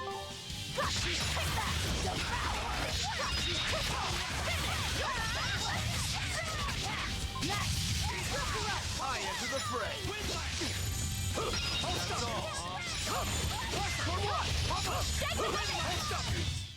If you want to live,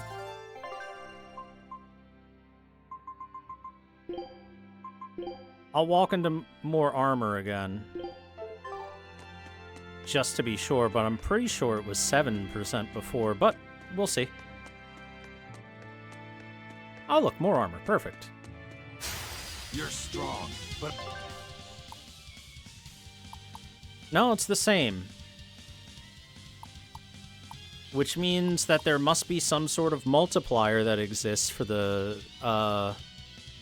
various status effects on each difficulty. I really wish it would tell me just a little bit more accurately. Yeah, the bats were 9%, but I'm talking these guys. These guys, I'm looking at the exact same move of Bright Shade, 6.5%. It's the same as before. I thought it was 7 or something before, but I was wrong. Which means there has to be just a baseline multiplier that's applied to this stuff, because there's no freaking way. There's absolutely no way that that's the actual stun percent. In fact, I'm going to Google it right now. Tales of Berseria difficulty level differences.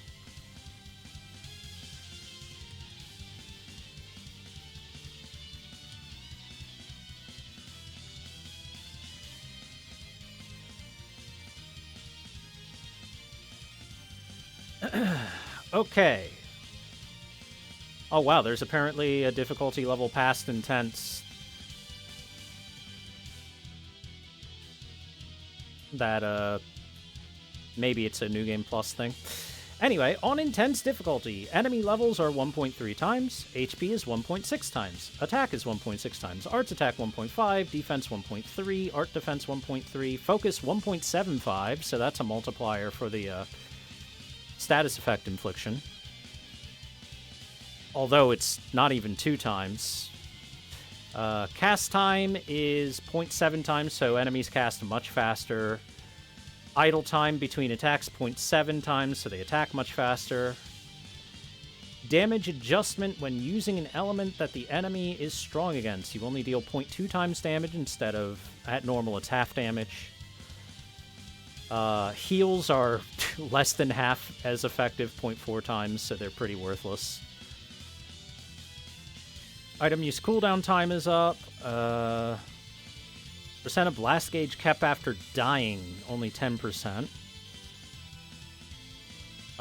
0 seconds of idle time after an ally dies, so they'll just move right on to the next enemy. Experience gain, 0.7 times. Hit bonus experience multiplier, 2 times. Gold earned, 1.3 times. The only thing there that would affect status effects is the focus multiplier of 1.7 times. There's no freaking way that they're only applying a 1.7 times multiplier to these stun chances. There's no way. The amount of times I have been first hit stunned is astronomical if that's the only multiplier going on. Is my luck actually just Eisen's luck? Jesus, dude. That's insane.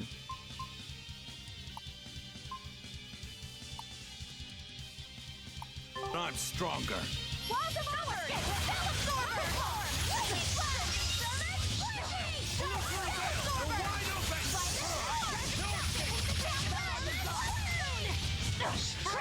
You're wide open!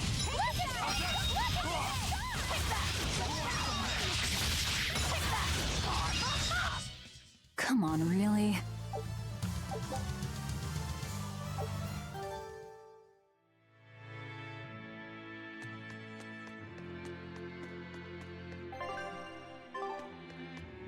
There's got to be more to it than raw value. The only thing I could think of is if the game uses a mechanic that some other games use and has a hidden stun bar for the characters, right?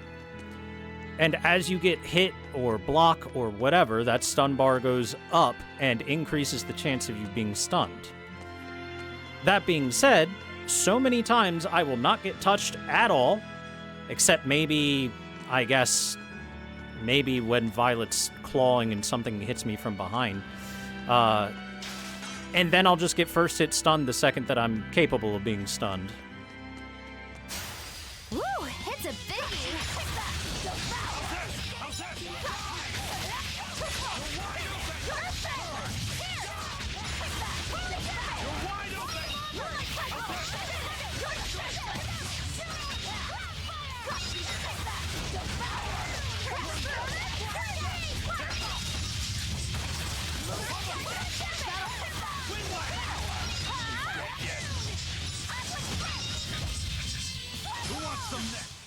Welp, that about does it.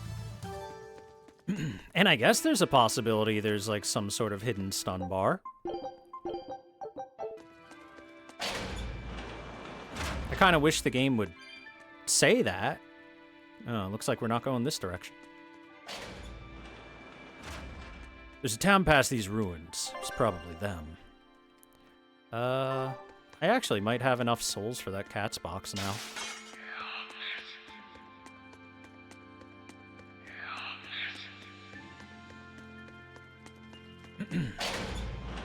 I'm just trying to understand, Chad. I'm just trying to figure out what the reason is behind Thor get hit once, Thor get stunned forever.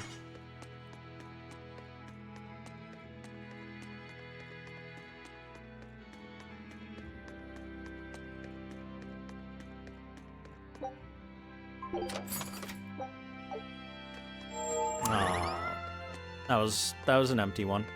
So I went back and checked, by the way, when I was doing a little bit of highlighting of videos. I was wrong.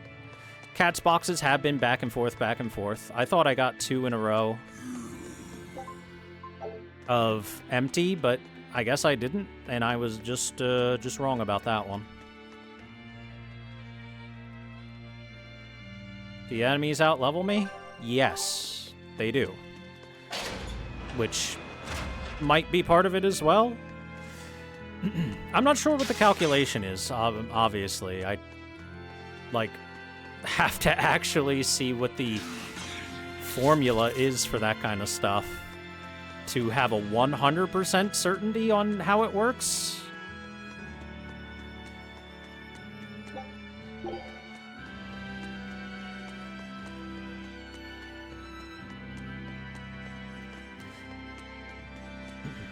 But I do wish they'd give a little more info. It doesn't have to be super in-depth. You don't need to put the actual formula in there, because those formulas are usually pretty long and complex. But you know. Just a slightly better understanding of what's going on would be nice.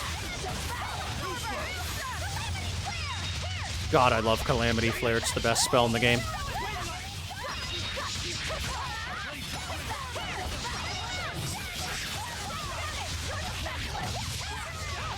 mercy! You thought I'd stop there? Annihilating? Tremble! Blast them!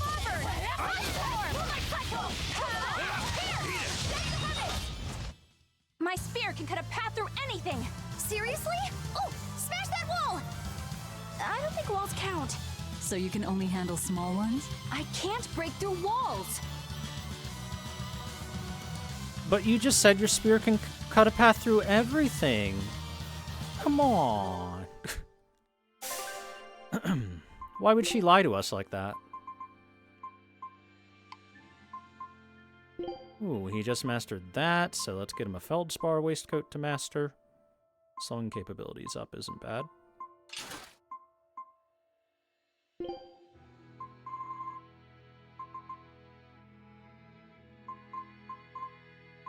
We got a lot of protective hops. Oh my god, it costs 413 to master this. Oh, it's gonna be equipped to him forever, man. Oh well, what can you do?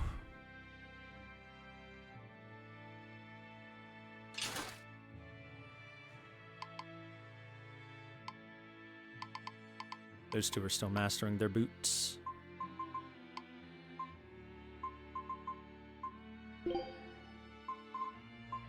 One good boss fight should do it? Well, that is true. Technically, all I need to do is find that big boss dragon that we found before and kill it. Witching Hour, this is new. Equipment skill learning speed go up. And its attack and arts attack split with a favor for arts attack. This favors attack, but boy, the master skills are so good on this one. On the gradient doll, that is. Hiccup.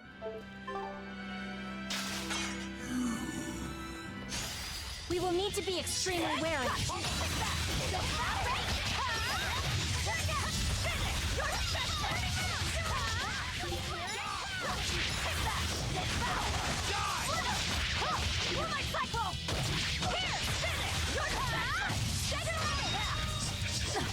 Blades of wind, Slice them!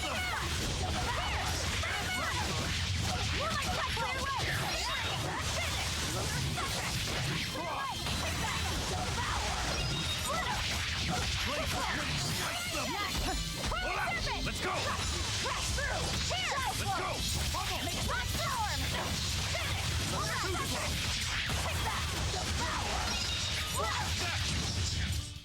I was amazing, wasn't I?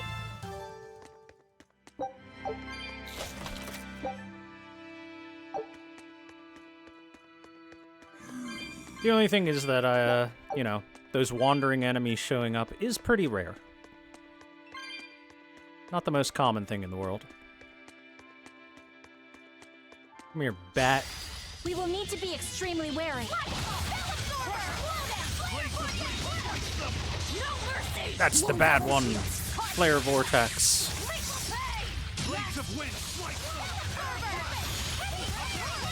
Oh, there's the good one. Alright, cool.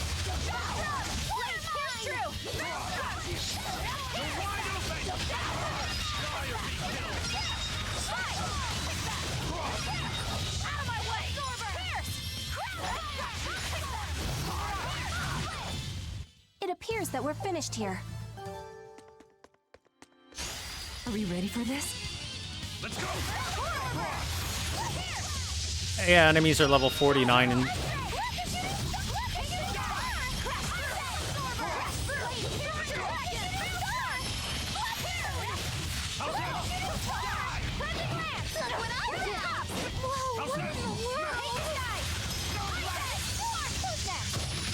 Kill them to the bone! You're wide open! Was that supposed to be a...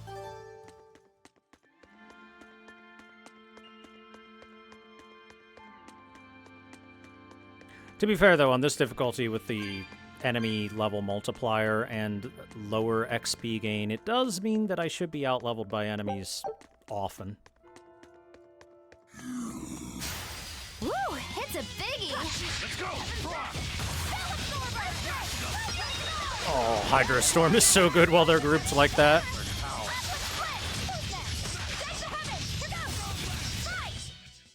Stop fooling around. But I'm serious about my fooling around. He has mastered Feldspar boots. Yay! Now he can get some protective hops mastered. Which, boy, that's gonna take a while.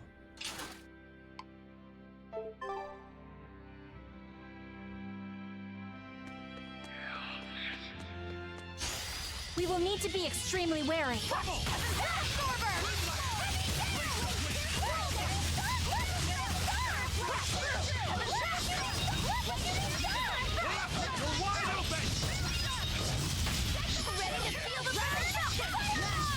Better watch your step! Dead yet?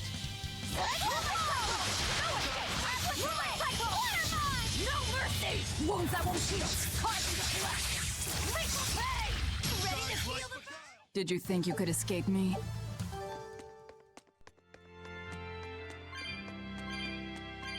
Do do do do do do do do do do do do do.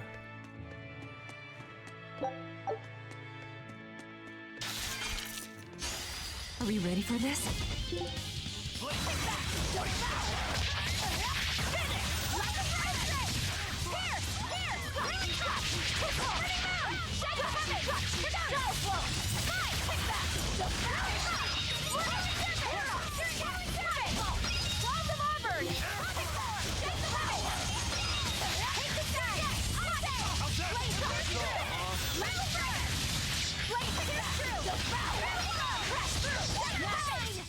Also, as for souls, the game told me early on, basically, that more souls equals more easy for you to get inflicted by status effects. Okay, fine, fair enough. However, I have been stun-locked at 2 souls, then 1 soul, then stunned again at 1 soul before. To death. So while I'm sure the soul count does matter, my own Reaper's curse seems to supersede it. Woo, it's a biggie.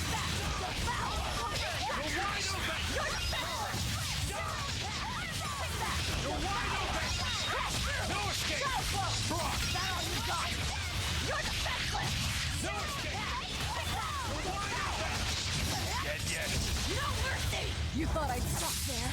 Annihilating? Did you think you could escape me? Which is kind of why I want to know the specific numbers and calculations for it, because we've had some moments, let's call it. Let's just say some moments have happened. Very frustrating, annoying moments have happened.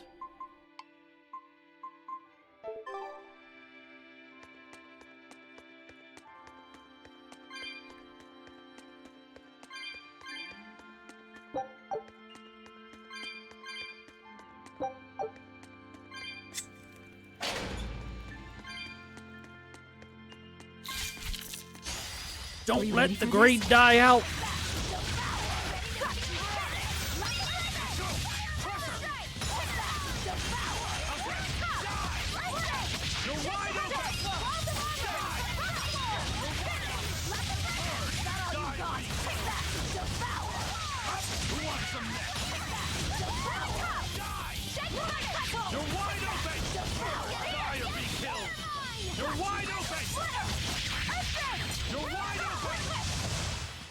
Uh-oh, here it comes.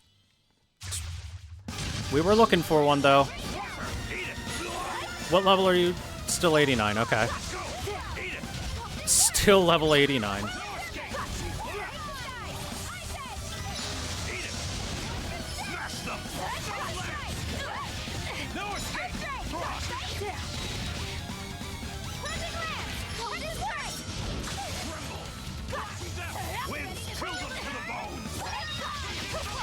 Finally got a stun. There we go.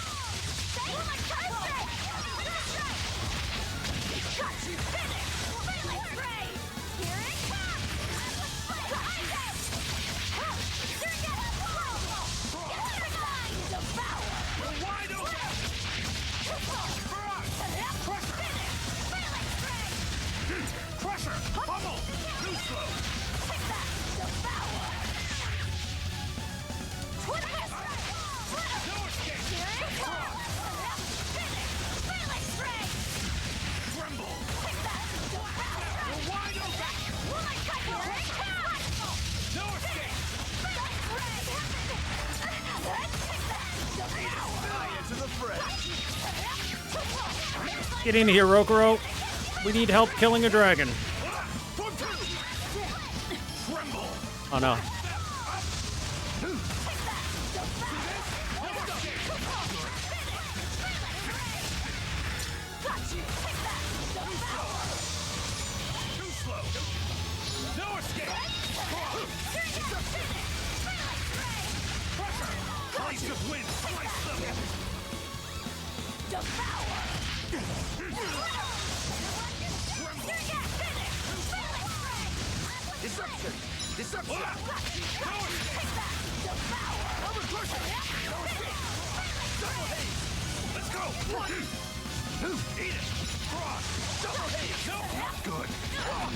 Oh no! No, no, no, no, no, no, no, no!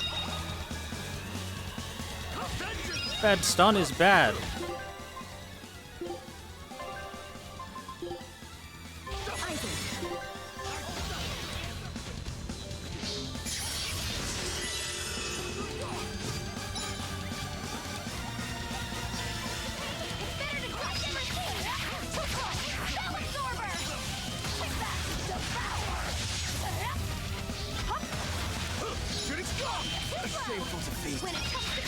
Well, bye, Rokuro.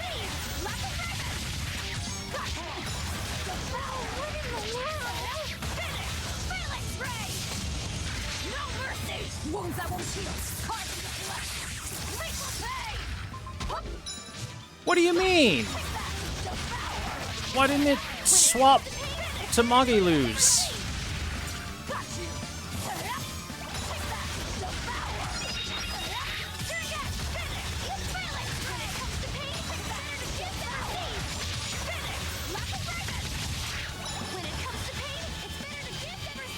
Dodge, dodge, dodge. Live, live, live. No, I can't. Come on. I used my claw, damn you.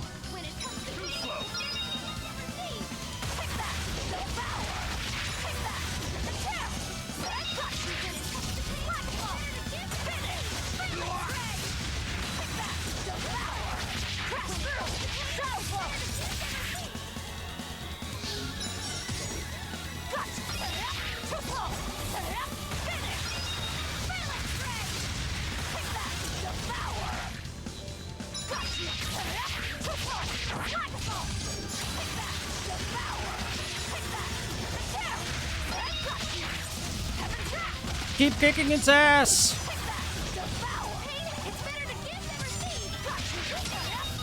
Never stop kicking its ass! Oh my god. I wish I had power like that.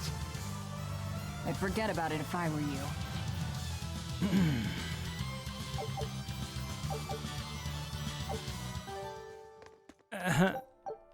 It hurt a lot. We won, but it hurt. Alright, out of curiosity. That only got 68. That only got 68 for him. Too bad someone dying eliminates the grade multiplier? Yeah, it's almost like it's literally impossible to do this without someone dying or something. It's almost like it's literally not possible with how bad the AI is.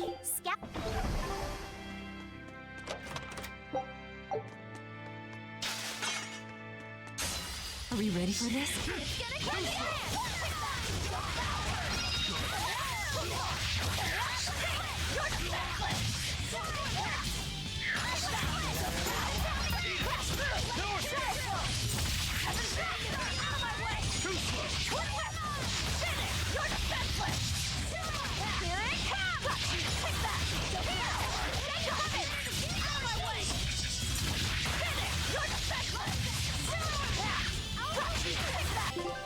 By the way,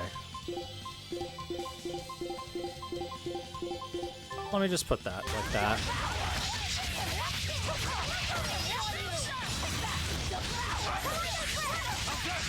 Might as well let them try to use it.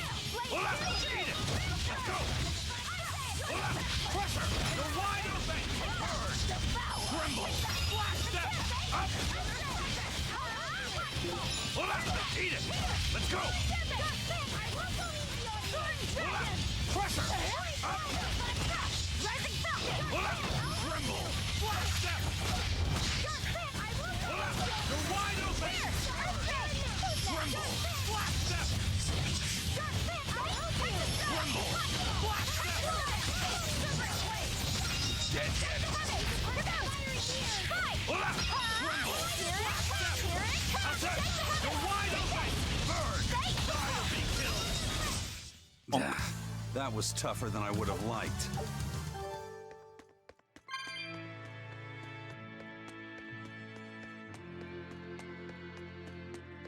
It's not only that, Neo Strikes, but the at least the the danger wandering enemies all have a guard break move. Every last one of them has a guard break move. That guard break move will, on this difficulty, one-shot anything that it hits. Anything at all.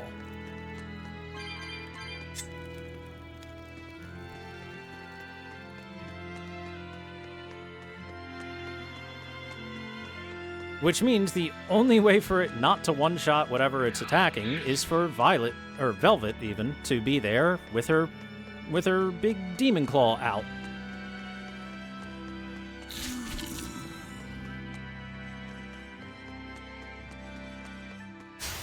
We will need to be extremely wary.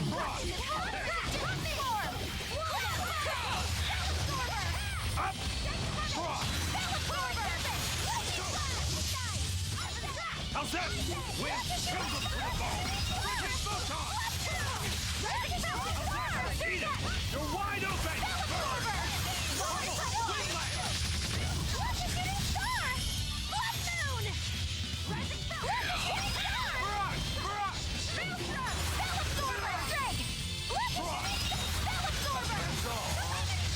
Oh, there it is. The best one.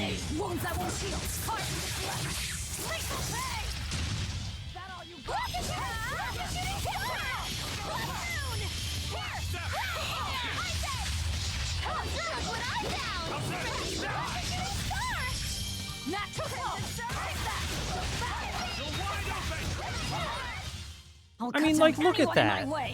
Enemy on ground. Velvet has 5 souls. Velvet somehow does not use Claw to lift enemy off ground and continue combo on enemy. That's like the most basic thing about Velvet and her combat is, hey, if enemy is on ground, use Claw. Now you can continue hurting enemy instead of having them take reduced damage on the ground. Are we ready for this?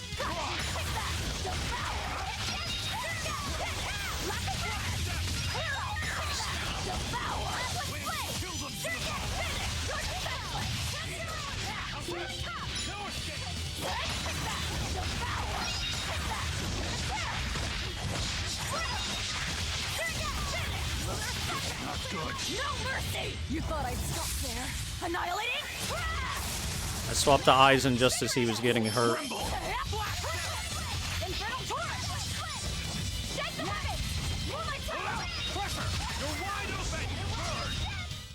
Another victory.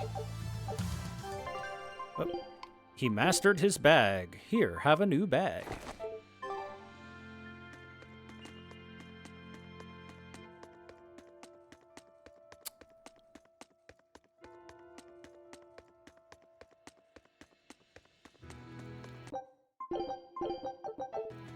I really, honestly don't think at this difficulty, well, at least at the level I currently am, that there would be a possible way for me to defeat that wandering enemy without someone dying. How's Medusa been acting? She's calm. It looks like letting her in on the truth worked as well as we thought it might. Good. Maybe she'll be easier to control now.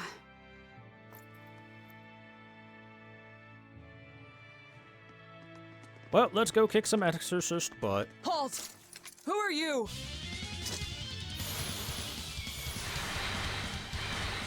Oh, they've got casters. Of course they do.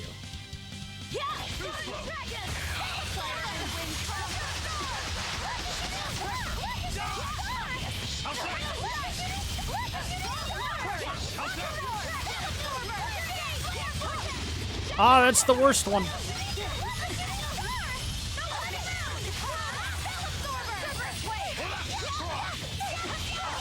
I can't move. Fire and wind come. How very unlikely. Okay, cool. Yeah, all right.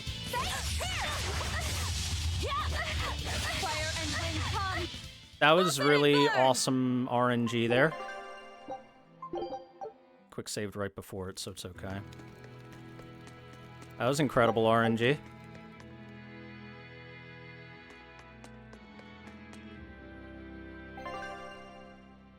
With really upgraded gear, but Neo Strikes, even in my upgraded gear that I have upgraded, people were getting one shot. How's Medissa been acting?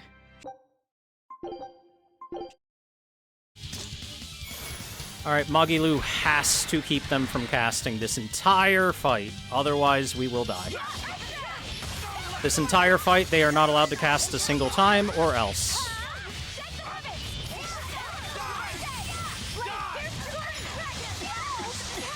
Well, they cast once, it's over.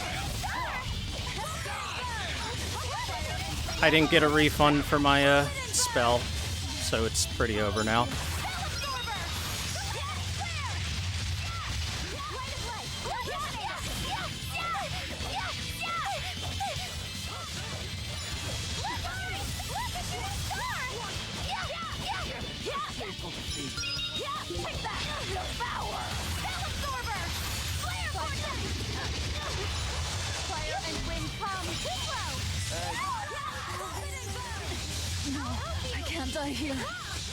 Dude, why the fuck am I not getting any refunds? Just kill him. Just kill him so we can try again. God, my luck is terrible.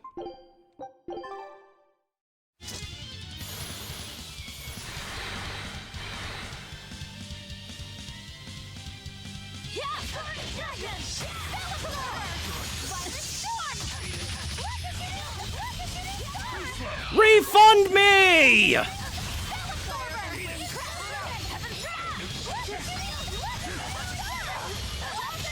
Come on, man. It's getting frustrating now.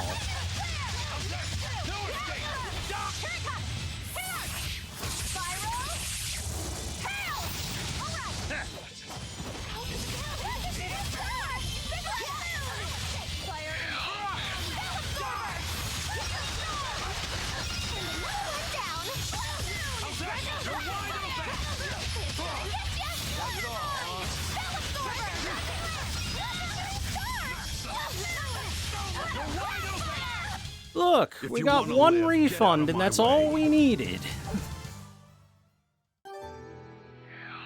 So, Medissa really is here. But what's this about the truth and controlling her?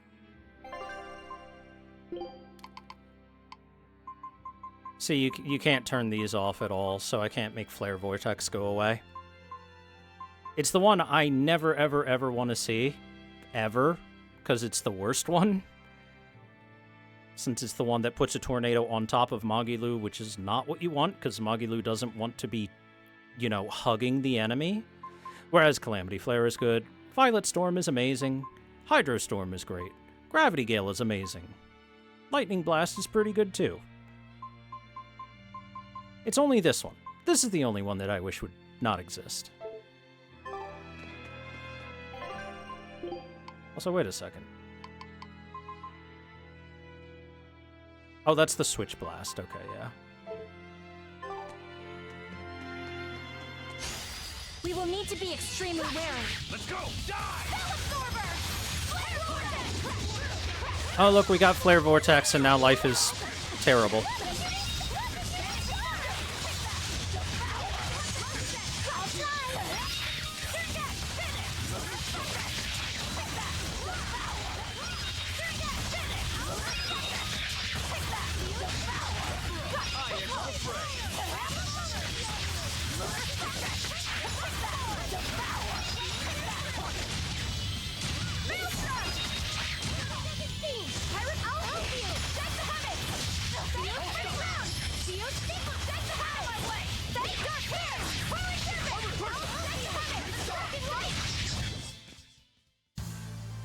Are you hurt?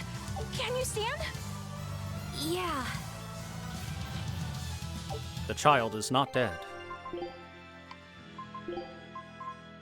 Alright, he's got all the waistcoats. Good. Alright, back to your jet black waistcoat. +3.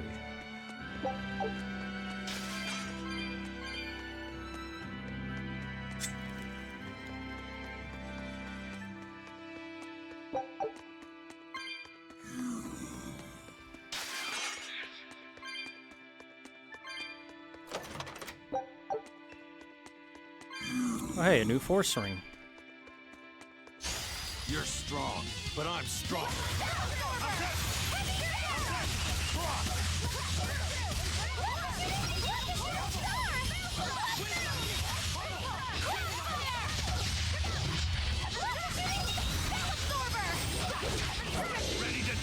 Think you can dodge? Just try! Perfect mayhem! That's all, huh? Spell Absorber! Lightning Blast! Yeah, that's the good thing about Not even worth my time. Flash Blast. Or Final Spark is what I've been calling it internally in my head. The good thing about that is it blasts a really high amount of damage. Just a big old berzap.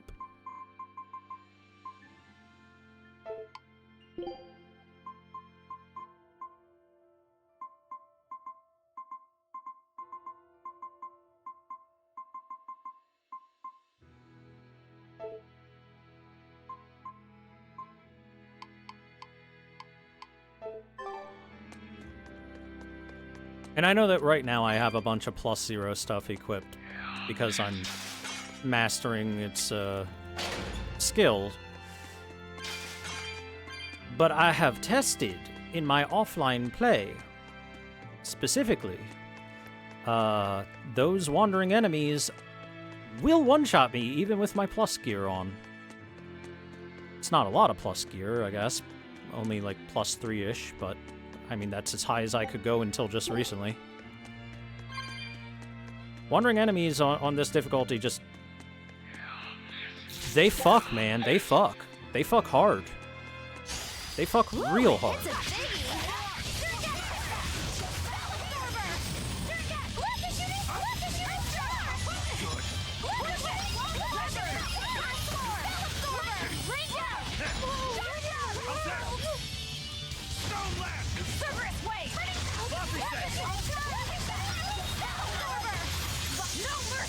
Wounds that won't shield. Carve into flesh. Lethal pay. Next. And no one down. Turn again. Spell Absorber. I will go easy. Turn again. Finish. When it's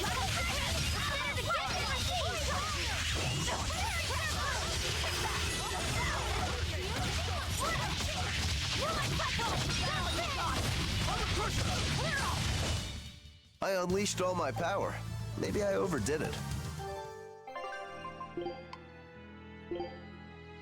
Sharp edge paper.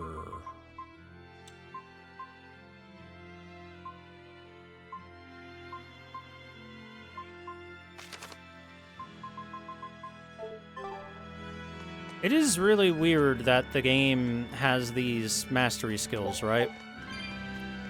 And then make it take a lot of battles to master a lot of them. Not all of them. Some of them are kind of quick. But it encourages the player to essentially walk around in +0 gear for a lot of the game. Most of it even, right?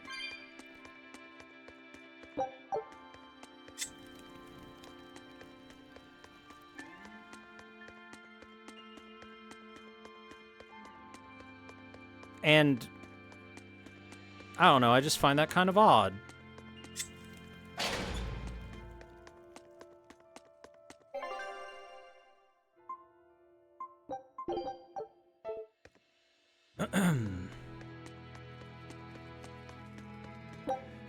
It almost, in a way, feels like a system set purely for New Game Plus purposes.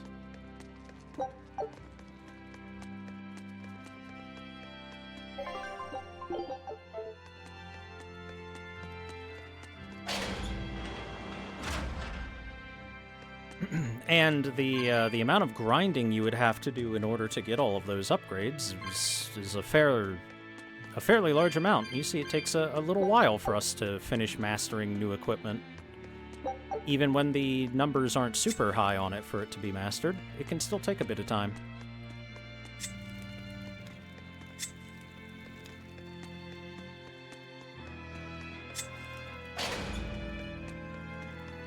Which I don't think it's a terribly bad design for the equipment.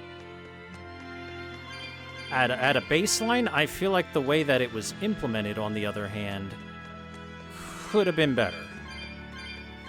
Ah, this is why that door couldn't be opened. Because it was magic locked from the other side. Makes sense, makes sense. Also, there's a ton of cat spirits in this dungeon. running in and out of it and collecting all the cat spirits may not be the worst thing in the world I could do. Technically, you can settle on favorites and go, this is the FU set. I mean, I'm starting to get to the point where I might lean into doing that, because it's really difficult to walk around in +0 stuff and get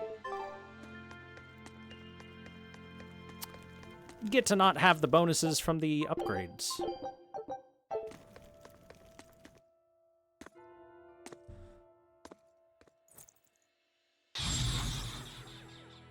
A barrier! She's a Therian! Third time's the charm, eh, kid? Yeah.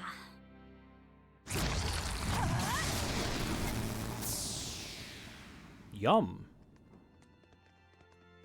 You're Hello, ma'am. Medusa? We are here to rescue you. Please do am. not resist. And who might you be? We're like you. We carry grudges against the Abbey. And Shepherd Artorias. It's gonna be okay. We came to get you out of here, Medusa. There's no escape. What? Please, don't give up. I can— No, you don't understand. There's no escape for you. If you dare sully Shepherd Artorias' ideals and the light the Abbey shines upon the world, I will kill you all! Oh my god, is Medusa actually Medusa? Oh man. Why are you doing this? Oh, these are level 16 nothing? Okay. I was wondering why they were taking so much damage.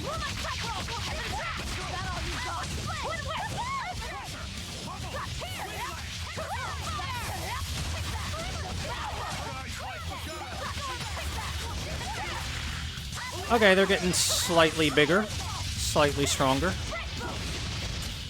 Never mind. They were pretty easily dealt with. They just keep coming. The level 16 to 30 enemies are not a threat. Summoning them. If we don't go after her directly, there'll be no end to it. Your left hand. Don't tell me you're the calamity. Why are you doing this, Medusa? Why fight for the Abbey after they forced you to become a Therian? They didn't. I became one of my own free will. But your daughter— Oh look, she has slain at an exorcist's hands. she has a demonic left must eye, hate the just Abbey for like that, the don't child you? we saved. Oh, I feel hate. Oh yeah. Toward a world where demons spawn from the people's malevolence. You know about malevolence? The exorcist told me the truth. Diana turned into a demon because of the malevolence she radiated. I knew what I had to do. Become a Therian, and devour malevolence so that such a tragedy would never repeat itself. It matters not what dreadful form my body may take. I will revive Enominat and change this wretched world! If that's how it is, fine. We'll take you by force. At least she looks cool. Going to end this! Her death will not be in vain! This woman! Now, rise! Arise! Ascending! Angel! Bonk.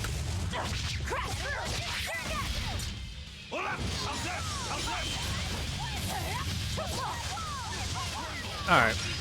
Pretty much gotten rid of those. She's only level 50? Oh, this is gonna be easy.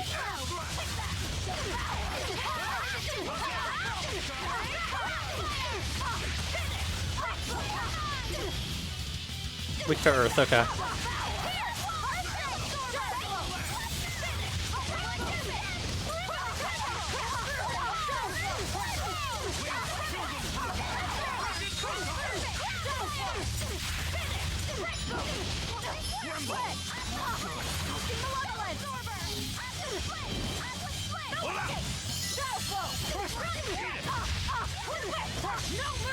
Wounds that won't heal.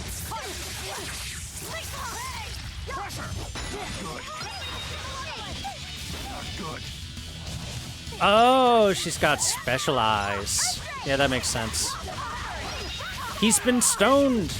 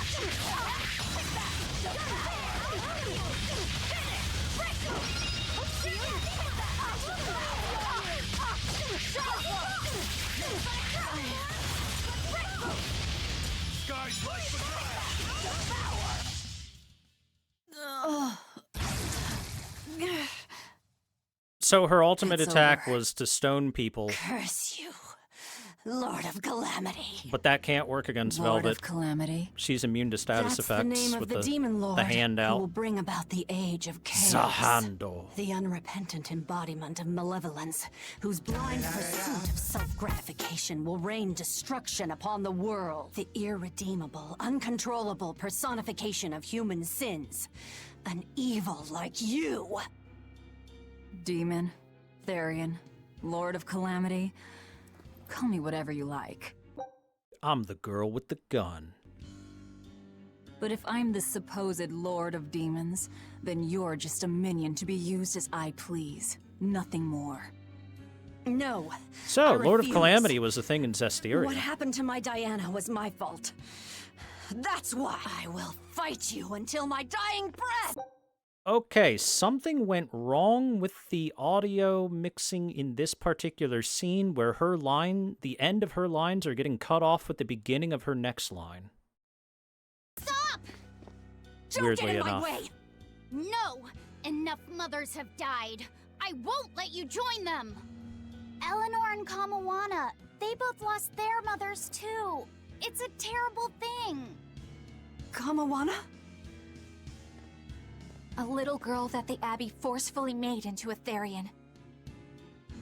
Her mother tried to save her, but she failed. All she could do was to offer her own life to fill her child's empty stomach. Kamawana's been crying ever since. She misses her mother. If you die here, I can only imagine how sad that would make your Diana. Diana! You don't need me anymore, Mom. I get it.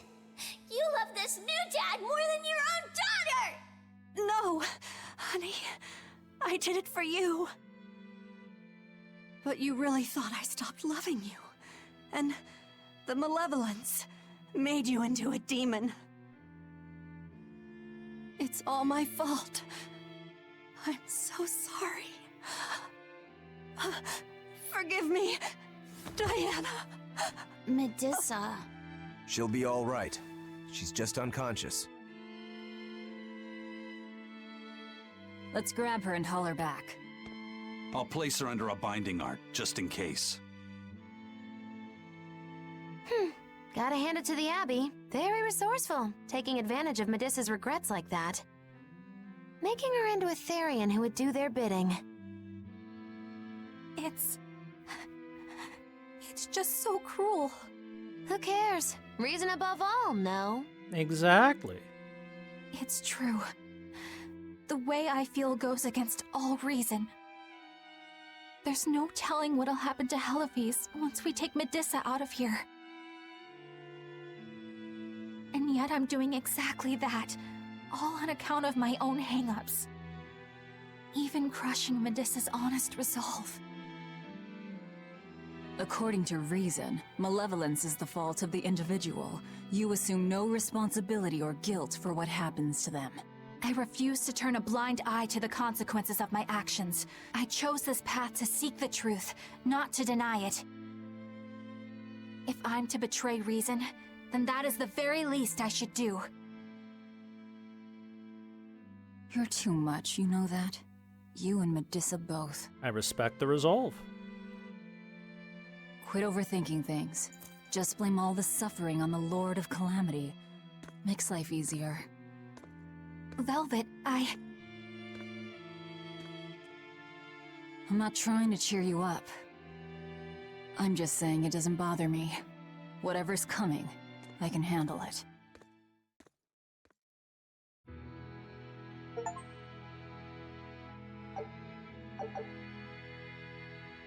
Hey, we mastered some stuff.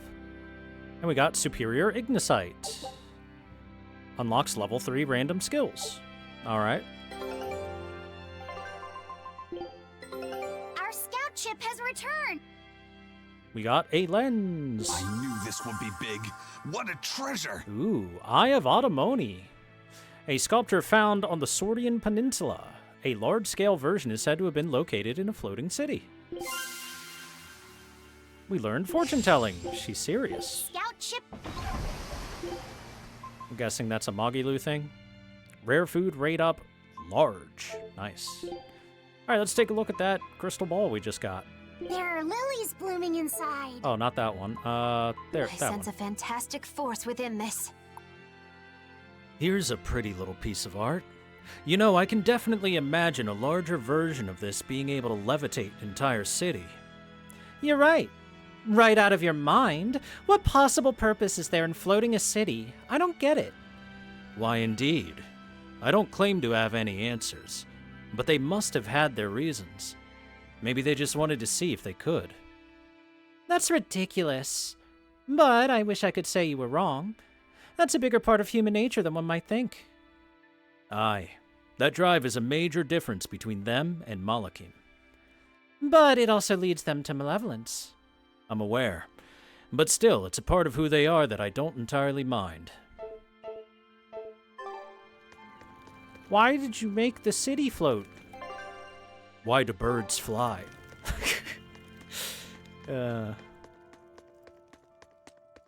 Because... I save game now.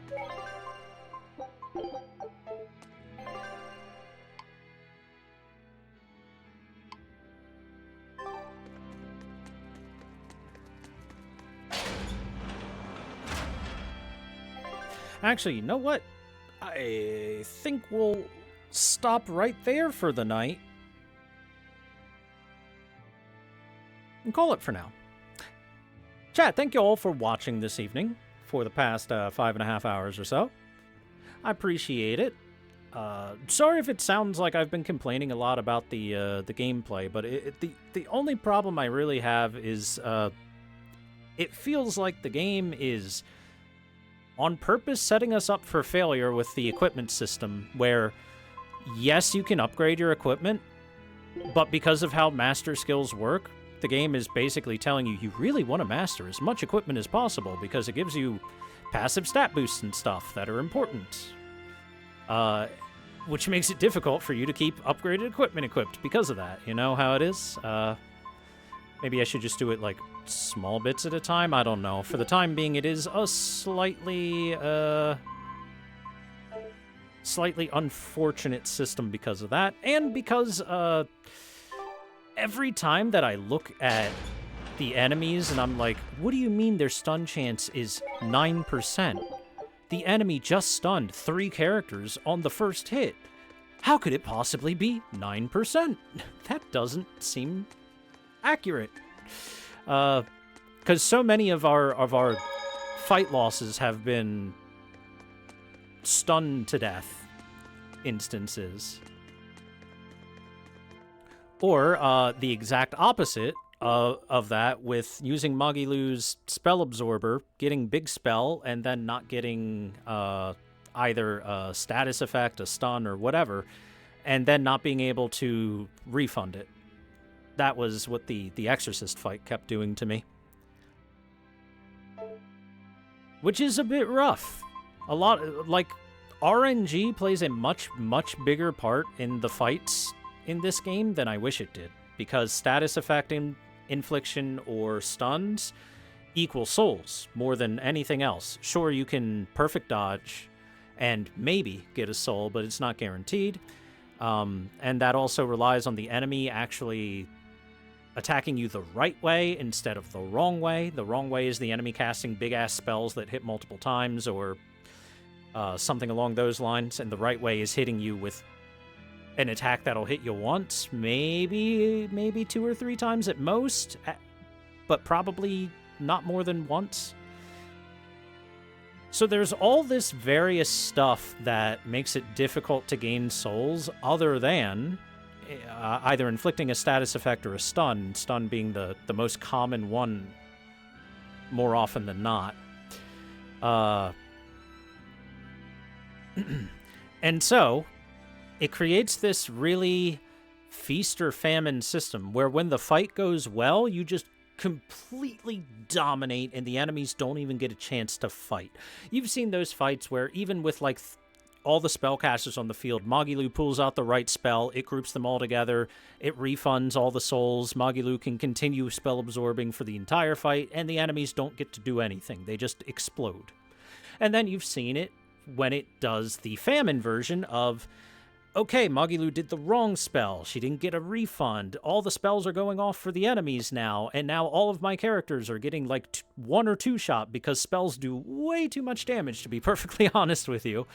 And it just cascades super hard into a kind of frustrating fight. Or alternatively, you know, someone gets stunned and then they're just dead because the stun can lead into another stun, or just really high damage depending on the enemy. It's like I said, it's a very feast or famine system that feels a little bit like they lean too hard into the gimmick, and that they could have done a couple things to make it slightly less feast or famine.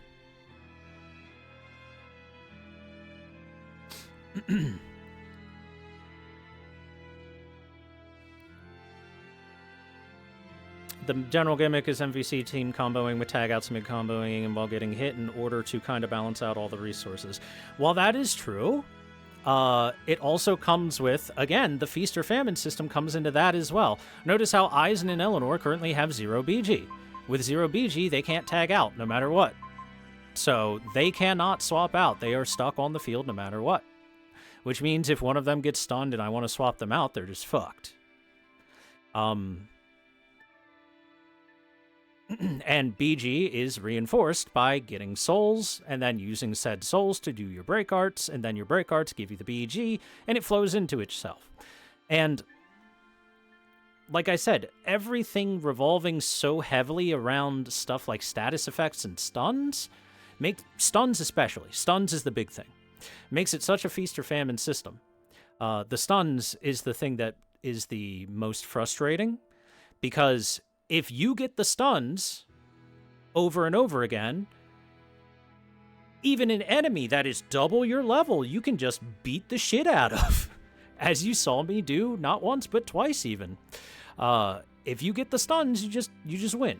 If the enemy gets the stuns, you just lose. And I think they should have maybe either A, made stuns not a thing and maybe replaced it with, at most, a stagger, a short-term thing, because if it's knocking a soul out of you in the first place, that's a big enough punishment in my opinion, because of the need for 3 souls at all times or more in order for you to keep doing break arts. The souls are very, very important. But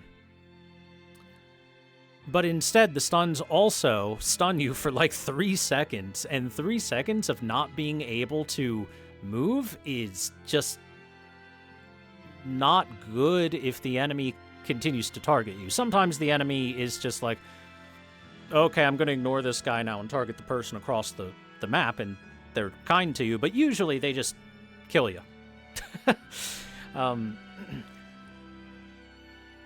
And I think it's bad both ways. I don't think it's good for the enemy to be able to be stunned to oblivion even if they're double my level. I also don't think it's good for my characters to be able to be stunned to oblivion even if the enemy is half my level.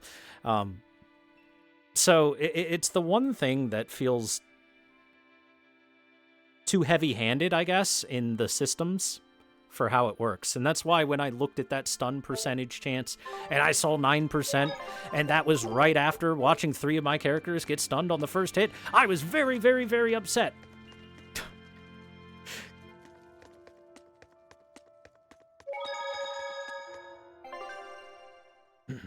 Anyway, look forward to me complaining more about this. I can't help it. I'm going to complain every single time that a first hit stun happens. It's just very punishing. But